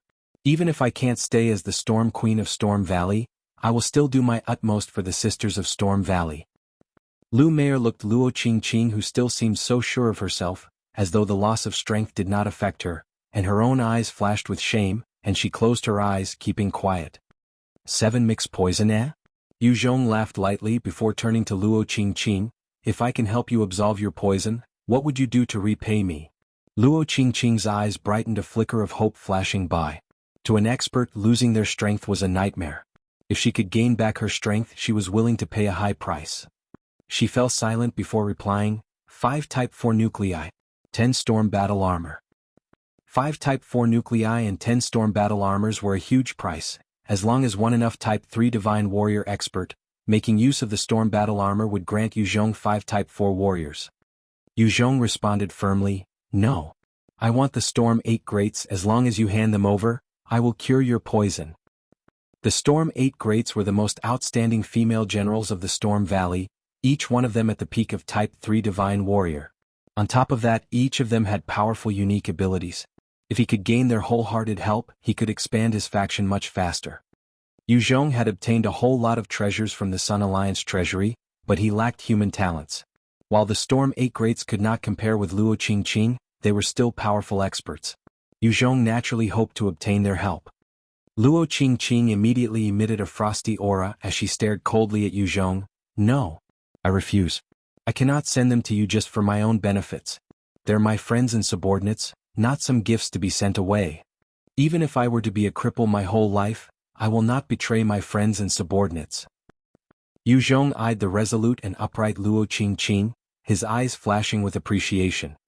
She was not just a warlord. If it had been anyone else, in order to regain their strength, they would give up anything. "Your Majesty, what's going on?" Right at this moment, a lady with blonde hair and blue eyes, and an incredible body to boot came rushing in. She was wearing a green storm battle armor, obviously one of the Storm 8 Greats. She was Hai-Shi, and she had brought 16 other female warriors as they rushed in. Hai-Shi caught sight of the tragic scene in the temple, her heart turned cold. She wielded her battle spear and came in front of her, eyeing Zhong dangerously. The 16 other female warriors also raised their weapons, ready to attack. Luo Qing spoke up solemnly, "Stop, Hai-Shi. This is Zhong, the leader of the Vulture Valley. He's not our enemy." Mei'er had colluded with Pterosaur Mountain to bring their people in to incite a rebellion. Zhong had acted to foil their plans. "He's our friend." Having seen Zhong's strength, Luo Qing knew clearly that unless all the Storm 8 Greats worked together, they would not be able to defeat him. Even if they could defeat him, it would be impossible to kill him. She did not want to make an enemy out of such a character. "Since you're already safe, I'll be making my move. Don't forget our agreement." Yu Zhong chuckled before lifting the incapacitated Mei'er and heavily injured Zheng Yun with one hand while hoisting Willianna with the other, as he made his way out of the Imperial city. Luo Qing frowned at Mei'er, before ordering one of the storm warriors, "Annie, go bring Yu Zhong to a guest room for a good rest." "Yes." Annie responded, before hurrying after Yu Zhong. Yu Zhong and the rest left, while Luo Qing's icy gaze landed on Rokudo Baikoma. His face was currently devoid of color as he crawled towards Luo Qing. "Your Majesty." "I had lost my mind. Your Majesty, I was forced." "Yes. I was forced. Your Majesty. It was Zheng Yun and Mei'er who forced me. They forced me. I love you. Your Majesty. I love only you. Your Majesty." This man and Yu Zhong are truly worlds apart. Luo Qing's eyes flashed with disgust as she ordered mercilessly, "Haishi, kill him. Pass my command, all of the Rokudo family will be slaves from now on." "Yes." The gallant Haishi dashed forward, her spear thrusting towards Rokudo Baikoma's neck, instantly decapitating him. Seeing the head of Rokudo Baikoma soaring through the air, his expression one of shock, the few storm warriors beside Luo Qing felt pity. Rokudo Baikoma was good-looking and few men could compare to him. The women also liked good-looking guys. Seeing such a looker being killed, they could not help but feel regret. After all, he was considered a Prince Charming in most of their fantasies. After he was killed, the rest of the Storm Imperial City began to enforce Luo Qing's orders. Many of Meier's close aides were rooted out, while the entire Rokudo family was ruined. "I didn't expect you to be a Type 4 Divine Warrior." "That's great. Come and show me some love." The moment they entered the room, Willianna, who had been set free from her ropes, immediately pounced on Yu Zhong with desire, her body in heat, exuding an irresistible charm. Yu Zhong looked at her and likewise felt aroused, kissing her roughly. In the midst of their passionate kisses, both of them fell onto the huge bed, and within moments, moans of pleasure filled up the entire room. As for Mei'er, who was still wrapped by the blood-sucking vines, her energy sapped, she could only look at the live show in front of her with a red face. After the bout of passion, Willianna curled up like a little kitten in Yu Zhong's arms, revealing an expression of bliss. Her man was actually a Type 4 Divine Warrior. She felt proud of it. Yu Zhong continued to look at Mei'er quietly while he was naked. He was thinking about how to deal with this outstanding but vicious woman. Her eyes flashed with a strange glint as she spoke up, "Yu Zhong, release me please. I'm willing to be your woman and work for you. You have just conquered the Vulture tribe, you'll definitely need talents. I've managed Storm Valley for many years and have the experience. I can help you whip up the faction into shape, letting you focus on your external conquests." Mei'er knew that Yu Zhong could handle himself without being overcome by lust from the way he had treated Luo Qing and herself.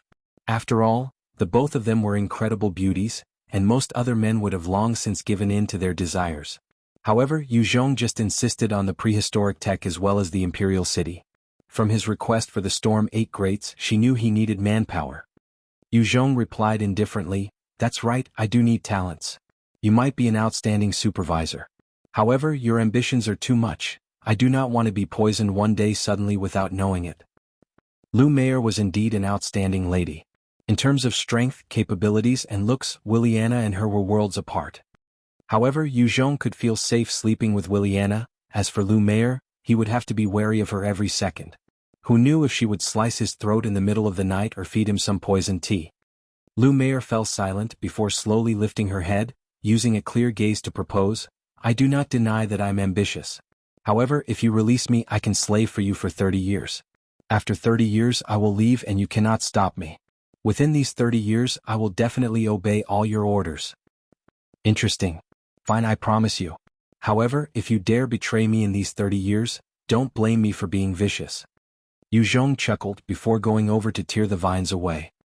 As the blood-sucking vines fell off her body, the bloody wounds could be seen. However, she gritted her teeth and struggled to stand up, revealing a pretty smile. "Thank you." Yu Zhong stared at her and asked, "Is the poison on Luo Qing curable?" Meier's face turned serious as she shook her head. "At that time I was just focused on destroying her, and did not think of leaving a way out. There's no antidote for it." Zhong then continued, "What kind of technology does the Storm Valley possess?" Mei'er responded, "The Storm Valley's core technology lies in energy shields and converters. Using these converters we can convert the energy from a mutant beast nucleus into power, turning into an energy shield that defends against enemy attacks." The entire Imperial city is relying on such technology. With enough power, the Imperial city can generate a huge energy shield, blocking any forms of attack. Even a Type 7 Divine Warrior would not be able to attack us if the energy shield is up.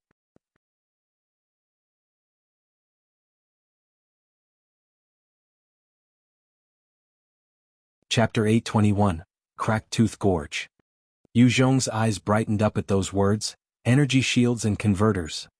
Zhong had a few equipment that utilized the same concept, such as the Shield of Light from the system, and the Bronze Spiritual Bell. Both were examples. However, with the passing of time, enemies grew stronger, and the effectiveness of the Shield of Light and Bronze Spiritual Bell diminished. Even so, they were precious defensive treasures.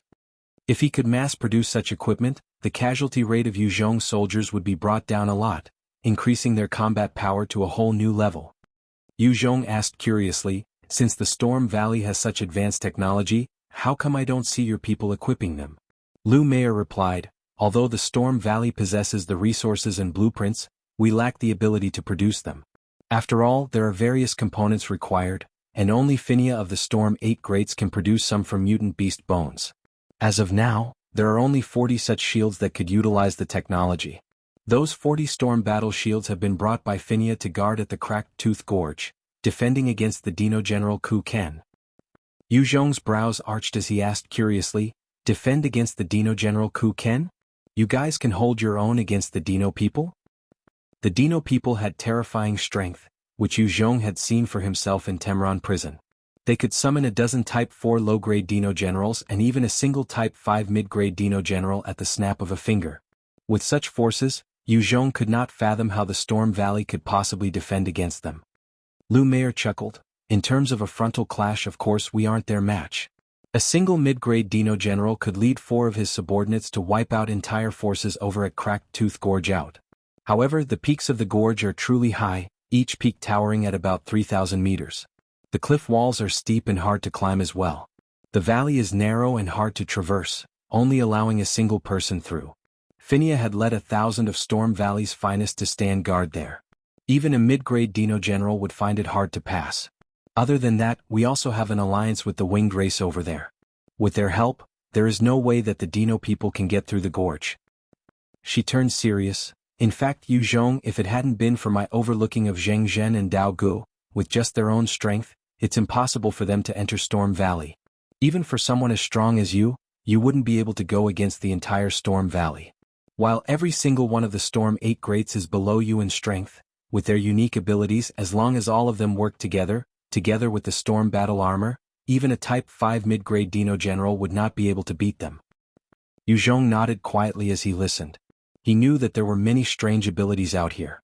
Some sick, overpowered individuals could even kill Type 4 experts when they were just Type 3. After all, combat did not rely on just the level of strength they had. There were so many factors involved. Zhong had come across his fair share of experts stronger than him. Every single one of the Storm 8 Greats was talented geniuses. Having strange abilities was not something unexpected. Instead, if they did not have them, they would have been torn apart by the Dino race long ago. Zhong suddenly asked, "Can the forces over at Cracked Tooth Gorge defend against high-grade Dino-Generals?" That was an existence of the Type 6 realm. Zhong did not expect the Storm Warriors to be able to fend one off just with the power of the Storm Armor alone. Mei'er laughed bitterly and shook her head. "A high-grade Dino-General is a demon-like existence. If they were to attack, it would only take a single day for them to crush Cracked Tooth Gorge. Other than fleeing, there's nothing else we can do." Zhong's heart sank when he heard that, as expected, a Type 6 Divine Warrior was still a terrifying disaster. Mei'er continued softly, "However, there are not many in the Dino race that have reached that level. I think there are only about 20 or 30 of them. They are all overlords and have their own countries or territories. Unless the Dino King commands them, they would not act easily. Because of that, our green region is able to exist. If they were to act, even if all of Green Region banded together, it would not amount to much. He sighed before asking, with Dino-General Kinken's strength, rate the rest of the factions. Zhong had a very bad feeling. In this world which was dominated by the Dino race, every single faction was a terrifying existence. Mei'er replied, Dino-General Kinken is a low-grade one. He stands guard at Cracked Tooth Gorge, having tried a few times to invade Green Region, but failing each time, thanks to Shinya and her troops. He belongs to the Stegosaurus King's kingdom. The Dino-people of the Stegosaurus kingdom follows the evolution path of the Stegosaurus, each of them possessing a dangerous close combat ability. Their bodies are usually covered in spikes formed from bones. The King Ku-Raiken is a Type 6 divine warrior. Zhong frowned and asked a few more questions before dismissing her to rest. The Cracked Teeth Gorge was a crevasse of towering mountains and steep peaks, one of the few natural paths reaching Green Region within the Dolan Mountains, as well as the only path connecting the Stegosaurus kingdom to Green Region. At a particular narrow path with cliffs on either side, there was a huge wall of over 200 m cast in green rock. There was no entrance in the wall, only a number of small bullet holes with numerous Storm Warrior elites hidden behind, using their electromagnetic guns and battle spears to keep watch. From time to time, a patrol troop formed out of a dozen winged people would fly one round from above the wall, checking on any potential attacks from the Dino-people. The 3000 m mountain peaks were an insurmountable wall to normal people, but to those of the Dino race, as long as they spent enough time and energy, they could traverse up the 3000 m tall peaks. Without the winged race helping to scout, Cracked Tooth Gorge would have long since fallen. A pretty lady with her long blonde hair tied up in a ponytail and wearing a green storm armor came to the wall, asking one of her subordinates, Jenny, how's it? Jenny swiftly replied with respect, Lady Shinya, there's nothing out of the ordinary. Shinya's gaze traveled to the dark, distant horizon. Suddenly from the skies, there was a blaring sound of an alarm. Shinya's face fell as she ordered loudly, enemy attack. Everyone prepare for battle. At the same time, a number of warriors charged into the interior parts of the wall, leaving only a few dozen storm warriors with shields. Soon, from the skies, over 300 of the winged race came flying towards the gorge, their expressions one of shock and fear as they flew over. Right behind them, there were huge swarms of blood-sucking bees chasing after them. Ah!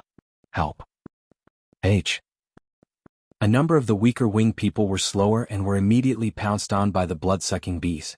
They struggled in agony for moments before turning into dried corpses, plunging to the ground. When the rest of the winged people saw this, they flapped their wings furiously, fleeing as fast as they could. There were only a few hundred of them. If they were caught, it would spell their doom. When Shinya caught sight of the blood-sucking bees, her eyes turned to one of shock as she barked, "Prepare your fires." The eyes of one particular pretty storm warrior narrowed, as her Type 3 nucleus glowed. She opened her mouth and spat out a blazing trail of flames towards the skies, enveloping a huge patch of the bees. As the flames licked around them, their wings were burnt off, and many of them fell towards the ground like rain. Some of them twisted their bodies, transforming into a cloud of bugs that shot downwards. Shinya followed up, "Winds?" Another storm warrior waved her hands, sending powerful tornadoes up into the skies, clashing with the incoming bees.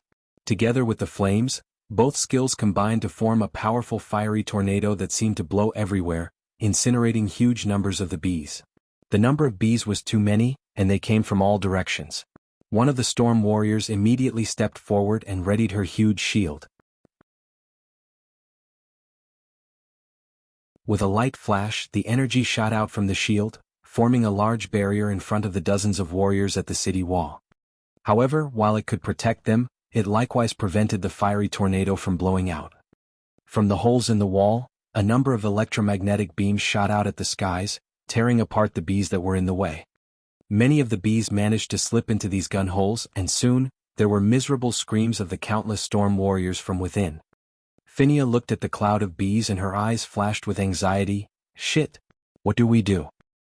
The number of bees was simply too many. Under such circumstances, the threat of these bugs was even higher than a Type 5 divine warrior.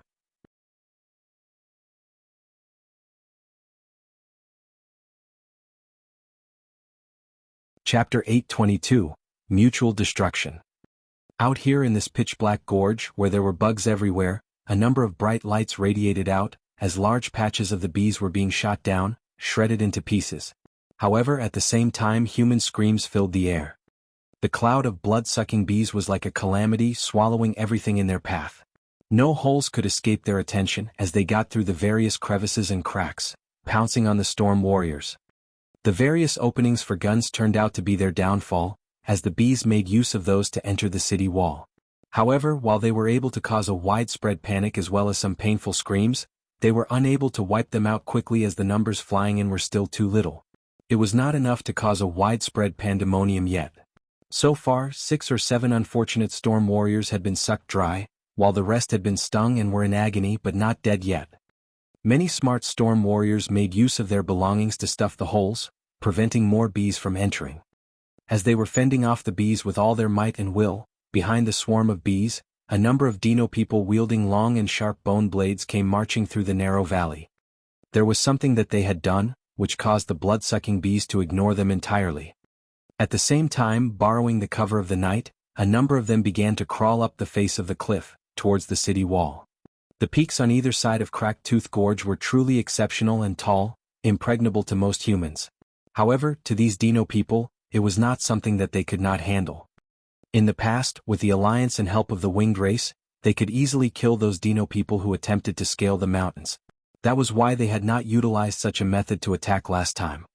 Currently, due to the threat of the blood-sucking bees, the winged race people were actually fleeing, allowing the Dino-people to seize the opportunity and quickly climb. On the wall, Shinya and the dozen storm warriors were being forced into a corner, as the flames continued to fire into the skies, burning many of the bees. As the flames blazed red and the black swarms of bees clashed together, it created a furious mesh of colors. All around Shinya, there were countless blood-sucking bees trying to get close. However, they were blown away by the tornadoes, unable to reach her. Right at this time, a huge bone blade came swinging from the side of the wall, and with a slash, the flame-spitting storm warrior was decapitated. Shinya howled in anguish when she saw it. Suddenly, a number of bone spikes appeared from both sides of the wall, making their way towards Shinya and the rest. 3 of the storm warriors activated their shields, the Type 3 nuclei on them glowing brightly as huge energy shields were generated. The sharp bone spikes landed on the shields, causing loud clangs, but were ultimately deflected off, while the shields trembled slightly. Right at this moment, a figure of over 3 m, wrapped in thick scales, his body full of bone plates and his claws long and sharp, came over slowly. In his hands there was a long and sharp blade made out of a tailbone. He spoke, "You are the Storm Valley's Lady Shinya? Truly capable. I have not gotten my hands on such a cute pet before. Come be my pet, I will let you have a good life. If you don't agree, I will capture you to feed my red tooth." Seeing that savage Dino-General whose body was emitting a thick blood scent, Shinya was immediately overwhelmed by his aura. She had already utilized the storm battle armor to reach the Type 4 Divine Warrior realm, yet it was not enough to dispel the oppressive feeling. A number of Dino-Generals came leaping over the wall, wielding bone blades, standing quietly behind this leader. Their gazes were full of bloodlust as they stared at the ladies. The thick pressure and bloodlust caused them to feel suffocated. Shinya suppressed the fear as she asked, "You're a mid-grade Dino-General from the Stegosaurus Kingdom?" The Dino-General looked at Shinya with a condescending gaze as though he was staring at a dead person. "That's right. I'm Kuhazan, a mid-grade Dino-General from the Stegosaurus Kingdom. Do you choose to be my pet or to die with your people here?" Shinya revealed a smile as she pressed a button on her battle spear. "I choose mutual destruction. Let's perish together." Hong. At that instant, a bright light flashed out on top of the city wall, enveloping everything within its radius. The various storm warriors were swallowed up and blown apart in pieces, as the earth-shaking shockwave traveled outwards. Under the detonation, the entire Cracked Tooth Gorge was forced wider, as rocks and boulders came tumbling down. By the time the explosion ended, the city wall had been obliterated, leaving behind masses of broken boulders. A large number of the Dino-people on the wall and around it had also been consumed, leaving only about 20 Type 3 Dino-people who had been far away, thus escaping the area of effect. These 20 Dino-people began to dig into the rubble and debris right after they recovered from the shock. This is General Ku Hazan's tail. This is his finger. The 20 of them managed to find a variety of broken limbs and body parts. They stared at them while exchanging looks. One of them asked, "What now?" Another quipped, "I think we can only go back to report this to the commander." The operation this time had cost all the Dino-Generals to be killed as small fries. They had no choice but to retreat and report. Soon the 20 Type 3 Dino-people swiftly left in the darkness. At the moment when the huge explosion occurred, the bright light radiated through the skies, a dirge sounded through the storm Imperial city. Luo Qing was currently handling some affairs when she heard the sounds, and her body trembled, her eyes filled with anguish. "Phinia, you actually chose to die together with those beasts." The pain faded quickly as she summoned a beauty with short, gray hair. "Anina, go delegate your troops, prepare to evacuate Green Region." Anina's eyes flashed with a solemn look as she nodded, "Understood." After she left, Luo Qing swiftly summoned Zhong. Zhong, this is the prehistoric tech that our Storm Valley has. Luo Qing spoke as she shot Mei'er a look, frowning. With a wave of her hands, a storm warrior stepped up to hand a golden box to Zhong. Zhong opened it up and took a look, noticing that there were indeed many resources and blueprints on the energy converters and shields. His eyes flashed with delight before looking at Mei'er. Mei'er spoke softly, "Luo Qing might be overbearing, but her personality is truly trustworthy. Since she has already promised this to you, she wouldn't go back on her words. Zhong, since you want control over the Imperial city, come with me." Luo Qing then stood up and walked off suavely. Zhong chuckled lightly and followed after. After passing through a number of corridors, he finally came to a control room with countless monitors, connected by various thick cables, linked to one main central computer. The computer was supporting over hundreds of displays. However, every single monitor was black. Evidently the computer was not in use. Luo Qing pointed to it and said, "This here is the central computer of Storm Imperial City. As long as you can control this, you gain control over the entire Imperial City. However, it has already stopped working for over hundreds of years. As to how the Imperial City can stay afloat, and what the technology behind is, I am not sure myself. We can only stay here, but in order to truly control it, you will have to work it out yourself. I'm handing it to you." Zhong looked at the central computer and frowned, pulling out his handheld display revealing Baiyi. He asked, "How can I activate this central computer?" A small radar appeared and began to emit waves, scanning the computer in front of her, as Baiyi's eyes turned to flashes of data. Baiyi then pointed to one corner of it and said, "Open that small door.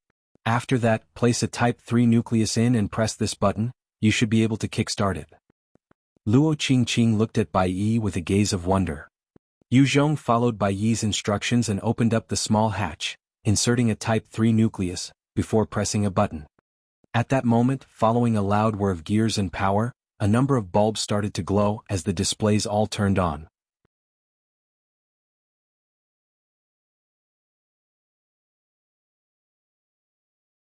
Chapter 823, Controlling the Storm Battleship.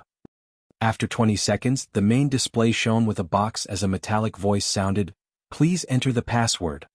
Luo Qing watched quietly. The Storm Imperial City was a high-tech weapon. She naturally had tried to work it before. She had found the hatch to insert the nucleus before and was stuck at the password stage. She did not have it after all. Zhong pulled out a cable, intending to connect Baiyi to the main computer. However, he discovered that both ends were incompatible. "The cables are of different ends, I can't connect you." "There's no need. At such close proximity the radar waves are enough. Please wait a moment."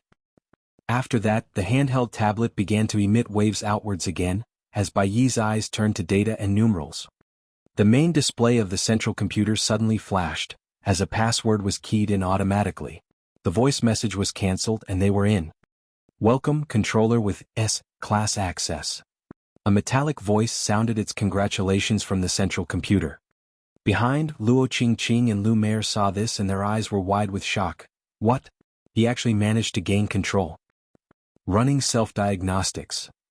Currently the battleship only has 10% energy left, data connection damage at 23%, the power system is intact, weapon system damage at 32%, energy shield converters intact, shield systems intact. Please insert a Type 7 nucleus to operate the battleship. After a series of tests, the results were displayed for Zhong to see. Zhong laughed bitterly when he saw this Type 7 mutant beast nucleus. Not to mention a Type 7 mutant beast nucleus, Zhong did not even have a Type 6 one. The Type 5 nuclei in his hands were not many, only 3, of which one had been given to Greenie. Of the other 2, one was fuel for the light gold sun battle armor, which left him with only 1. There was no way for Zhong to obtain a Type 7 nucleus at this point. Those monsters were creatures that could cause disasters with just their movements. The Type 7 Sea Snake Emperor had stirred up a storm out in the middle of the sea, causing tsunamis every few seconds. Few intelligent life forms would stay out there because each time there was a war between the overlords, the terrifying storms that ensued would consume any weaker life forms. Zhong asked, I only have Type 4 and Type 3 nuclei. How many would the battleship need? In order to fully exhibit the capabilities of the battleship, it would require 1 Type 7 nucleus, 40 Type 6 nuclei, 800 Type 5 nuclei, 8,000 Type 4 nuclei, or 80,000 Type 3 nuclei. When he heard that terrifying figure, his scalp went numb. The battleship might be truly terrifying in terms of combat strength, but its energy consumption was likewise fearsome. Although he had the means to hunt Type 3 mutant beasts, who knew how long it would take to hunt 80,000? Even the Storm Valley with its long history would not be able to take out 80,000 Type 3 nuclei just like that. Luo Qing saw the list and heaved a sigh of relief. If Zhong had no means of taking out so many nuclei, then the Imperial city was going to stay. Zhong's eyes flashed as he asked, the power system. If just that, how many Type 3 nuclei would it require? If using the power system without the energy shields, it would require 5,000 Type 3 nuclei. What about a single trip of about 10,000 kilometers? How many then? 500. However, if using too little of them, it would not be a reusable source. After 10,000 kilometers, the 500 Type 3 nuclei would crumble into dust due to overexpenditure. Zhong's heart eased slightly and smiled, that's enough. Zhong had obtained a mountain of nuclei from the stomach of the Type 6 mutant beast inside the Sea of Mutant Beasts. The majority of it had been Type 3 nuclei, with over 3,000 of them, it would be enough to support the Storm battleship for a flight of 60 kilometers. The only downside was that all the combat features would be locked out, and the powerful energy shields could not be utilized due to the shortage of energy. Even so, a floating city was able to give Zhong a slight sense of security in this dark and cruel world. Please insert the nuclei. An alloy door opened up in front of Zhong.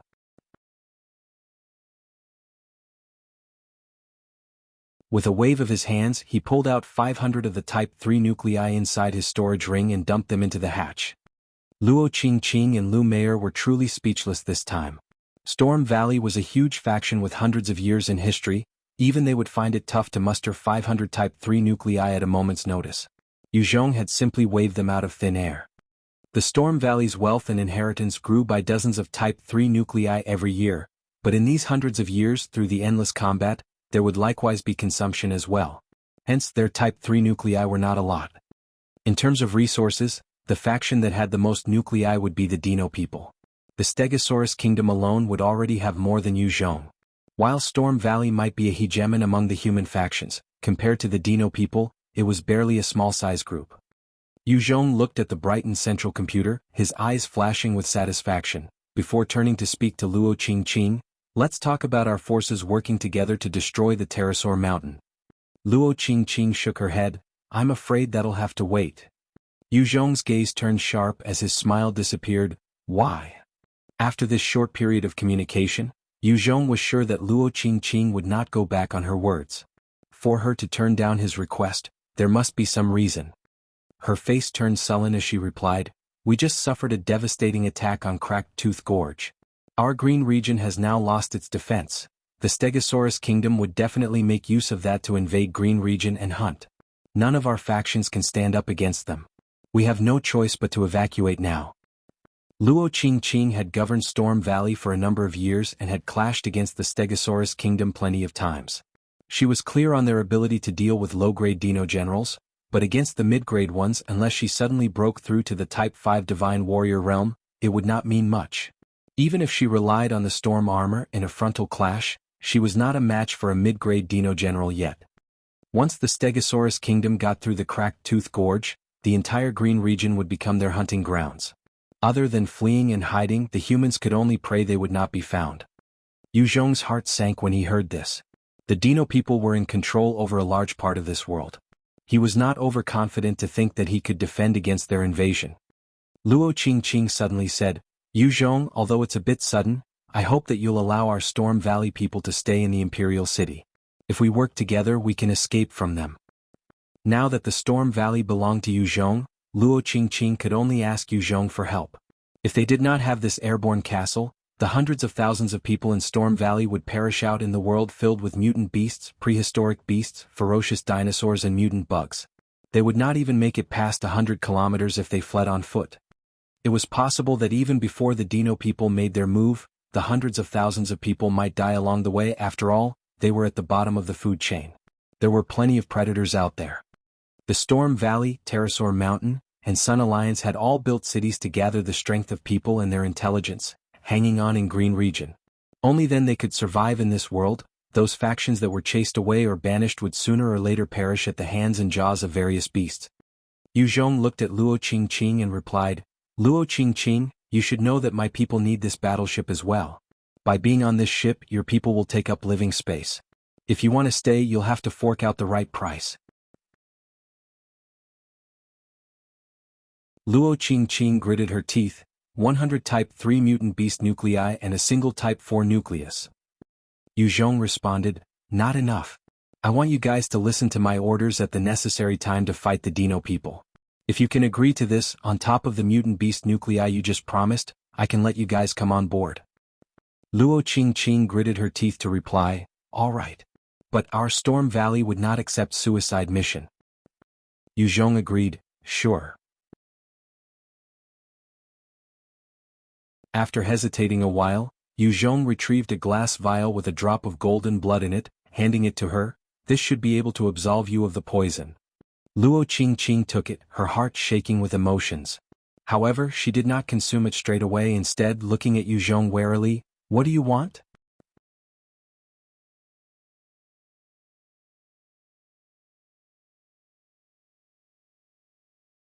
Chapter 824, Ambush? Zhong looked at Luo Qingqing seriously, I hope that we can be allies and you will help us out during my fight against the Dino-people. A mid-grade Dino-General had the strength of a Type 5 Divine Warrior. Their body physique also far exceeded humans, thus boosting their combat prowess. Even if Zhong wore the light gold sun armor with the Type 5 nucleus, he had no confidence of defeating a mid-grade Dino-General. He needed all the help he could get. Luo Qingqing was a genius among her fellow women. In terms of qualifications, she was even higher than Zhong, who had the God and Devil imprint. Her combat prowess was strong. If Zhong could gain her help, he would have the hope of fighting against mid-grade Dino-General. The Stegosaurus kingdom was preparing to invade the Green region. Under such circumstances, if he could enlist the help of this expert, Zhong would be able to survive even longer. Zhong had truly considered swallowing Storm Valley, but he quickly gave up the idea. This was because if he captured or killed Luo Qingqing, it would not mean that the whole Storm Valley would follow him. Furthermore, due to the current situation, it was imperative to have an ally. Luo Qingqing was upright and stayed true to words.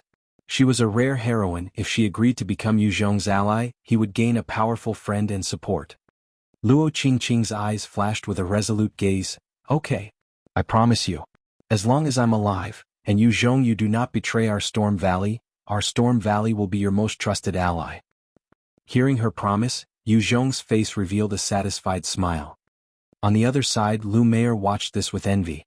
She had hoped to be able to negotiate with Zhong as an equal, not his subordinate. After the matters were settled, Luo Qingqing began to gather her people to evacuate into the Storm battleship. Although it was termed as a battleship, it was more like a floating city. Squeezing a few 100,000 people was not an issue.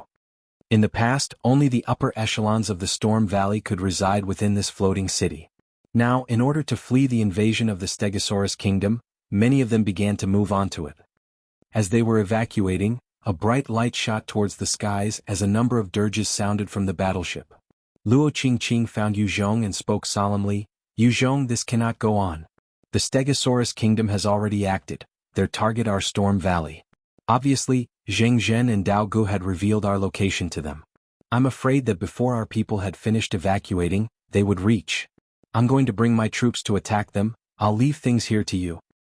Luo Qing had sent various units to guard the numerous paths towards the Storm Valley. That single beam of light represented one of the units being annihilated by the Stegosaurus Kingdom forces. The Storm Warriors at that location had already set off the bombs in order to deal with them. Suicide bombers were one of the methods to deal with those powerful Dino-people. After all, the weakest Dino person would still be at least at the Type 2 Divine Warrior threshold, and the majority of their troops were already at the Type 3 realm. Zhong grinned, I'll go with you.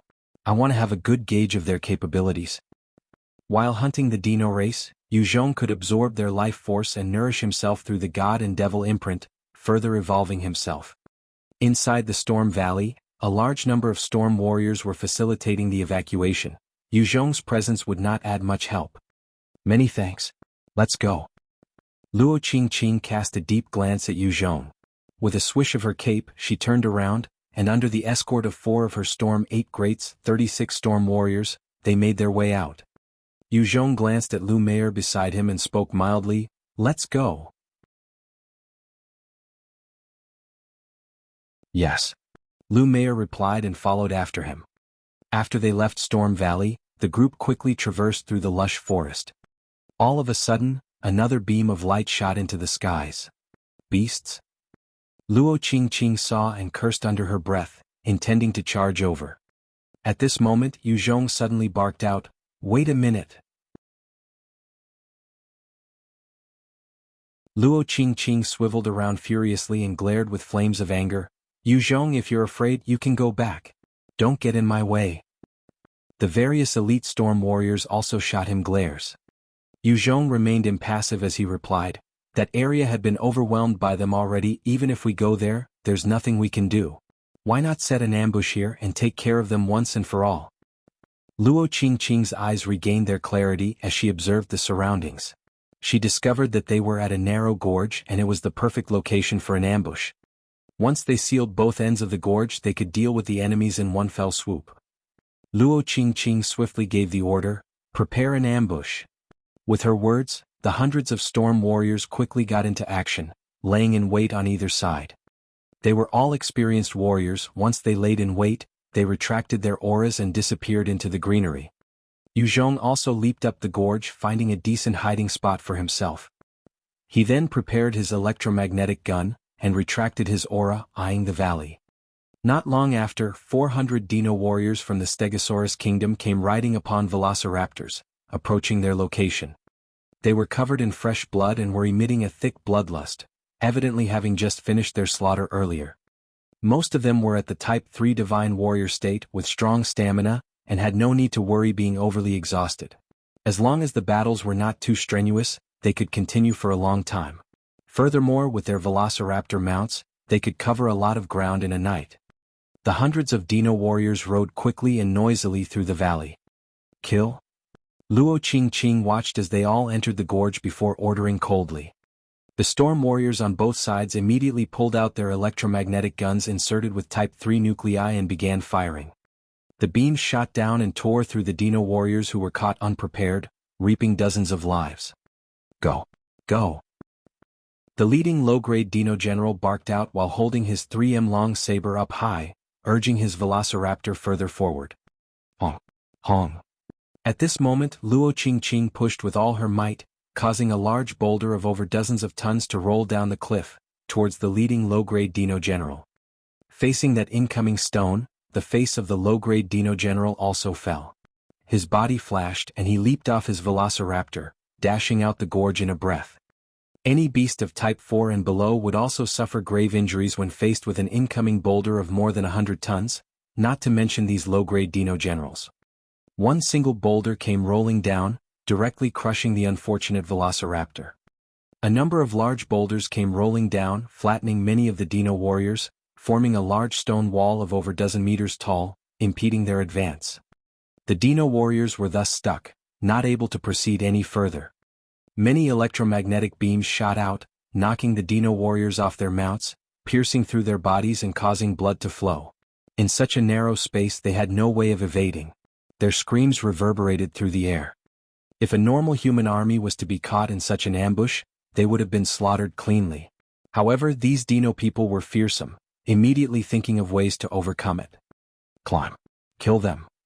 One of the Dino warriors roared in fury and got down from his mount. He began to scale the cliff, swiftly making his way up the treacherous walls. With each grab, his claws dug into the cliff. The Dino warriors began to get down from their mounts and made their way up the sides of the cliff agilely. They were not proficient in mountain climbing after all, hence their speed was slower as compared to ground movement. The storm warriors continued to rain shots on them, causing many to fall. Even so, the numbers crawling up were high. The low-grade Dino-General who had been forced out of the gorge roared out and leaped his way up the gorge. However, just as he reached up, he was immediately accosted by Storm Queen Luo Qing, her battle spear shooting for his forehead.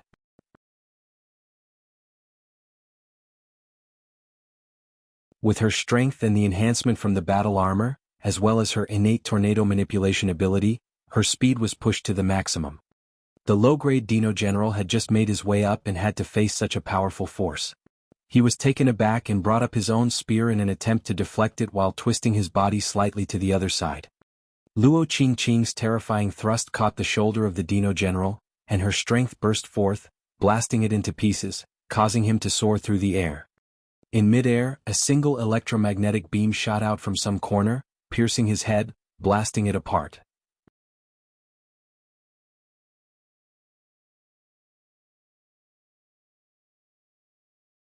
Chapter 825, The Army Enters the Fray. At that moment the Dino-General's head was blown off. A single Dino warrior swiftly made his way up the gorge, appearing in front of a storm warrior with an electromagnetic gun. He swiped out at her head, decapitating her in one blow as fresh blood sprayed from her neck. The Dino warriors climbed up quickly and pounced towards the storm warriors. The storm warriors had already made their mental preparations to be fodder here as they raised their battle spears and charged forth to meet the Dino warriors in an all-out clash. A single Dino warrior would require 4 storm warriors in their storm armor to battle with a formation. If they were caught alone, then in a few breaths they would be annihilated. The combat strength of those Dino warriors was truly fearsome.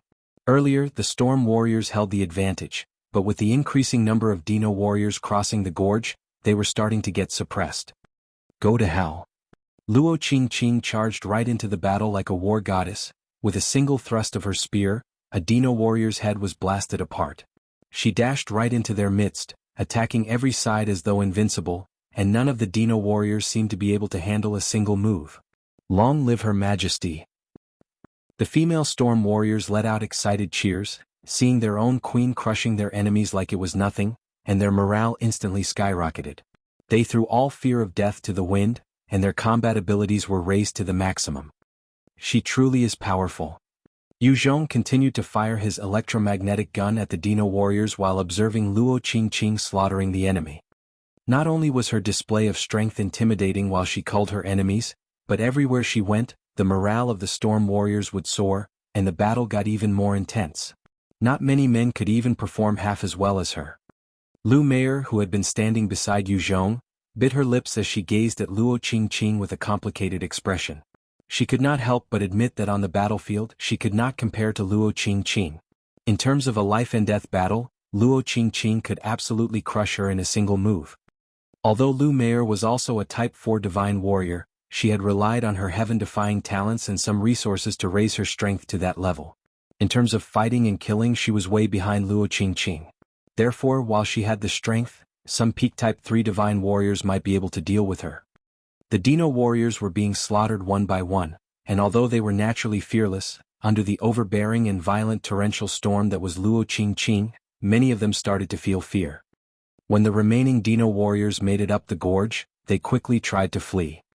Zhong killed 3 Dino warriors, while Luo Qing chased after 4 and killed them mercilessly. The remaining ones managed to flee through the forest and disappeared. This time the ambush could be considered a huge success that turned the tides. Zhong came to one of the cliffs, looking at the dozens of storm warrior corpses, his expression solemn. These Dino warriors are truly a force to behold. Of the ambush party, there were Zhong and Luo Qing, 2 Type 4 divine warriors, and another 100 storm warriors. Such a formidable force, together with the advantage of an ambush, had it been against any other human forces, it would have been enough to annihilate the enemy entirely. Furthermore, their own casualties would not have reached such a frightening number. However, the Dino warriors had truly reacted in a manner that had cost them dozens of their elites. At the same time, the strength of the Dino warriors exceeded the strategies and tactics of how humans fought. In such a terrain they did not seem to suffer any disadvantages. Instead, it was more like a minor setback. The terrains that humans could utilize were lesser and lesser. Luo Qingqing came up to Zhong and suggested, "We were able to kill so many Dino warriors, paying such a price is already considered a huge victory for us. Let us scatter." "Fine," Zhong replied. One of the Storm Eight Greats, Han Zixin, a pretty lady with a heroic aura and an extremely attractive body, pointed to the distance and said, "Your Majesty, look." Zhong and Luo Qingqing came to her side and followed her fingers to look. What they saw was enough to send these two confident and self-assured experts to almost feel despair. Far off in the distance, a cloud of dust and smoke was rising, as a huge horde of mutant beasts, dinosaurs and prehistoric life forms were fleeing in a huge group. Behind them, there was a dense troop formed entirely out of Dino warriors. They were mounted on their velociraptors, charging forward with only killing intent, their battle spears culling the various beasts in front of them. In the skies, there were over hundreds of pterosaurs, ridden by bow-wielding Dino warriors. Other than that huge army, there was a single behemoth in the middle of the troops. It was a mountain-like Type 5 Triceratops. Seeing such a terrifying force approaching, no matter how strong Zhong and Luo Qingqing were, they could not help but feel despair. Even without mentioning the rest, the size of the approaching army was enough to cause despair in the hearts of anyone. There were over tens of thousands of them. Even the best Type 4 Divine Warrior expert would perish when facing such a force. Also, the Type 5 Triceratops was almost an invincible existence itself already. With all the combined efforts and personnel of Storm Valley, they still would not be able to injure it at all. As strong as Zhong was, if he were to face an uninjured Type 5 mutant beast, he would likely be killed within seconds. Luo Qingqing looked at the approaching army with its intimidating aerial display as well as the inclusion of a Type 5 mutant beast and slowly spoke, "We can only retreat." In the earlier ambush of the vanguard party, Luo Qingqing had to sacrifice a dozen of her warriors. These were elite storm warriors after all. Even if they were to activate all their forces against this approaching army, it would barely cause a ripple slash. No matter how strong she was and how she could crush her individual enemies, when faced with pure military might, there was only retreat. Zhong frowned and eyed the army before he looked at the surroundings. He suddenly asked Luo Qingqing, "Do you have any Type 3 Divine Warrior subordinate with ice-related abilities?" She pointed to the valiant Han Zixin and said, "She is one." Zhong was slightly surprised as he looked at her. This warrior seemed even more heroic. Even her pose and posture seemed to surpass Luo Qingqing slightly. Zhong had assumed that she was a close combat specialist, instead of an ice control expert. Han Zixin seemed to have felt Zhong's gaze, as she turned to shoot him an icy glare. Zhong spoke, 3 days. I need 3 days time. In this 3 days, I hope you can try your best to delay the advance of this large army." Luo Qingqing frowned and asked, 3 days? What are you intending? An icy look flashed across Zhong's face. "I want to give them a harsh lesson on the consequences of pushing us humans too far." Luo Qingqing stared at him for a good moment before sighing, "All right. I'll promise you this. However, 3 days will be the max I can do. After that, the storm battleship has to leave." Zhong replied, "Let me borrow Han Zixin." "Fine. See you." After gaining her approval, Zhong immediately brought Han Zixin and Mei'er with him towards the distance. One other Storm 8 Greats, Haishi, stepped forward and asked Luo Qingqing, "Your Majesty, aren't you going to ask him what he's planning to do? To delay the huge army of the Stegosaurus kingdom, we will have to pay a terrible price." Luo Qingqing had already seen through Zhong's intentions. "I know without asking. He's intending to use the Green River to drown the Dino army by directing the water flow.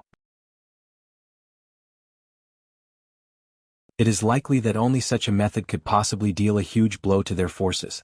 What he needs now is most likely to freeze the entire river." When Haishi heard that, her face revealed a hint of joy. making use of the Green River to drown those beasts, truly a good method. Luo Qingqing replied softly, while it is a good idea, there are too many variables. Powerful mutant beasts exist within the river, just the creation of a bank there would be tough. At the same time, to direct the water flow requires a huge undertaking of construction and work.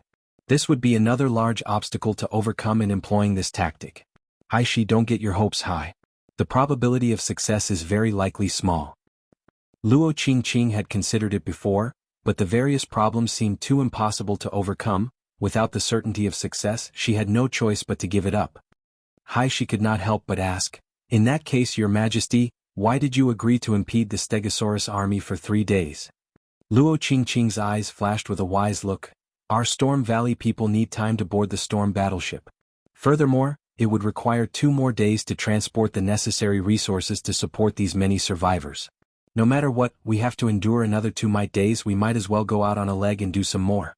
Just treat it as repayment for Yu Zhong's allowance of our people to board the storm battleship.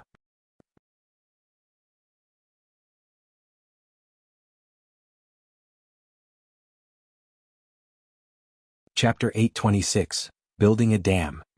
As the party ran through the forest, Mei'er quipped, "You're intending to use the Green River to drown the Dino army?" Yu Zhong did not intend to hide anything. That's right. Mei'er looked at Yu Zhong and immediately listed out the problems. It's useless. There are too many strong mutant beasts within, over 200 of them residing inside. Not to mention the Type 3 mutant beasts. It's impossible to form a dam with just us. Even if we sacrifice ourselves to do it, how are we going to redirect the water flow? Han Zixuan did not say anything, but her eyes flashed with agreement. She too did not reckon that the tactic was going to work. Yu Zhong suddenly said, "Han Zixuan, what are your thoughts?" She replied coolly, "I'll obey Her Majesty and listen to your commands." In the Storm Valley, Luo Qingqing's words were the law. Even if Han Zixuan did not understand it, as long as it was Luo Qingqing's orders, she would carry it out. That's good enough for me. I have my ways.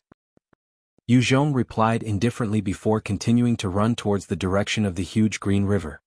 Mei'er pouted helplessly before following him.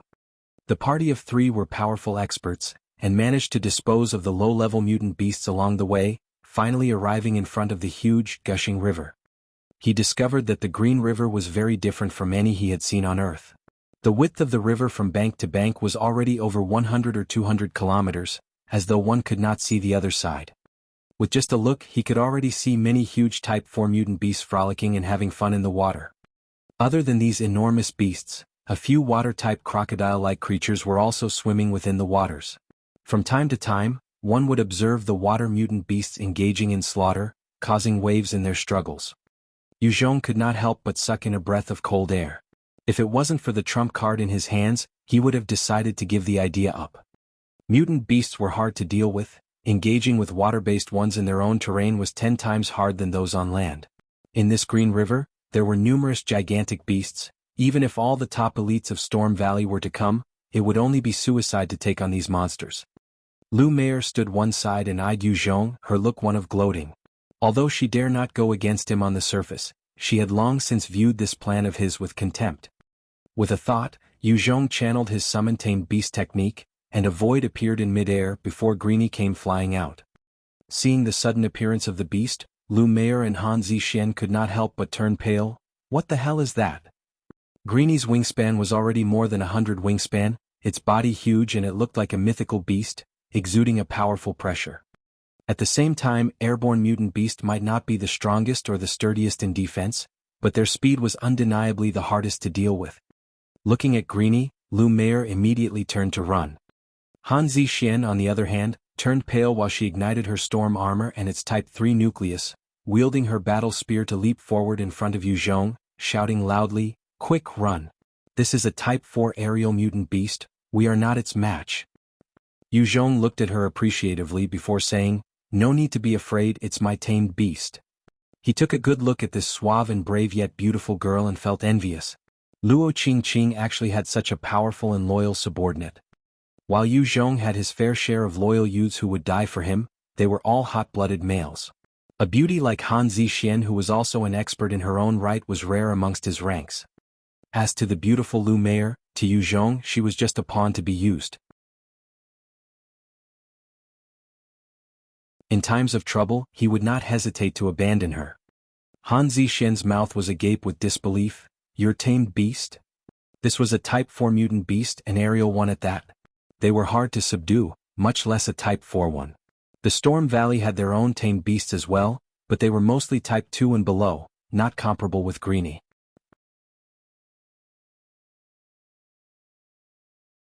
With a powerful gust, Greenie descended from the skies, landing on the ground. Right in front of Han Zishen's look of disbelief, it lowered its head towards Yu Zhong. Yu Zhong reached out to pat it before saying, I'll go and observe the river and terrain, stay guarded. She nodded silently before watching him soar to the skies on Greenie's back. Her heart was filled with complicated emotions as she thought silently, this man truly still has so much to show, no wonder Her Majesty is willing to befriend him. An aerial mutant beast was difficult to deal with, just a Type 4 Greenie was enough to cause the whole Storm Valley to have a headache. If they went against Yu Zhong, they would have to be prepared against this mighty beast, which will wear their energy down. Any single person who dared try to take it on would definitely perish. She had not understood why Luo Qing would be so courteous to such a man, but now she was finally convinced. Mei'er also stepped out from one side, looking up at the skies, her expression one of embarrassment. This is it. Yu Zhong sat on Greenie's back looking below. His eyes lit up as he was searching for a perfect spot for a dam, and urged Greenie down. The location was a small tributary that flowed into Green River. It was fast-flowing and less than 100 meters in width. It was the best location to build a dam. He got off and observed the surroundings a little, before channeling his summoned tamed beast technique again. This time the gigantic turtle came out of it. After Yu Zhong had returned from the Sea of Mutant Beasts, he had fed his tamed beasts many Type 4 nuclei, causing most of them to reach the Type 4 stage. As Turtle crawled out, it nodded slightly at Yu Zhong before entering the water. The moment it entered, it swung its tail and caused a huge wave, before it turned around and spat out a frosty air, immediately freezing the huge chunk of water into a block of ice. As a Type 4 mutant beast with an incredible innate power, it was not long before a huge icy wall appeared, forming the rough shape of a dam. Yu Zhong sat on Greenie and quickly brought the two ladies over. When they got off Greenie's back, Han Zishen saw the ice dam that had appeared out of nowhere, her eyes full of shock. The dam was actually done.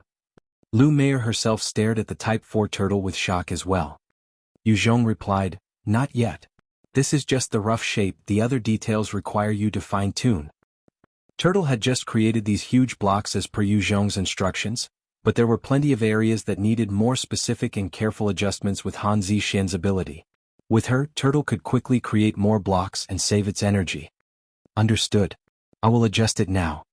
She nodded and flashed forwards, immediately beginning work on the huge chunk of ice. As they were working on the dam, a Type 4 Anatosaurus was attracted and it swam over quickly. Back on Earth, the Anatosaurus had been known to be land-based. Yet, the Type 4 ones of this world had evolved to be amphibian. In truth, after the various evolutions, many of the dinosaurs on this world were vastly different from those on Earth. The only similarities left would be their looks and names. Most other Type 3 mutant beasts were fearful of Type 4 ones, hence, Turtle's aura had been enough to scare off most others. However, Type 4 mutant beasts were different, each of them highly territorial. Since Turtle had appeared, it was regarded to have intruded on the Type 4 Anatosaurus's area. As an overlord, it would not sit and watch idly. Yu Zhong caught sight of it swimming over and ordered, Damn! Greenie, take care of it. Greenie was soaring above them, and with a flap of its wings, countless hurricanes were generated, before it shot down like an arrow with a Mach 2 speed, its claws stretching out for the head of the Type 4 Anatosaurus. Aerial mutant beasts tend to excel in speed, and while the Type 4 Anatosaurus had an advantage in strength, it was not able to react in time. In an instant, the claws of Greenie pierced through the head of the enormous beast. Greenie then flapped its wings furiously, channeling its innate ability, causing powerful tornadoes to be generated. It forcefully tugged at the Type 4 Anatosaurus, pulling it out of the water and upwards into the sky. If it had not used its innate ability, it would definitely not have been able to lift such a heavy beast. The life force of the Type 4 Anatosaurus was pretty strong, and although its skull had been pierced by Greenie's claws, it continued to struggle and twist, its huge tail swinging up in an attempt to slap Greenie.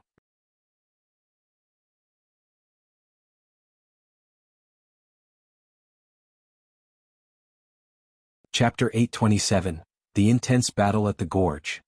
However, the struggles of the Type 4 Anatosaurus was futile. Due to its body structure, there was no way its tail could reach its head. With its short front limbs, there was no way it could claw above its head as well. Greenie continued to use its ability to flap up high into the skies before letting go. The gigantic Anatosaurus started to plunge down towards the ground like a cannonball, smashing into the earth, and its body was destroyed.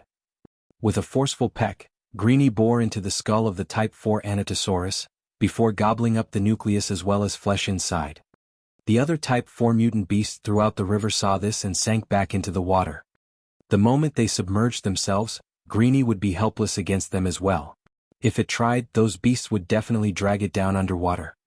Zhong continued to stare warily into the distance. After discovering that there were no other strange movements from the Type 4 mutant beasts, he heaved a sigh of relief. On the other side, the seemingly endless army of Dino warriors was charging without stop towards the direction of Storm Valley. Go to hell. Go to hell. In a narrow gorge, 30 storm warriors were hidden within the tall grass, each wielding an electromagnetic gun. They fired shots at the passing Dino warriors. Blanketed by the countless beams, 2 of the Dino warriors were instantly blown full of holes. The rest of them leaped up from their mounts, some climbing up the cliff sides, while some others ducked behind cover. A number of the Dino warriors weaved in and out of the fire, and in a few breaths, one managed to dash in front of a storm warrior, opening his huge jaws to clamp down viciously. With a loud snap, the female storm warrior's head was crushed in two, with blood flowing out the Dino warrior's jaws. Shaoli. Beast. Another storm warrior besides the unfortunate lady saw her comrade being killed, and let out a scream of anguish, whipping up her electromagnetic gun to aim at the Dino warrior. To her horror, by the time she brought up the gun, she discovered the Dino warrior in front of her. With a single swipe and a flash of a shadow, the head of the pretty warrior was in the claws of the Dino person. There was still an expression of shock and fear on the just-deceased storm warrior, her spine still connected to her head. It was a truly gruesome scene. For other Dino warriors also charged into the midst of the storm warriors, causing screams to ring out in a matter of seconds. Soon, the 30 storm warriors who had been stationed to defend this post were all wiped out, leaving only one Dino warrior corpse whose head had been blown apart by an electromagnetic gun. While the other one had been shot full of holes, his heart and brain had been missed. Thus, relying on its regenerative abilities in just a short matter of time, it was able to return to the battlefield. When this outpost was destroyed, the Dino warriors continued to surge onward to the next one like a tidal wave. Their forces were numerous, and there was no faction in Green Region that could stand in their way. Luo Qing had organized her troops to continue sniping and firing at the Dino warriors. Other than leading the elite troop herself, the rest of the units had been deployed out to various areas to impede the Dino warriors. Unfortunately, they were quickly obliterated. The combat strength of these Dino warriors was truly too powerful. Every one of them had at least a peak Type 3 Divine Warrior strength, even higher than when Zhong first entered the Second World. Such monsters could easily become the head of a faction anywhere on Earth. And yet here they were just ordinary rank-and-file soldiers. With such a fearsome army, even though the Storm Warriors were experienced hunters and warriors, there was no way they could fend them off for long.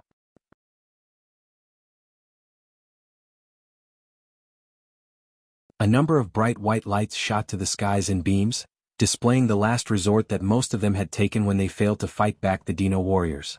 These storm warriors were not any weaker than any men, yet, when the Dino army marched through, they would leave no lives behind.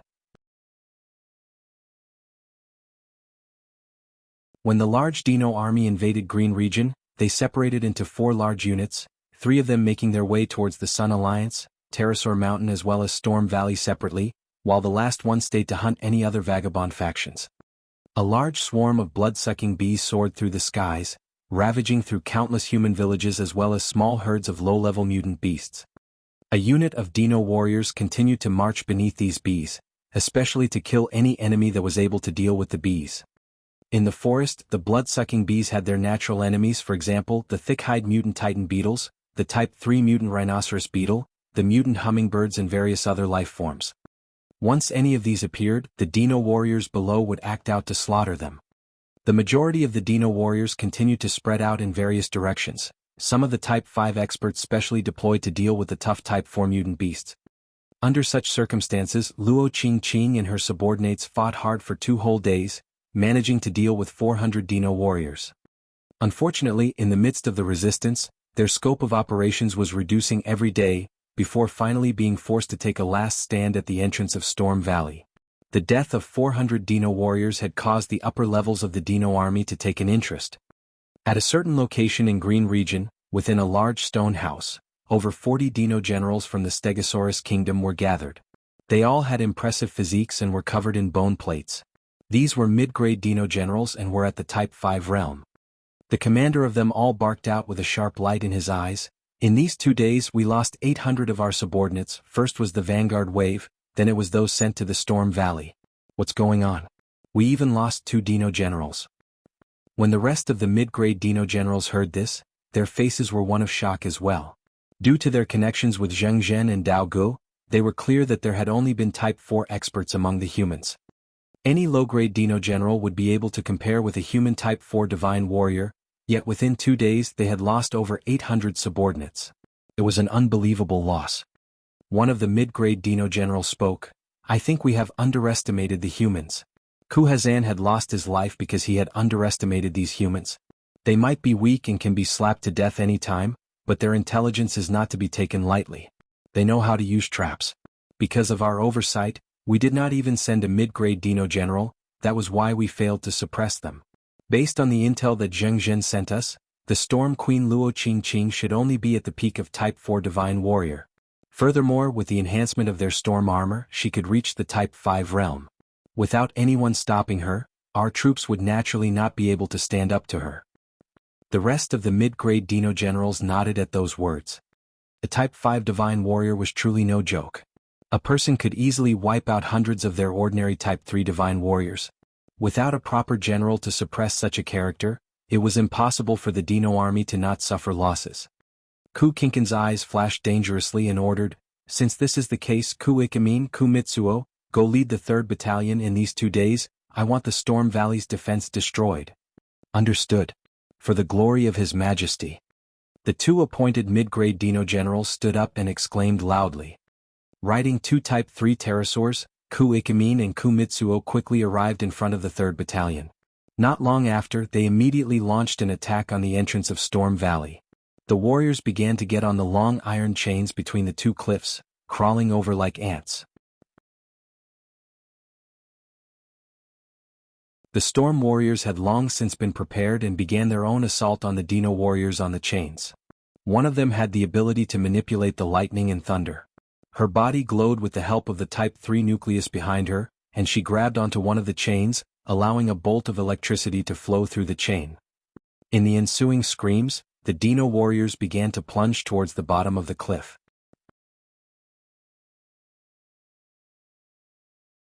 The precipice was extremely deep, over 1300 m. Even with their Type 3 Divine Warrior strength, these Dino Warriors would still die from such a fall. Another Storm Warrior made use of her ability to control wind blades and fired a particularly strong one towards another metal chain. The wind blade sliced through, causing many of the warriors to have no choice but to leap to avoid it. The moment they leaped up, they were quickly blown apart or ripped to shreds by the raging tornadoes between the cliffs. Another dozen warriors on their pterosaur mounts tried to fly over but were quickly caught in the tornadoes, flinging them to the bottom of the cliff, their bodies bursting apart upon impact.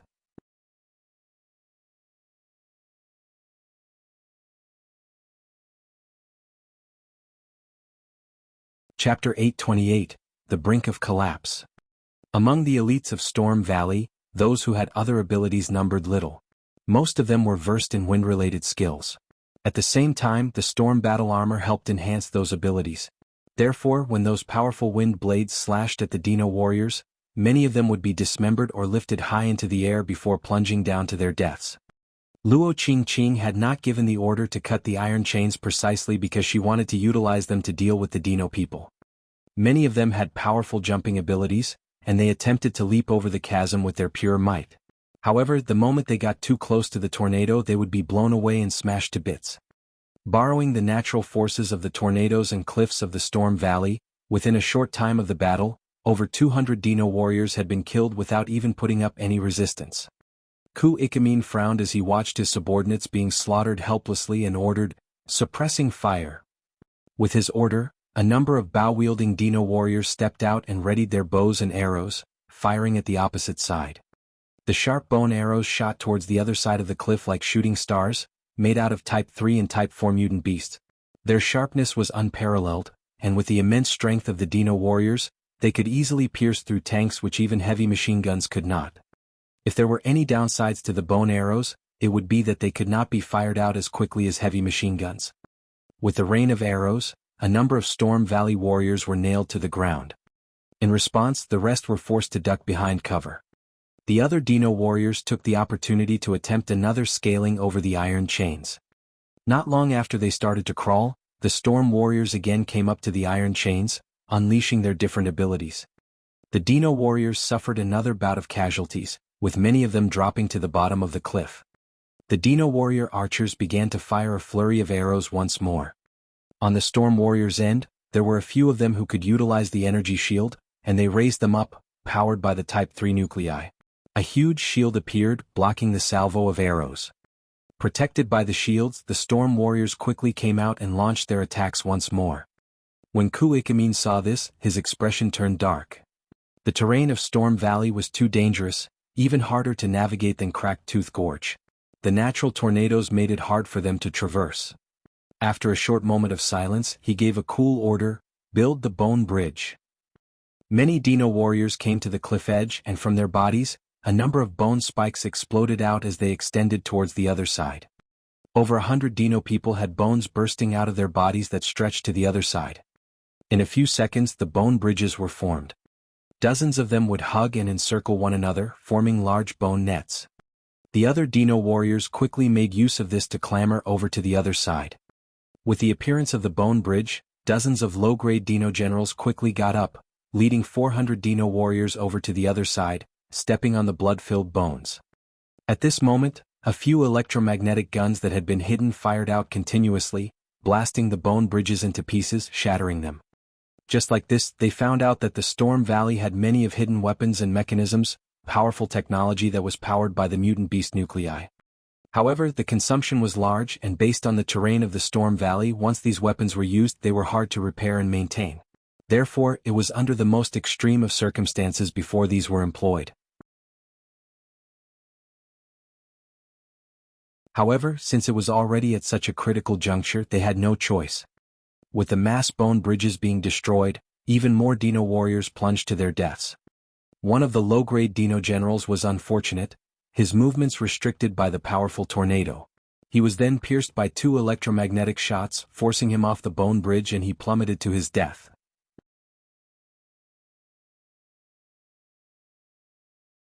The battlefield was cruel, and luck played an important part. While the low-grade Dino-General might have strength similar to Zhong or Luo-Qing, he still died under such circumstances. After all, a single low-grade Dino-General could possibly kill Zheng or Dao Gu on his own, but who would have expected that before he had even seen the other side of the cliff, he would have died? The remaining low-grade Dino-Generals managed to lead some of their warriors successfully to the other side. Right at this time, with a loud explosion, a number of energy bombs planted at the entrance went off, as a huge beam of light shot up to the skies. With the explosion going off, many of the Dino warriors, together with some Dino-Generals, were ripped to shreds.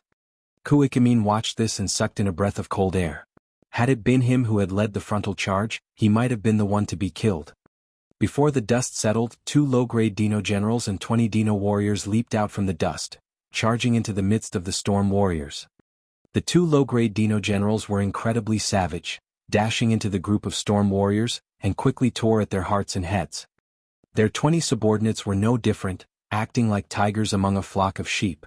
They had suffered earlier due to the Storm Valley's defenses, but now, with the opportunity to display their might, they quickly made short work of many Storm warriors. As they were unleashing carnage, Luo Qing readied her battle spear, her entire being exuding a raging storm, as she appeared in front of one of the low-grade Dino-Generals in a flash, and sent a thrust into his head. The low-grade Dino-General was prepared for Luo Qingqing's attack, as it waved its right hand and sharp claws, slashing at the incoming spear. A number of sharp wind blades exploded forth from the battle spear, tearing the right claw of the Dino-General up. He borrowed the recoil to leap backward. With a tap of Luo Qingqing's foot, she came right after him once more relentlessly. She needed to deal with him as soon as she could. There were plenty of experts among the Dino army. If Luo Qingqing was about to kill this low-grade Dino-General soon, there would be 3 others that could easily catch up and defeat her. The Dino-General raised his right elbow, a sharp bone blade striking at her battle spear. The powerful tail of the Dino-General swung towards Luo Qingqing in response. If she was struck by that sharp tail, Luo Qingqing would also be impaled by countless blades, turning into a corpse. With a wave of her battle spear, Luo Qingqing slammed the bone blade away, pulling her spear back before thrusting out at the tail of the Dino-General. The wind blade surfaced once more, tearing the tail apart in a shower of flesh and blood. Having been blocked, the other low-grade Dino-General caught up, his own elbow striking towards her face. Luo Qingqing had to use her battle spear to deflect, with the power of the wind blades, causing the Dino-General attempting to rout her to be sent flying. At this time, the other one who had been forced back slightly, dashed back into the battle to engage Luo Qingqing. With 2 opponents now, Luo Qingqing would not be able to defeat them quickly. On the other side, the 20 Dino warriors were being surrounded by the various Storm 8 greats and their subordinates. Just when it seemed that the tides of the battle were in favor, a horrifying scene that caused Luo Qingqing and her subordinates to despair happened. Over hundreds of Dino warriors had come to the cliff's edge once more, their bodies exploding, creating large bone nets that extended through the chasm. The Dino warriors started to cross, eyeing the opposite cliff with a savage glint. This time, Storm Valley had extinguished all means that they could use. Once the Dino warriors got over, they would definitely be defeated.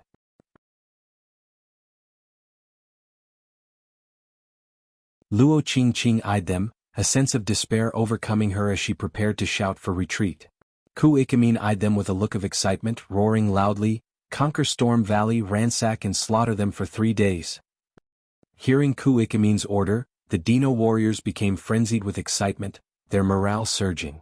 As Ku Ikamin was celebrating, a Dino warrior ran up to him in panic and shouted, "General! Not good. Water. There's water rushing here."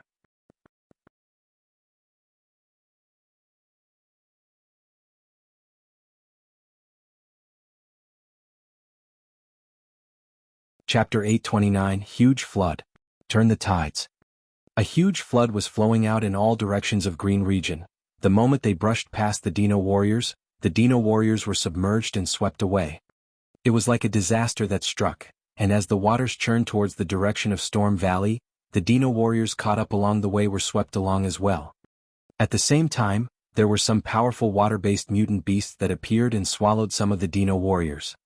Ku Ikamin quickly rode his pterosaur and flew up in the air.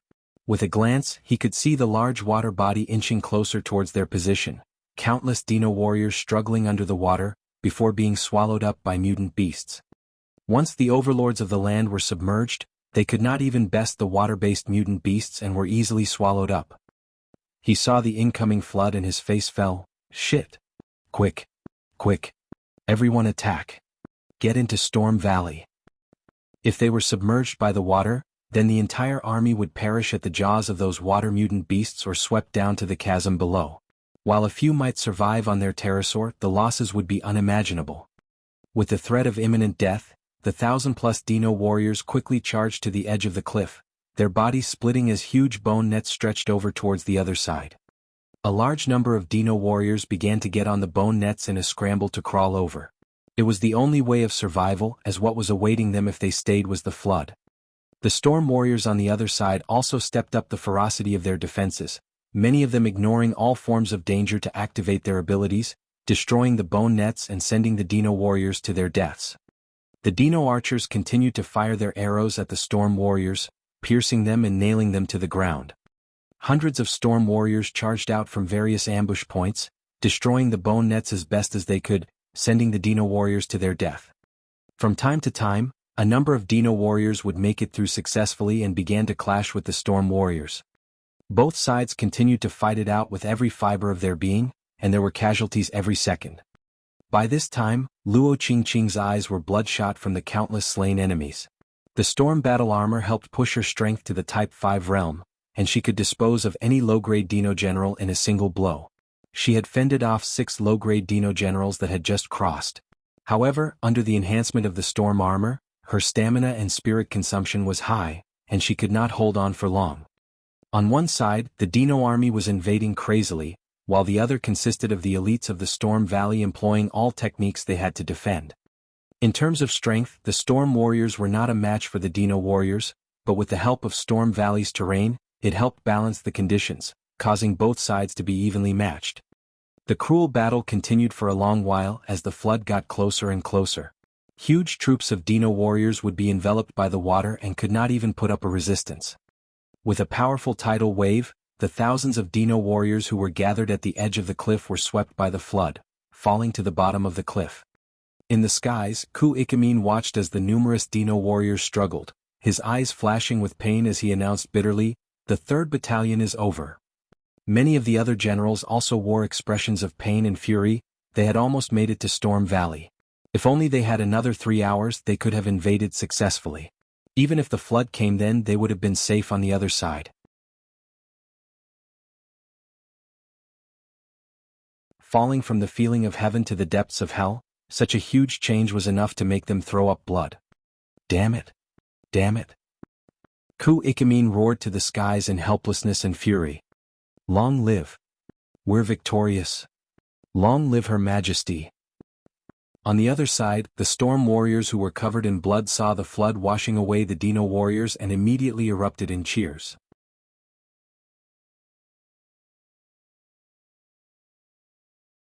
These Storm Warriors knew the difficulty in fending off the naturally stronger Dino Warriors. Even if they had the upper hand in the terrain facing their relentless assault, they still suffered greatly. Had it been dragged on any longer, they would have surely lost. With the flood breaking off any possible reinforcements of the Dino Warriors, the majority of the Dino army had been stuck at the edge of the cliff, thus being washed away. Those that managed to cross, other than the 6 held back by Luo Qingqing, there were only 40 others, and they were currently engaged in battle with the Storm Warriors. However, even without their reinforcements, the 40 Dino Warriors were as ferocious as ever, tearing apart a few of the Storm Warriors. Under the leadership of the Storm 8 Greats, and the combined efforts of over 100 warriors, they managed to finally take down the 40 Dino Warriors. After killing the 40 warriors, the Storm 8 Greats continued to lead their subordinates to take down the low-grade Dino-Generals one by one. With their combined efforts, the Dino-General held out for merely 10 seconds and his head was destroyed by a spear thrust from Luo Qingqing. The remaining Dino-Generals increased the ferocity of their attacks, killing another 40 Storm Warriors, before finally being killed by Luo Qingqing. Long live Her Majesty! Her Majesty is always victorious! Her Majesty is always victorious! When all the Dino Warriors were dealt with, the Storm Warriors erupted in loud cheers once again. They had seen the terrifying strength of the Dino Warriors themselves. If it wasn't for Luo Qingqing holding them at bay, they would have been annihilated. He actually succeeded. In the midst of cheers, Luo Qingqing looked out towards the chasm, eyeing the countless corpses of Dino Warriors, her eyes flashing with a look of surprise. If it was not for this sudden flood, Storm Valley would definitely have fallen to the invasion of the Dino army. At that time, Luo Qingqing and her subordinates could only choose to quickly get up the storm battleship and abandon everything in retreat. This area of abundant resources and natural defenses would then fall into the hands of the Dino race. Without it, the population on the storm battleship would not be able to survive for long. Shi looked at the remnants of the battlefield and could not help but sigh. He actually succeeded. What a person. How did they do it? Zhong had actually directed such an amount of water from the Green River in these 2 days, rocking Shi's beliefs. She had not thought it possible. Luo Qingqing nodded, her eyes flashing with curiosity as well. The flood continued to flow unhindered throughout Green Region, causing a number of Dino warriors, mutant beasts and dinosaurs to be enveloped and swept along, turning the entire place into a submerged region. In the waters, a Type 5 Diplodocus was currently swimming lazily, looking like a floating mountain. Beside it, a Type 4 crocodile snapping turtle, and in the air, a mythical and enormous green bird was soaring. On the back of the Type 5 Diplodocus, there were 2 women and a man, precisely Zhong's gang. Zhong sat on top of Type 5 Mount Tai's back and looked down, discovering many of the Dino warriors struggling in the water, while water-based mutant beasts swam up and consumed them. Behind Zhong, Mei'er and Han Zixian were looking at him with complicated gazes, their hearts in turmoil.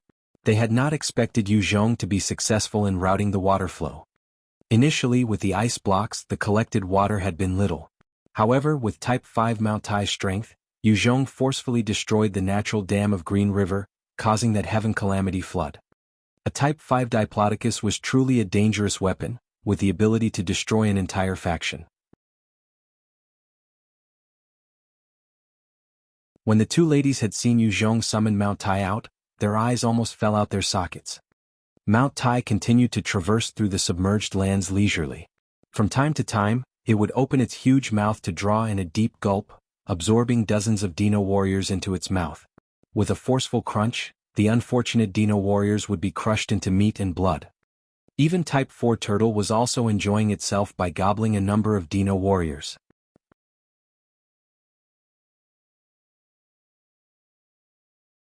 Inside the Green River, there were many ferocious mutant beasts. Once they were unleashed out in Green Region, they immediately went for the Dino warriors.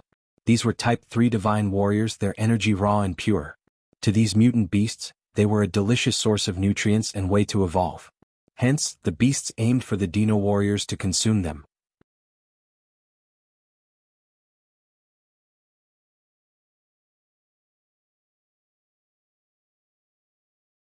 Chapter 830, Clash of the Titans. Other than those Dino-people, many other land-based mutant beasts also became targets for the water-based mutant beasts. Within the waters, one would see various Type 2 saber-toothed tigers, Type 2 direwolves, Type 2 mutant tigers and other creatures being assaulted by various mutant lobsters, mutant prawns, mutant crabs, even mutant piranhas.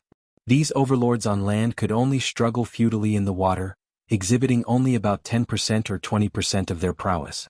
Unfortunately, they were consumed helplessly. The entire Green Region had become some form of hunting ground, except that this time the hunters were not the Dino race, but the aquatic mutant beasts, while the prey was everything else including humans. Zhong broke the dam of Green River to flood the Dino army, but it also caused countless humans to suffer due to the catastrophic scope of the flood. As Zhong sat atop the head of Mount Tai, he looked towards the distance coldly. He could see the equally large Type 5 Triceratops atop the water standing firmly as well, walking slowly but steadily towards the direction of the Stegosaurus kingdom. On it, there were the upper echelons deployed for the mission this time, 36 Type 5 divine warriors. Other than them, there were also hundreds of low-grade Dino-Generals, and over 3,000 Dino warriors. Just the forces crawling on this Type 5 Triceratops was enough to deal devastating damage to the Saint clan of the Second World. Around the Type 5 Triceratops, there were hundreds of pterosaurs, each of them with a low-grade Dino-General riding on top that was keeping a wary eye on their surroundings. There were even 2 other Type 5 divine warriors on their own pterosaur. The frame of the Type 5 Triceratops was massive, thus the flood was only able to reach its knees, but it was enough to make it hard to move smoothly. A few Type 4 aquatic mutant beasts swam close to the Type 5 Triceratops, eyeing it with wild looks, but not daring to make any moves. The might of a Type 5 mutant beast was too terrifying, especially such gigantic ones. While the flood was enough to affect their combat powers, it was not enough to submerge them fully, thus not causing any major life-threatening conditions. They continued to stare at the Type 5 Triceratops while circling it constantly, seeking for an opportunity to strike. While a Type 5 mutant beast had terrifying strength, the flood had diminished its combat prowess slightly, causing some of these water-based Type 4 mutant beasts to be bolder. If they could consume it, these Type 4 mutant beasts would take a huge leap in their evolution. Zhong stared at the Type 5 Triceratops and pointed at it while ordering Mount Tai, "Go kill it." Type 5 Mount Tai immediately began dashing towards the Type 5 Triceratops. The various mutant beasts circling the Type 5 Triceratops quickly got away, not daring to get in the conflict between 2 Type 5 behemoths. The various pterosaurs and their Dino warriors quickly discovered Mount Tai's strange actions. Under the lead of their 2 Type 5 divine warriors, they swooped over swiftly. The 2 Type 5 divine warriors had already prepared their bows at the maximum tension.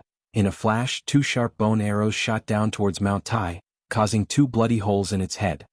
Their attack was enough to break through even the new scale that Mount Tai had recently grown. At the same time, those arrows were covered with a powerful toxin, called the God's Annihilation Poison. Once injured, it would affect the recovery abilities of the Type 5 mutant beasts. After all, the toxin was concocted from various poison attribute Type 5 mutant beasts, and it was incredibly lethal. On the back of a pterosaur, many low-grade Dino-Generals had also knocked their bows, firing sharp bone arrows towards Mount Tai. The majority were easily deflected by the new scales on Mount Tai's body. However, some were accurate enough to pierce the wounds of Mount Tai, aggravating the injuries. Mount Tai stared up at the skies and roared out in fury. Although it possessed immense strength and could level an entire building with ease, it could not do anything about those aerial mutant beasts. Its innate ability was its strength, not wind nor ice or other elements.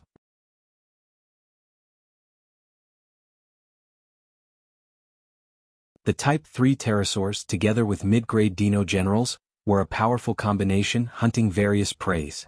However, they could not do anything to Type 5 mutant beasts with elemental attributes. Intelligent life forms tend to be weaker in terms of strength and abilities, but their gap in strength could be covered by their wits and other abilities. This was the terrifying feature of intelligent life forms. At this time, a powerful tornado blew past, which was the effect of Greenie in the skies activating its innate ability. With the roaring winds, Greenie's speed was pushed to 2.5 Mach, even faster than the Type 4 flame bird. The speedy Greenie instantly swooped down on one of the Type 3 pterosaur that was carrying a Type 5 divine warrior, flapping its wings. Powerful wind blades shot out, slicing the Type 3 pterosaur in two. The Type 5 divine warrior could only fall helplessly down to the ground. Greenie did not chase after the plunging Type 5 divine warrior, instead tearing through the flock of pterosaurs. Each time it pecked, a Type 3 pterosaur would be killed, and the Dino warrior on top of it would plunge together with the corpse. After consuming a Type 5 nucleus, although it had not yet reached the Type 5 realm, Greenie had already evolved to a stage where it was more powerful than most Type 4 mutant beasts. Those Type 3 pterosaurs could not do anything to it. In the skies, the pterosaurs dropped like rain. The pterosaurs that the Type 5 divine warriors were riding on were easily killed by Greenie, and they plunged down from the skies. However, the physique of the two mid-grade Dino-Generals was truly perverse, not dying even from falling from such a height. At this moment, a huge tail over 100 tons came slapping down towards the two mid-grade Dino-Generals. The moment they plunged into the water, their movement speed was slowed to a crawl. Eyeing the incoming tail, their bodies radiated with their radiance of life, reaching out with their hands to try and block the blow. Type 5 Mount Tai's tail swung down viciously, instantly destroying the radiance of life, slapping the two into minced meat. Type 4 Turtle immediately drew a deep breath, sucking in both corpses. Had they been on normal land, Mount Tai would not be able to do anything to them because its speed was too slow. However, in water they were lambs awaiting slaughter. A single slap of its tail was enough to crush the both of them. To a Type 5 human, these Type 5 Dino-Generals were tough, but compared to a Type 5 mutant beast they were truly weak. Mei'er's eyes flashed with disbelief as she cried out, "Those two mid-grade Dino-Generals just died like that? For real? Did my eyes go blind?" Han Zishan continued to mutter with part joy and part disbelief, "It's real. It's real. Two mid-grade Dino-Generals were killed. They're dead." Those mid-grade Dino-Generals were Type 5 existences. Even Luo Qing with her storm armor might not be able to handle them. And yet, two of them had died just like that, causing Mei'er and Han Zishan to be thoroughly shocked. These Type 5 existences were top figures among the Dino race and were invincible existences.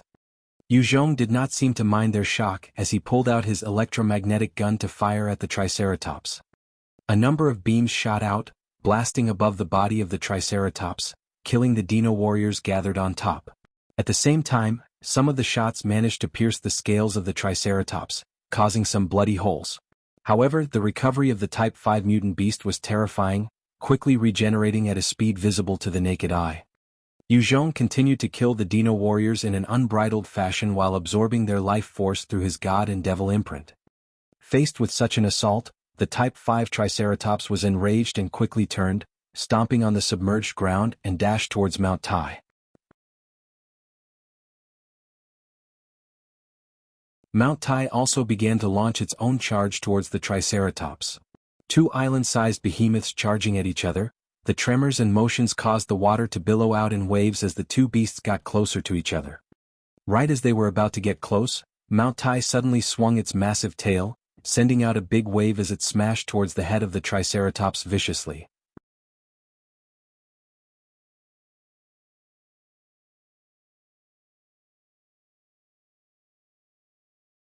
Chapter 831, Type 5 Mount Tai's Might. The huge tail of the Type 5 Diplodocus was incredibly powerful.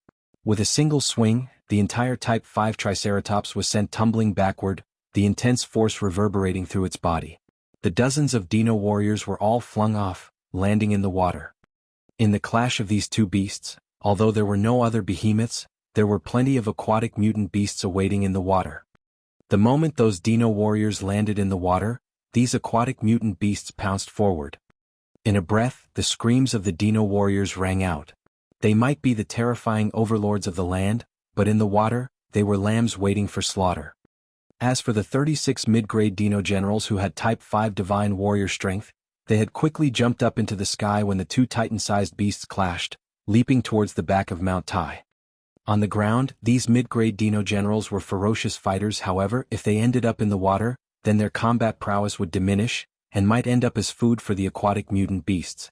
Their only path of survival was the back of the Type 5 Diplodocus, and to kill it. Beside Mount Tai, Type 4 Turtle had opened its mouth and activated its innate ability, sending a gust of freezing air towards all 36 Dino-Generals. Kacha! Kacha! When assaulted by the freezing breath, thick layers of ice started to form on the bodies of the Dino-Generals. They also started to fall towards the ground. Hong! The bright glow of the radiance of life shone from the bodies of the mid-grade Dino-Generals, breaking out of the ice. However, these Dino-Generals were still in mid-air, and their speed was affected. It was right at this moment that Mount Tai swung its tail viciously towards these Dino-Generals. In the blink of an eye, 6 Type 5 Divine Warriors were smacked into a meat paste by the sheer force, shooting towards the water. As a Type 5 mutant beast, Mount Tai's attack style was simple, but with the power and force its body contained, its tail could flatten even some Type 6 Divine Warriors that had no special abilities, not to mention Type 5 Divine Warriors. As for the rest of the mid-grade Dino-Generals that had been frozen due to Turtle's ability, they had become perfect targets, and Mount Tai continued to swing its tail once more, slamming into another 5 of them, blasting these seemingly invincible existences away. These 36 Dino-Generals were recognized as the top experts of Stegosaurus Kingdom, with fearsome speed and strength, coupled with their terrifying physique and sharp bone blades. They could suppress any other similar rank opponents, yet they lacked the ability to fly, thus they were helpless in mid-air. Mount Tai's body was huge, but its swinging of tail was extremely accurate. As it continued to swing it about, it would turn more of these Dino-Generals into meat paste. Get into the water. The leader of the operation, Kinken, roared out in rage, and using a secret technique, he plunged downwards even faster into the waters. Once he landed in the water, his legs suddenly glowed with the white radiance of life, supporting himself on the surface of the water. The remaining Dino-Generals seemed to stir from their shock and quickly employed similar techniques. They pushed themselves to the water and supported their own standing on the water. Making use of the radiance of life to support themselves on the water, this was a high-level utilization of skill and control. Only Type 5 Divine Warriors were able to do so. At the same time, since the radiance of life represented the usage of their stored life force, unless it was a critical situation, few would choose to do so. Humans could step on water easily by equipping the sun armor and relying on the mutant beast nuclei. That was using equipment to help. Even Zhong would not be able to do so without relying on equipment or his abilities. The moment one Dino-General gained his footing, he quickly fled towards the distance. Mount Tai's massive tail came swinging down viciously towards a mid-grade Dino-General, only to smack into nothing. The mid-grade Dino-General had flickered and left the area of impact within a split second. The intense battle had lasted for only a few seconds, but in those seconds 30 Dino-Generals had already been flattened into meat paste. At the same time, the Type 5 Triceratops had already recovered from Mount Tai's attack. As a Type 5 mutant beast, it was naturally not so easy to kill it. Its ability to tank damage was also incredible. The moment it recovered, it lowered its head, while its limbs dug into the water-filled ground, causing waves to spread out. It then charged towards Mount Tai. Mount Tai swung its huge tail horizontally, slamming into the body of the Type 5 Triceratops. The Triceratops shuddered as it spat out fresh blood. However, it took the hit straight on, enduring the pain and dug its horns into the body of Mount Tai. The moment those sharp spikes pierced Mount Tai's body, blood shot out from the wounds in powerful spurts, dyeing the water red as various mutant beasts came fighting over the precious blood. Mount Tai let out an earth-shaking roar of pain, its huge tail slamming into the Triceratops incessantly. Each time it struck, the Type 5 Triceratops would spit out more blood. However, the Triceratops continued to withstand the pain while pushing forwards, digging its horns further into the body of Mount Tai. The combat style of intelligent life forms would be vastly different. As for mutant beasts, while it was cruel and gory, it was exceedingly simple, because it was a pure contest of strength and flesh. Mount Tai continued to roar in pain while slamming its tail continuously, both parties caught in an impasse. The mid-grade Dino-General Kinken saw this and his eyes flashed with gloating joy. Good opportunity. Everyone. Go up and kill that beast. If Mount Tai did not have an enemy in these flooded lands, Kinken and the rest would definitely have to flee and hide. However, with the Type 5 Triceratops engaging it, it was a good opportunity for these mid-grade Dino-Generals. The moment he gave that order, the surviving Type 5 Dino-Generals shot out with their radiance of life, charging towards Mount Tai. Zhong was on the back of Turtle, and he frowned when he caught sight of those 6 Dino-Generals. They're here. Damn bastards, there are still 6 alive. Due to the intense battle between the two behemoths, each time they clashed, there would be a powerful shockwave, forcing Zhong's party to get on Turtle's back. Zhong patted Turtle's head and ordered, "Attack." Type 4 Turtle immediately channeled its innate ability, opening its huge mouth to spit out a cold air towards those 6 Dino-Generals. The innate abilities of Type 4 mutant beasts could be fearsome. Everywhere the frosty air touched, it would freeze, turning into large chunks of ice. The faces of the 6 mid-grade Dino-Generals fell in horror as they hurried to get out of the way. One of them reacted too slow and was immediately frozen solid. At the instant he was frozen, an electromagnetic beam shot out, slamming into the body of the mid-grade Dino-General. The ice shattered, while the Dino-General spat out a mouthful of fresh blood. There was a huge wound at his right chest. The injured Dino-General shot a glare at Zhong. With a tap of his foot, his radiance of life glowed brightly as he fled the area. His injuries were not light, and in the waters where the conditions were disadvantageous, it would only be dangerous if he continued to battle. His experience was abundant, thus he would not choose to fight. Type 5 Divine Warriors are truly terrifying. Zhong stared at the fleeing Dino-General with a look of shock. Earlier that was the combined strongest strikes of Turtle and himself, and yet, it only injured the Dino-General. Had it been on land he would not even have the chance to shoot at the enemy. Kill those humans? Kinken had finally caught sight of Zhong, his gaze frosty as he ordered. He knew instinctively that if they did not deal with Zhong, they would have no chance to help the Triceratops. With Kinken's order, the Dino-Generals immediately charged forth with savage glints in their eyes, making for Zhong. Mei'er saw the approaching Dino-Generals and was frightened by their aura, a chill overcoming her heart as she exclaimed, "Let's flee!"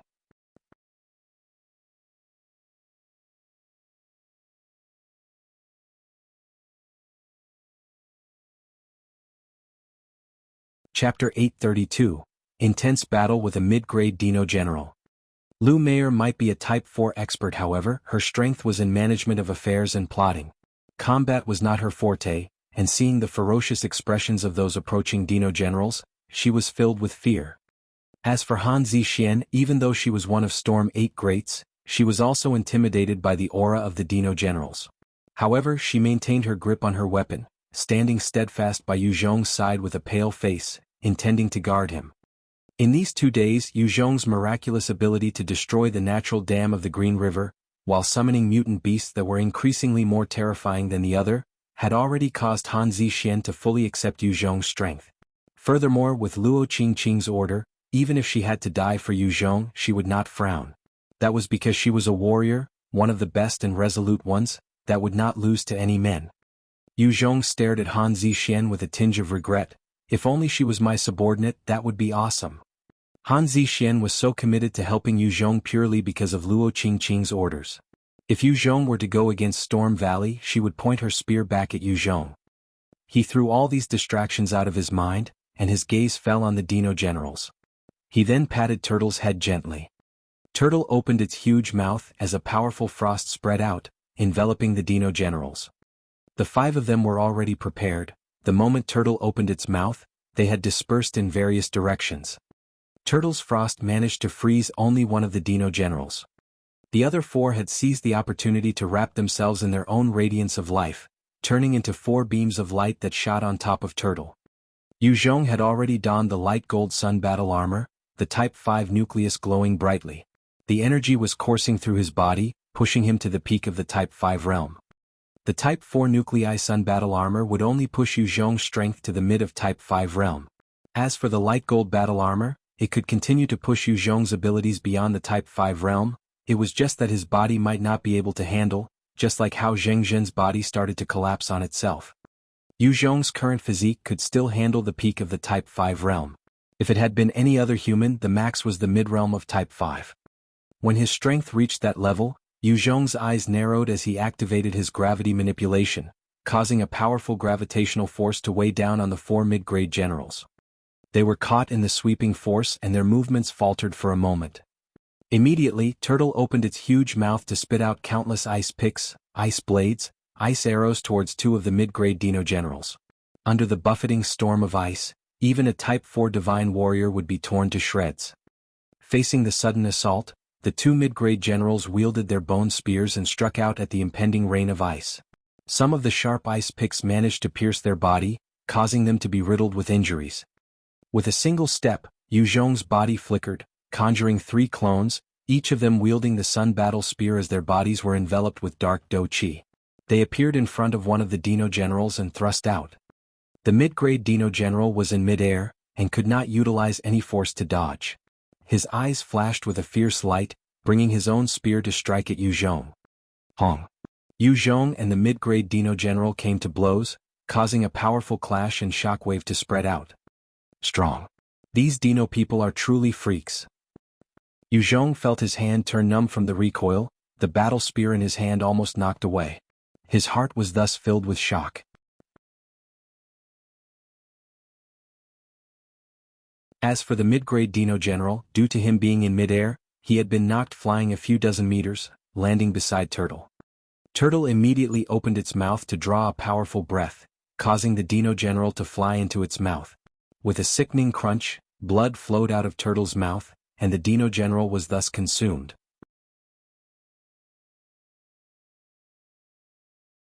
After sending one Dino-General to his doom, Yu Zhong turned around and noticed Kinken already on Turtle's back. Kinken stared back at Yu Zhong, his killing intent billowing. Without any words, he immediately shot towards Yu Zhong. In a breath, he appeared in front of him, sending out a powerful thrust towards him. Yu Zhong raised his own battle spear to meet the incoming strike. A powerful force traveled from the point of contact, sending Yu Zhong's sun battle spear flying away. Kinken's cold glare was fixed on Yu Zhong, his left hand punching towards Yu Zhong's chest with a sharp bone blade.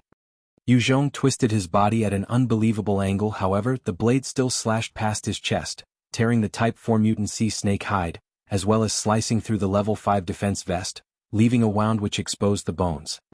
At the moment Yu Zhong evaded the killing blow, Kinken's sharp tail came swinging at Yu Zhong. Yu Zhong was caught in a difficult position, unable to dodge further. His left hand opened wide and 7 shields of light flashed out, blocking in front of him. That sharp tail of Kinken slammed into the energy shields, destroying them one by one at the blink of an eye. However, with each minor impediment, it bought Yu Zhong some time to breath, and he made use of the opportunity to retreat backward. Kinken lashed out in a roundhouse kick, his legs slamming into Yu Zhong's body, together with the sharp spikes at his foot. The blow connected with Yu Zhong's chest, tearing apart his stomach, while sending Yu Zhong shooting back dozens of meters, fresh blood and parts of his broken organs splattering out. Fucking strong. Mid-grade Dino-Generals are truly sick existences. After receiving this single kick, Yu Zhong's chest was split open, his inner organs rattled and injured. If it was not for the insane defense of the sun battle armor, he might have already been split in two. The ferocity of a mid-grade Dino-General was revealed for him to see, completely suppressing Zhong even when utilizing the Sun battle armor. Every mid-grade Dino-General was a Type 5 Divine Warrior, an expert that had crawled through battles to reach where they were. It was not advisable for Zhong to engage them in any form of melee combat. They were squashed to death in front of Mount Tai not because they were weak, but because Mount Tai itself was perverse in terms of strength as well. Since Kinken had injured Zhong gravely, his eyes flashed fiercely, and his entire person charged towards Zhong like a cannonball. All of a sudden, a large hole appeared in midair as 10 sharp bone spikes shot out from the void, aiming for Kinken. His eyes flashed and he grabbed out with his right hand quickly, twisting forcefully, pulling white bones from within, and lashing out with a kick. With a loud crunch and countless shattered bone parts, White Bone's entire lower body was destroyed by Kinken. He then tossed casually, sending White Bones hurtling towards the water like a broken rag doll. Kinken had just incapacitated White Bones, when Zhong channeled his devil flame, as a beam of blazing flames shot towards him. Frowning, he could feel a sense of danger from the red-hot flames. He tapped his foot and retreated explosively. After all, the extension of the devil flame could not compare to the speed of such a Type 5 Divine Warrior. Right then, a green shadow swooped down from the skies at an unbelievable speed, slashing towards Kinken's body. The powerful Type 4 claws pierced his body. It was precisely greeny, its speed raised to the maximum, exceeding even Kinken's reaction time. This injury was grievous to Kinken as he spat out a mouthful of blood. He swung his spiked tail towards Greeny. At the same time he channeled his radiance of light in a bright flash, combined with the strike of his tail, causing one of Greeny's claws to break away in a shower of blood. Greeny was weak in defense in the first place. Although its claws were sharp, they were weak as well, and could not withstand such a blow from a peak Type 5 expert.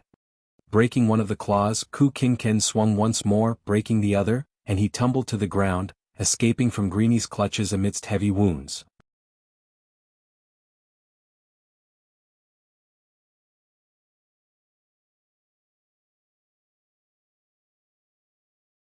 Chapter 833, Killing Kinken.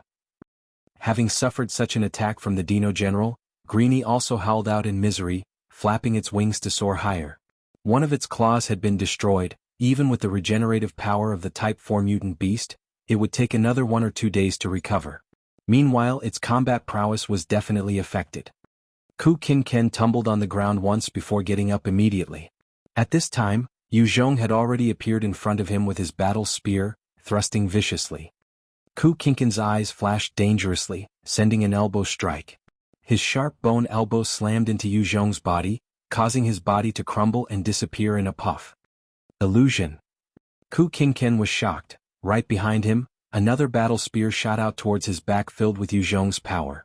At the same time, his body was weighed down by a sudden gravitational force.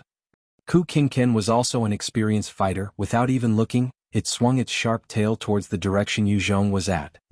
Zhong's eyes flashed fiercely as the battle spear was set ablaze with his devil flame, sending a powerful blow towards Kinken's chest. The devil flame instantly enveloped the Dino-General. At the same time, Zhong was slammed in the chest by the sharp tail. The force, combined with the sharp spikes, were enough to tear through the sun battle armor, piercing into his body. At the same time, the immense force forced him a few hundred meters away. Zhong tumbled for a few rounds, spitting out a large amount of blood. Kinken was not any better off. His body was enveloped in flames as he screamed in pain. The radiance of life continued to glow, blocking the burning flames. Mei'er, who had been hiding one side, saw Zhong being sent flying, and her eyes flashed with fear. She turned around to run towards Turtle. Han Zixuan looked at Kinken and his radiance, her eyes flashing with a decisive look. Her storm armor glowed as the Type 3 nucleus released its power. Under the enhancement, her strength was raised to the threshold of Type 4. She readied her battle spear and charged right behind Kinken, thrusting her spear into his heart. Ah! His heart had been destroyed, the radiance of life around him crumbling. The devil flames then continued to consume his body, causing him to scream. As he screamed, his latent combat ability lashed out, as he sent a fist towards Han Zixuan's chest. The terrifying strength burst out, penetrating through her storm battle armor, sending her flying back dozens of meters. Damn it. How can I die here? How can I die at the hands of these ants? I'm not willing. As he screamed, the devil flames on Kinken's body continued to burn, as he turned into a pile of ash, while a large amount of life force went into Zhong. Congratulations, you have gained vitality plus 30, endurance plus 20. Congratulations on killing a mid-grade Dino-General, you have gained plus 3 skill points. Since you have completed your objective, you can also reopen the gates to the second world. The moment the life force of the Type 5 Kinken entered Zhong's body, a number of notifications rang out at the same time. With the enhancement, Zhong's regeneration kicked in and his wounds began to heal. The Type 5 Divine Warrior's life force was even more precious than the meat of a Type 5 mutant beast. With its nourishment, Zhong's regeneration could exhibit its fullest potential, his wounds healing at a visible rate. Once he could move, Zhong flashed and appeared beside Han Zixian. Currently, her chest had been blasted wide open by Kinken, and one could see her destroyed organs and flesh. It was a terrifying sight, and she was not far from death. Although she was a peak Type 3 Divine Warrior, she did not have Zhong's regeneration.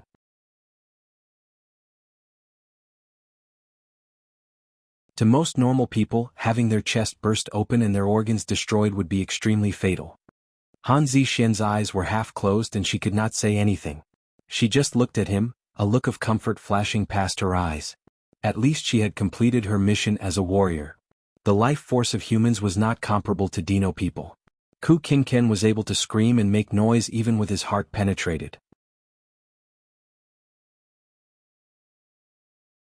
As for humans, once their hearts were pierced, most would die on the spot. Other than some special cases like Zhong, or those who had life extension-related abilities. Zhong grabbed her pale hands and barked out, "Don't give up. With me around you will not die." To those heavily injured, willpower was an important factor. If they did not have the intention to fight for their lives, then even the most miraculous medicine would not be able to drag them away from death. With that, Zhong then pulled out the vial of the Type 9 expert's blood. He took one in his mouth and quickly bent down to kiss Han Zixian on her lips, passing the drop of blood through her throat. A Type 9 Divine Warrior was extremely powerful, reaching the levels of godlike existences. Each of them would be mythical or legendary characters. Their blood held precious and valuable opportunities. To lower-level life forms, it was a sort of miracle drug. The moment the blood entered Han Zixian's body, a large life force coursed through her body, instantly repairing her broken parts, healing the various wounds and injuries. Even her eyes regained some form of spirit. When she regained her energy, she saw Zhong kissing her and her eyes flashed with embarrassment, and her face flushed. Zhong lifted his head and saw this valiant female warrior, her expression one of shyness now, and his heart could not help but skip a beat. However, he recovered quickly and barked, "Mei'er, come over. Take care of Han Zixian. If she dies, you can forget about living also." Mei'er heard his tone and her face changed, gritting her teeth to reply, "Yes." She was clear that Zhong was someone who would kill without batting an eyelid. If she dared to disobey him, she might really incur his wrath. Even with her looks, it would not help her one bit. After she was called over, Zhong gently placed the brave Han Zixian down, while allocating the 3 skill points to his Dark Do Chi, reaching the +2 stage. With a tap of his foot, he charged over to Turtle. There were still 3 mid-grade Dino-Generals that were not dead. If any of them were to get on Turtle's back, their party would perish. The combat abilities of a mid-grade Dino-General was too terrifying. Even with his light gold sun armor, he was struggling against them. He swiftly arrived at Turtle's head, only to see Turtle opening its jaws to fire out an icy storm at the 3 Dino-Generals. They were still on the water, trying to dodge Turtle's attacks. At the same time, they were trying to get closer. Turtle was extremely crafty though. As it spat out the ice picks, it would retreat slowly. Each time the 3 Dino-Generals got closer, it would then utilize its innate ability to fire out a snowstorm to retreat further. Zhong heaved a sigh of relief. As long as they had no way of getting up on Turtle, he had a chance. All of a sudden, a large tentacle came bursting out of the water, coiling around one of the Dino-Generals, pulling him downwards in a swift motion. Shock flashed across the face of the Dino-General, and his body burst out with his radiance of life. He asserted all his might and caused his bone blade to twist, slashing the tentacle into pieces. It was just that once the tentacle was dealt with, another tentacle came slithering up, twisting around the Dino-General and pulling him further into the water. Both parties were engaged in a never-ending tug of war. The other two Dino-Generals exchanged looks, both of them feeling fear. In these waters, danger was everywhere. If they were not careful, they would be ambushed by the aquatic mutant beasts. Right at this time, the humongous Type 5 Triceratops shuddered, before slumping into the water, a large amount of blood pouring out of its mouth. Mount Tai had slammed its tail viciously, in a bid to quickly defeat the Triceratops. At the end of the day, Mount Tai held the upper hand.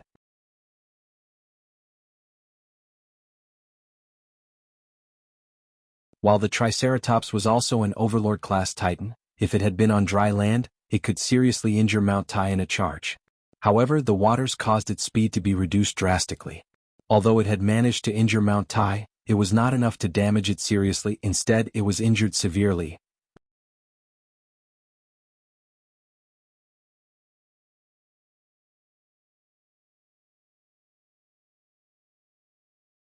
Chapter 834, The Dino-people retreats.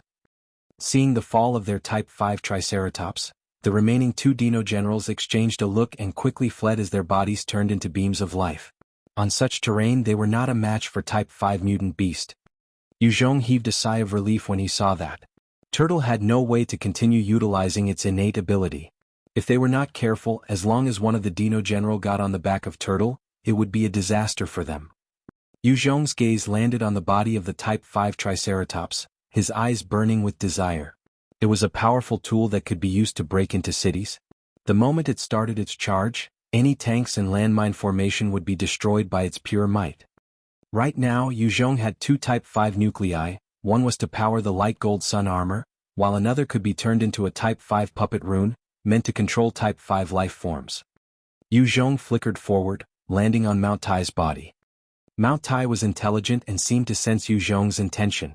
The moment Zhong got on its back, it quickly opened its huge jaws to bite down viciously on the head of the Triceratops, before twisting forcefully. A huge, bloody hole was torn out, and Mount Tai's tongue reached in to gobble up the contents, including the Type 5 nucleus. Zhong stared at this speechlessly, slapping down on Mount Tai's head in anger, but could not bring himself to say anything.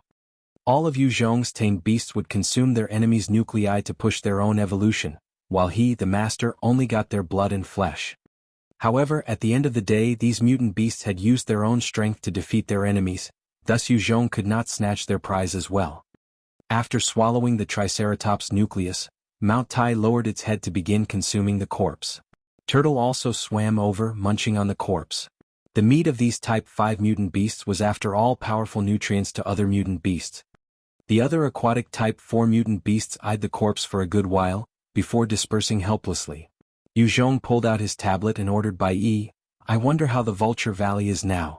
Bai, activate the storm battleship and control it to fly here.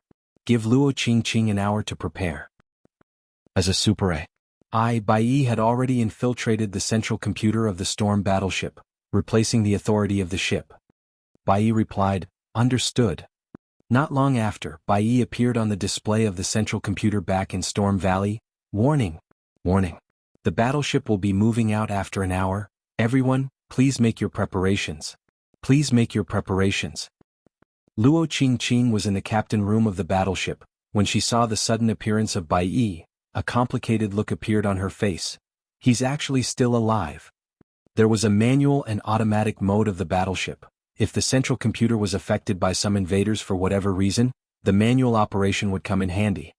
Of course, within the whole Storm Valley, there was no one capable enough to pilot this battleship. However, Luo Qing liked to stay in the captain's room. It was equipped with the decent communication equipment, and she could pass her orders from here. She immediately gave her order. Heed my command, everyone is to return to their room, prepare for takeoff. Hearing Luo Qing's order, the people busying on the ship quickly returned to their respective places. After an hour, the ship glowed once, spitting out a large amount of gas, its speed gradually increasing as it shot into the skies. Vulture Valley was an elevated place in Green Region, thus, it was currently surrounded by the flood, and the people trapped within the valley, but otherwise fine.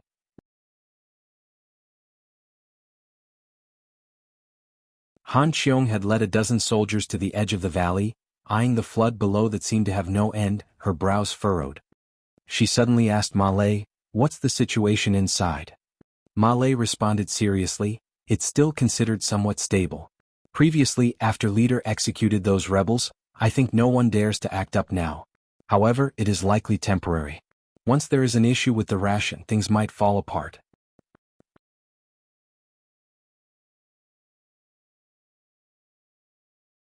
At this time, the four heads of Vulture Valley were Han Xiong, Sun Lon Lon, Xiao Yun and Malay. Although Malay was slightly unhappy that Han Xiong was above him in position, seeing the Type 4 Divine Warrior Boleus guarding her, he knew that Han Xiong was more important than him to Yu Zhong. Thus, he could only obediently be her assistant. Han Xiong considered it all quietly. When Yu Zhong had left and she was left in charge, she finally realized how difficult it was to become a proper leader in this cruel world. Suddenly, the surface of the lake water churned, and a dozen 20m-long mutant water snakes broke through, crawling up the city wall. 30 Type 2 Divine Warriors rushed up the city wall, wearing their sun battle armor. They wielded powerful bone bows and knocked their arrows. Within seconds, the sharp bone arrows showed towards the dozens of mutant water snakes. The bone arrows were filled with power, piercing the heads of the mutant water snakes. However, their life force was strong. Even after being buffeted by a number of arrows, they did not die. Instead, they charged forwards with renewed fury. The 30 warriors had to fire another 3 volleys to take down 2 mutant water snakes. Although their strength had been pushed to the Type 3 stage, their accuracy was poor, missing the vital spots of the mutant beast. Yu Zhong had conquered a number of tribes, and after cleansing those traitors during the uprising, the total number of elites left in his troops were little. There were only about 30 Type 2 Divine Warriors. Even after the enhancement of the battle armor, there was still some weakness. Eyeing the incoming horde of mutant water snakes, a lot of people lost their composure as fear started to cloud their mind. If the mutant beasts were to break through, it would be a disaster. At this time, Boleus waved his large beast bones and leaped down the city wall. The moment he landed, he appeared right on top of a mutant water snake, smashing down viciously, causing the entire head to cave in. He continued to weave in and out of the horde, the beast bones in his hands smashing out from time to time, directly killing mutant water snakes with every hit. Soon, beneath the walls there was a large pile of snake corpses. After he was done, Boleus flashed back up the city wall, standing quietly behind Han Xiong. Seeing how he had casually taken care of the horde, everyone heaved a sigh of relief, their gazes towards him filled with respect and admiration. At this moment, the waters at a distance started to churn, and a huge Type 4 mutant water snake broke out of the surface of the water. Beside the Type 4 mutant snake, countless Type 3 and Type 2 mutant water snakes formed a disgustingly massive horde as they swarmed over. When the people on the wall saw the sudden appearance of these snakes, their eyes were all filled with shock. If these snakes broke through the wall, the people within the city walls were sure to perish. Boleus took one look and barked coldly, "Miss Han Xiong, please make preparations to leave with Miss Sun Lan Lan. I will protect the two of you in your retreat." Hearing his words, everyone's expression turned pale, their morale almost collapsing. Even Malay and Xiao Yun were no exception. Han Xiong's expression sunk as she rebuked in a righteous manner, "Mr. Boleus, there are over hundreds of thousands of people in this valley, you're actually thinking of fleeing without fighting, aren't you ashamed?" Boleus replied coldly, "There's only so much I can do. The strongest mutant beast is likely a Type 4 mutant beast based on my conjectures. With my abilities, there's only a 5% chance of winning it. However, there are so many other beasts aiding it, thus my success rate has been reduced to 0%. The task that Master Yu Zhong had delegated to me was to keep you and Miss Sun Lan Lan safe. I can sacrifice myself to protect you, but the life and death of everyone else are not within my consideration. If orders are to be changed, it has to be done by Master Yu Zhong." After Boleus had been subdued by the puppet rune, he had become a tool that only knew how to listen to orders. He would not listen to anyone else. Malay took a long deep breath. "Forget it. Han Xiong, you and Sun Lan Lan better prepare to leave. You guys have done your best." Although he was not willing, he had no way of overpowering Boleus, thus he could only comply.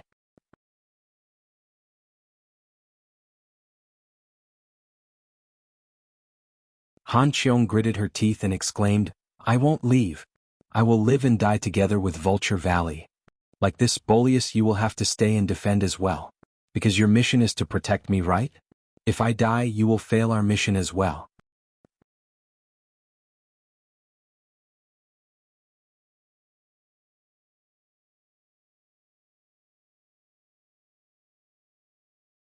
Chapter 835, Eradicating the Type 4 Mutant Water Snake. Then you'll have to excuse my rudeness. Boleus replied with an impassive look, before he suddenly dashed behind Han Qiong, and knocked her out with a single strike. He then placed her on his shoulders before leaping deep into the valley. Ma Lei turned to Xiao Yun and asked, "Aren't you leaving?" Xiao Yun laughed bitterly. Now that the entire valley is surrounded by the dam water, other than that freak Boleus, no one else can leave. Why not risk it and fight it out? Dying on the battlefield is an honor to us warriors. Ma Lei turned to the soldiers on the city wall and barked, "Well said, brothers. Since we have no way to retreat, this is our final home. If we don't protect it, who will? Let's fight to the death. Fight to the death. Fight to the death." The soldiers had felt low in spirits when Boleus left, but under the motivation of Ma Lei and Xiao Yun, they were rejuvenated. Although they were facing a huge beast, their fear so powerful that their legs were shaky, they were still standing there, eyeing the distance. Ma Lei looked into the distance at the incoming mutant snake horde and sighed, "If only leader Yu Zhong was here. He would definitely have a way to deal with this." The moment he spoke about Yu Zhong, Xiao Yun's eyes flashed with a complicated gaze. If it's him, he definitely would have a way. It's just that after he brought that Type 5 Diplodocus to destroy the Sun Alliance, there had been no news. Who knows if he's dead or alive? Xiao Yun had followed Yu Zhong in a bid to broaden his horizons and step on a bigger stage. He had seen for himself how Yu Zhong had created miracles after miracles. He knew that he was far from his match, and the jealousy towards him had long since disappeared, leaving only utmost respect. Before everybody's eyes, the horde of snakes was getting closer, and the fear in everyone's heart was rising. The city wall that had fended off so many other mutant beasts was nothing to these snakes. "Look at the sky." Just then, a warrior suddenly pointed to the skies and exclaimed. Everyone immediately looked up, only to see a floating fortress flying towards them. The gigantic floating city was enough to cover part of the sunlight, therefore almost blocking part of the sky. Ma Lei looked up and could not help sucking in a cold breath. That's a floating city. Xiao Yun took a look at the storm battleship and conjectured, "There's actually such a city? What in the world could it be? Are there gods residing within? May the gods protect us. May the gods protect us. May the gods protect us and lead us through this." The soldiers began to get on their knees, praying and kowtowing to the ship. The physique of the human warriors on this world was much stronger than those on Earth. However, most of them had never received any education before. Many did not know how to perform simple maths and were quite simple in intelligence. Hence, when they saw something they did not understand, they would attribute it to the higher powers. As they prayed, a figure clad in light gold suddenly descended down from the skies, turning into a beam of light that landed directly on the head of the Type 4 mutant water snake.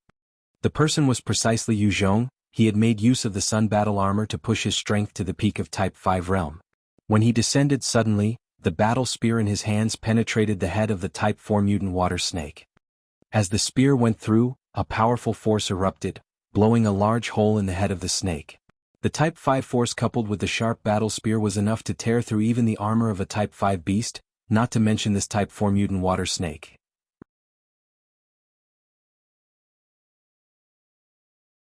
Yu Zhong immediately burrowed through the fleshy wound, wielding his battle spear to tear the Type 4 mutant water snake from within.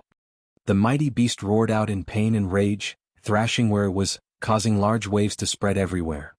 A number of mutant water snakes of the basic and Type 2 realm were caught in the struggles of their overlord and were flattened into meat paste. The rest of the horde quickly dodged to one side, eyeing their king with wide eyes.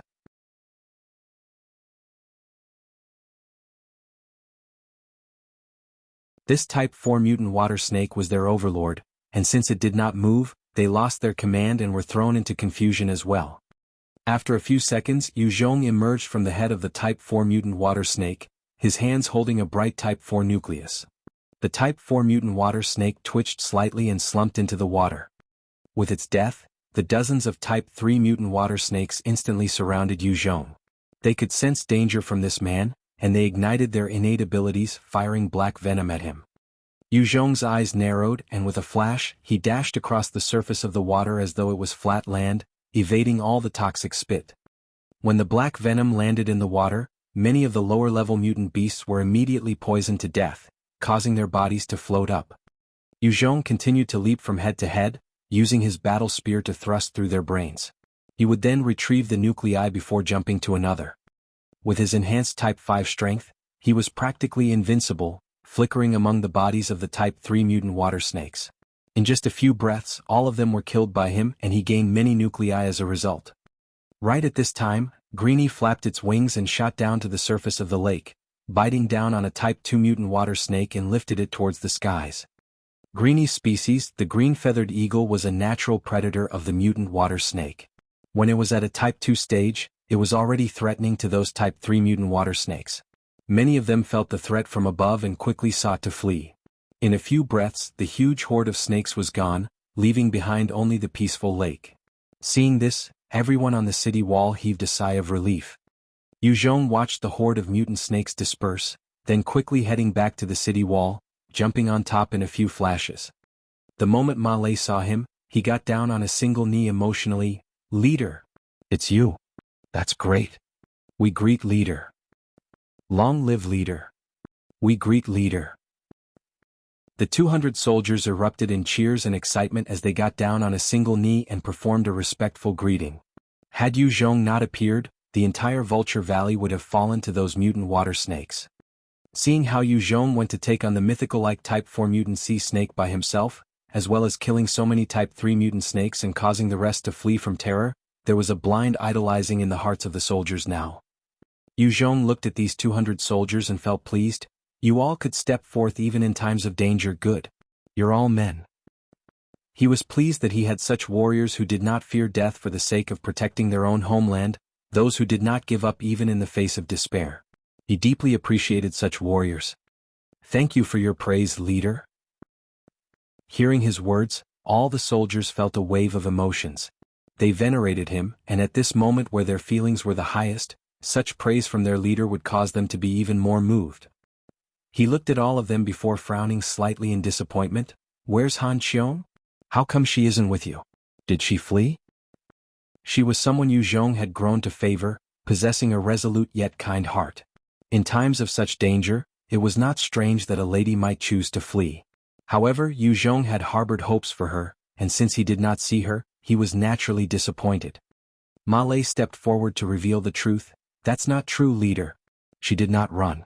It was Boleus who knocked her out for her own safety and brought her away. Han Qiong wanted to fight till the end together with us."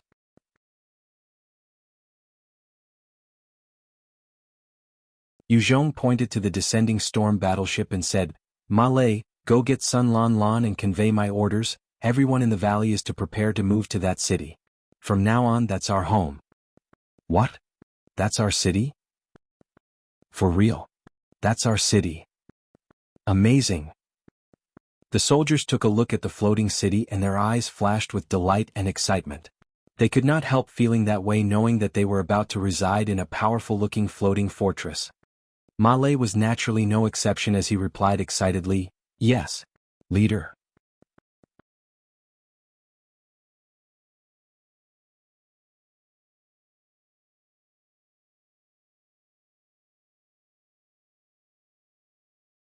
Chapter 836, Cloud Region. Everyone was in a state of panic in Vulture Valley, but news of Yu Zhong's return caused them all to be relieved. A huge crowd of them were assigned in batches by the government to board the storm battleship, their hearts filled with excitement. "This place is beautiful. Is this our new home?"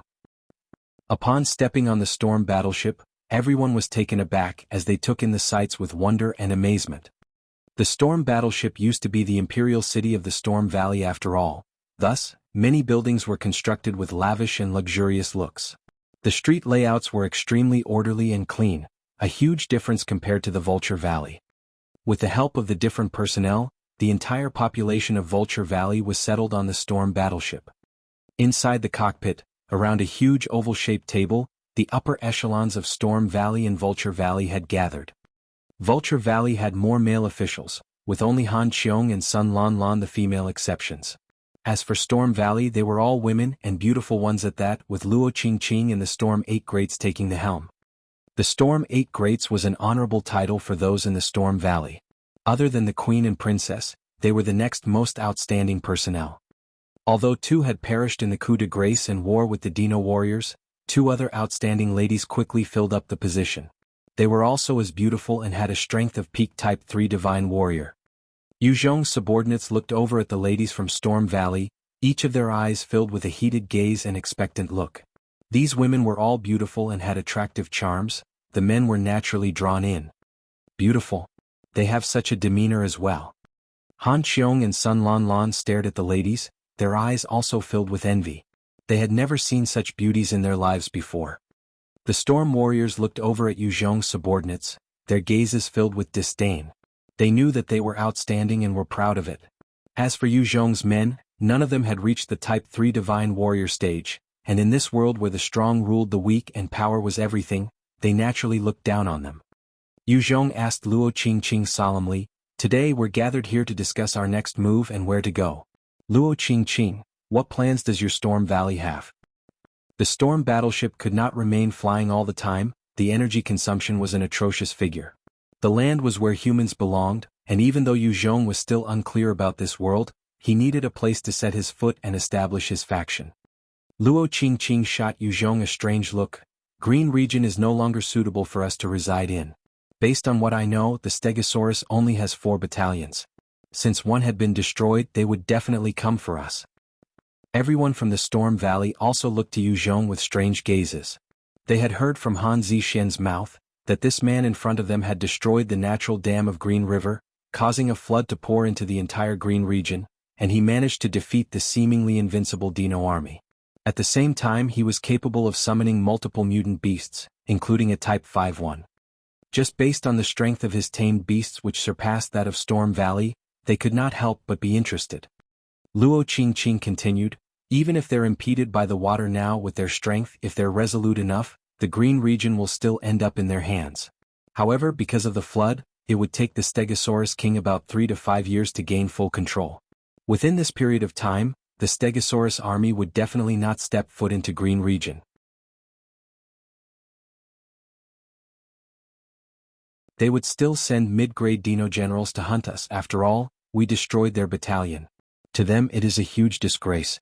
Furthermore, the mid-grade Dino-Generals are too strong, we aren't their match. The only thing we can do now is to evacuate and expand in Cloud region."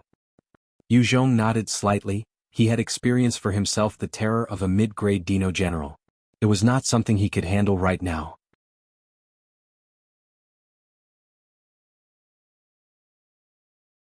Previously, he had relied on the terrain and his mutant beast's abilities to obtain a victory. If they were sent as assassins, then before Yu Zhong could even have time to summon Mount Tai, he would be killed instantly. In order to defeat just one part of their forces, Yu Zhong had been forced to reveal many of his trump cards. Those intelligent Dino people would definitely think of ways to deal with him. The next time he might have to face an entire squad of well-prepared mid-grade Dino generals. Mount Tai might have monstrous strength, but its weakness was very obvious. It had only a single style of attack, its range within a few hundred meters. There was no innate ability and its movement speed was slow as well. As long as 10 Type 5 Divine Warriors rode on pterosaurs and used their abilities or powerful long-range weapons, they could easily deal with Mount Tai. Of course, the requirement was for Mount Tai to be out of a water body. Otherwise, it could easily dive into the waters and the Dino warriors would be helpless. Yu Zhong continued to ask, "What's the situation over at Cloud region? Is there anywhere suitable for us to expand?" Yu Zhong had swallowed his fair share of factions, building up a decent-sized power. However, it was far from the Storm Valley's intelligence network. Luo Qingqing replied softly, "Cloud region is the last front of the 12 northern regions. There are also many prehistoric technologies there. Even mid-grade Dino generals would not dare to enter alone. The Cloud region has been against the Triceratops kingdom for many years, even though it has always been at a disadvantage, it has not been destroyed yet." Yu Zhong revealed a look of interest. "They can hold their own against the Dino kingdom? Seems like they're pretty strong. Our next destination should be there then." Yu Zhong knew just how terrifying the Dino people of this world was. Every single Dino kingdom was sure to have a few peak-level existences. The fact that the people of Cloud Region could stand their ground, it meant that their weapons were definitely powerful because the physique of the humans could not compare to the Dino-people. Luo Qingqing replied, "Yu Zhong, before we head there, I hope that you can make a trip to Grey Mountain first. Our allies the winged race is there. It was due to their help that we could maintain our guard at the Cracked Tooth Gorge for so long. I hope to invite them along." Yu Zhong asked, "How many people are there in the winged race?" Luo Qingqing replied, 30,000. Their resources can be provided by our Storm Valley. Yu Zhong fixed his gaze on her. There has to be a toll on them. The energy consumption of the Storm Battleship is large. If they want to board this ship, they need to pay a toll. I will not take them along for free. Luo Qingqing sunk into silence upon hearing those words. She was clear that the operation of the Storm Battleship required large amounts of nuclei. They could not provide it at all. Yu Zhong's request for a toll was extremely reasonable. However, after so many battles they had expended most of what they had and could not fork out much. Yu Zhong's eyes flashed as he continued, "Luo Qingqing, I know that your Storm Valley doesn't have many nuclei right now. I hope that you can grant Han Zixian to me, and allow her to work for me as my subordinate. I can waive the toll for the winged race." Han Zixian was someone Yu Zhong admired and respected for her strength and values. Even in times of despair, she did not abandon him and was loyal throughout, even if it was on Luo Qingqing's orders. Such a person would definitely aid Yu Zhong if she joined him. Hearing his request, Han Zixian turned pale, her expression one of bewilderment. Every subordinate of the Storm Valley also turned to look at Han Zixian with strange looks.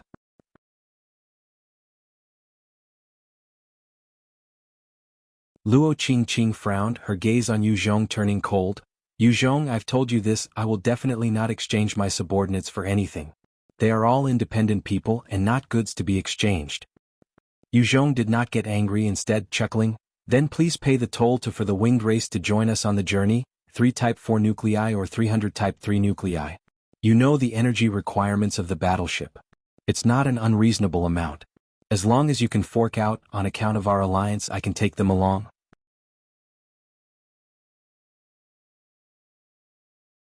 "Remember, they are your Storm Valley's friends, not mine, Yu Zhong's friends." Luo Qingqing frowned and continued staring, her head filled with countless thoughts. 3 Type 4 nuclei or 300 Type 3 nuclei, these were not small numbers. Even if they all submitted their current stash, it might not be enough. There's no need to quarrel. At this time Han Zixian stood up, her pupils narrowing as she stared at Yu Zhong. "Yu Zhong, I'm willing to be your slave and work for you. Please waive the fees for our friends of the winged race to board." Luo Qingqing stared at Han Zixian and exclaimed, "Zixian. You're tuning in to the Han Li's Wuxia Adventures YouTube channel. We're so grateful for your support, and don't forget to subscribe to join us on this incredible journey through captivating stories. Your generosity through donations truly makes a world of difference, as it's the primary source of revenue that allows me to expand and enhance this channel for you. Thank you from the bottom of my heart for being a part of this adventure.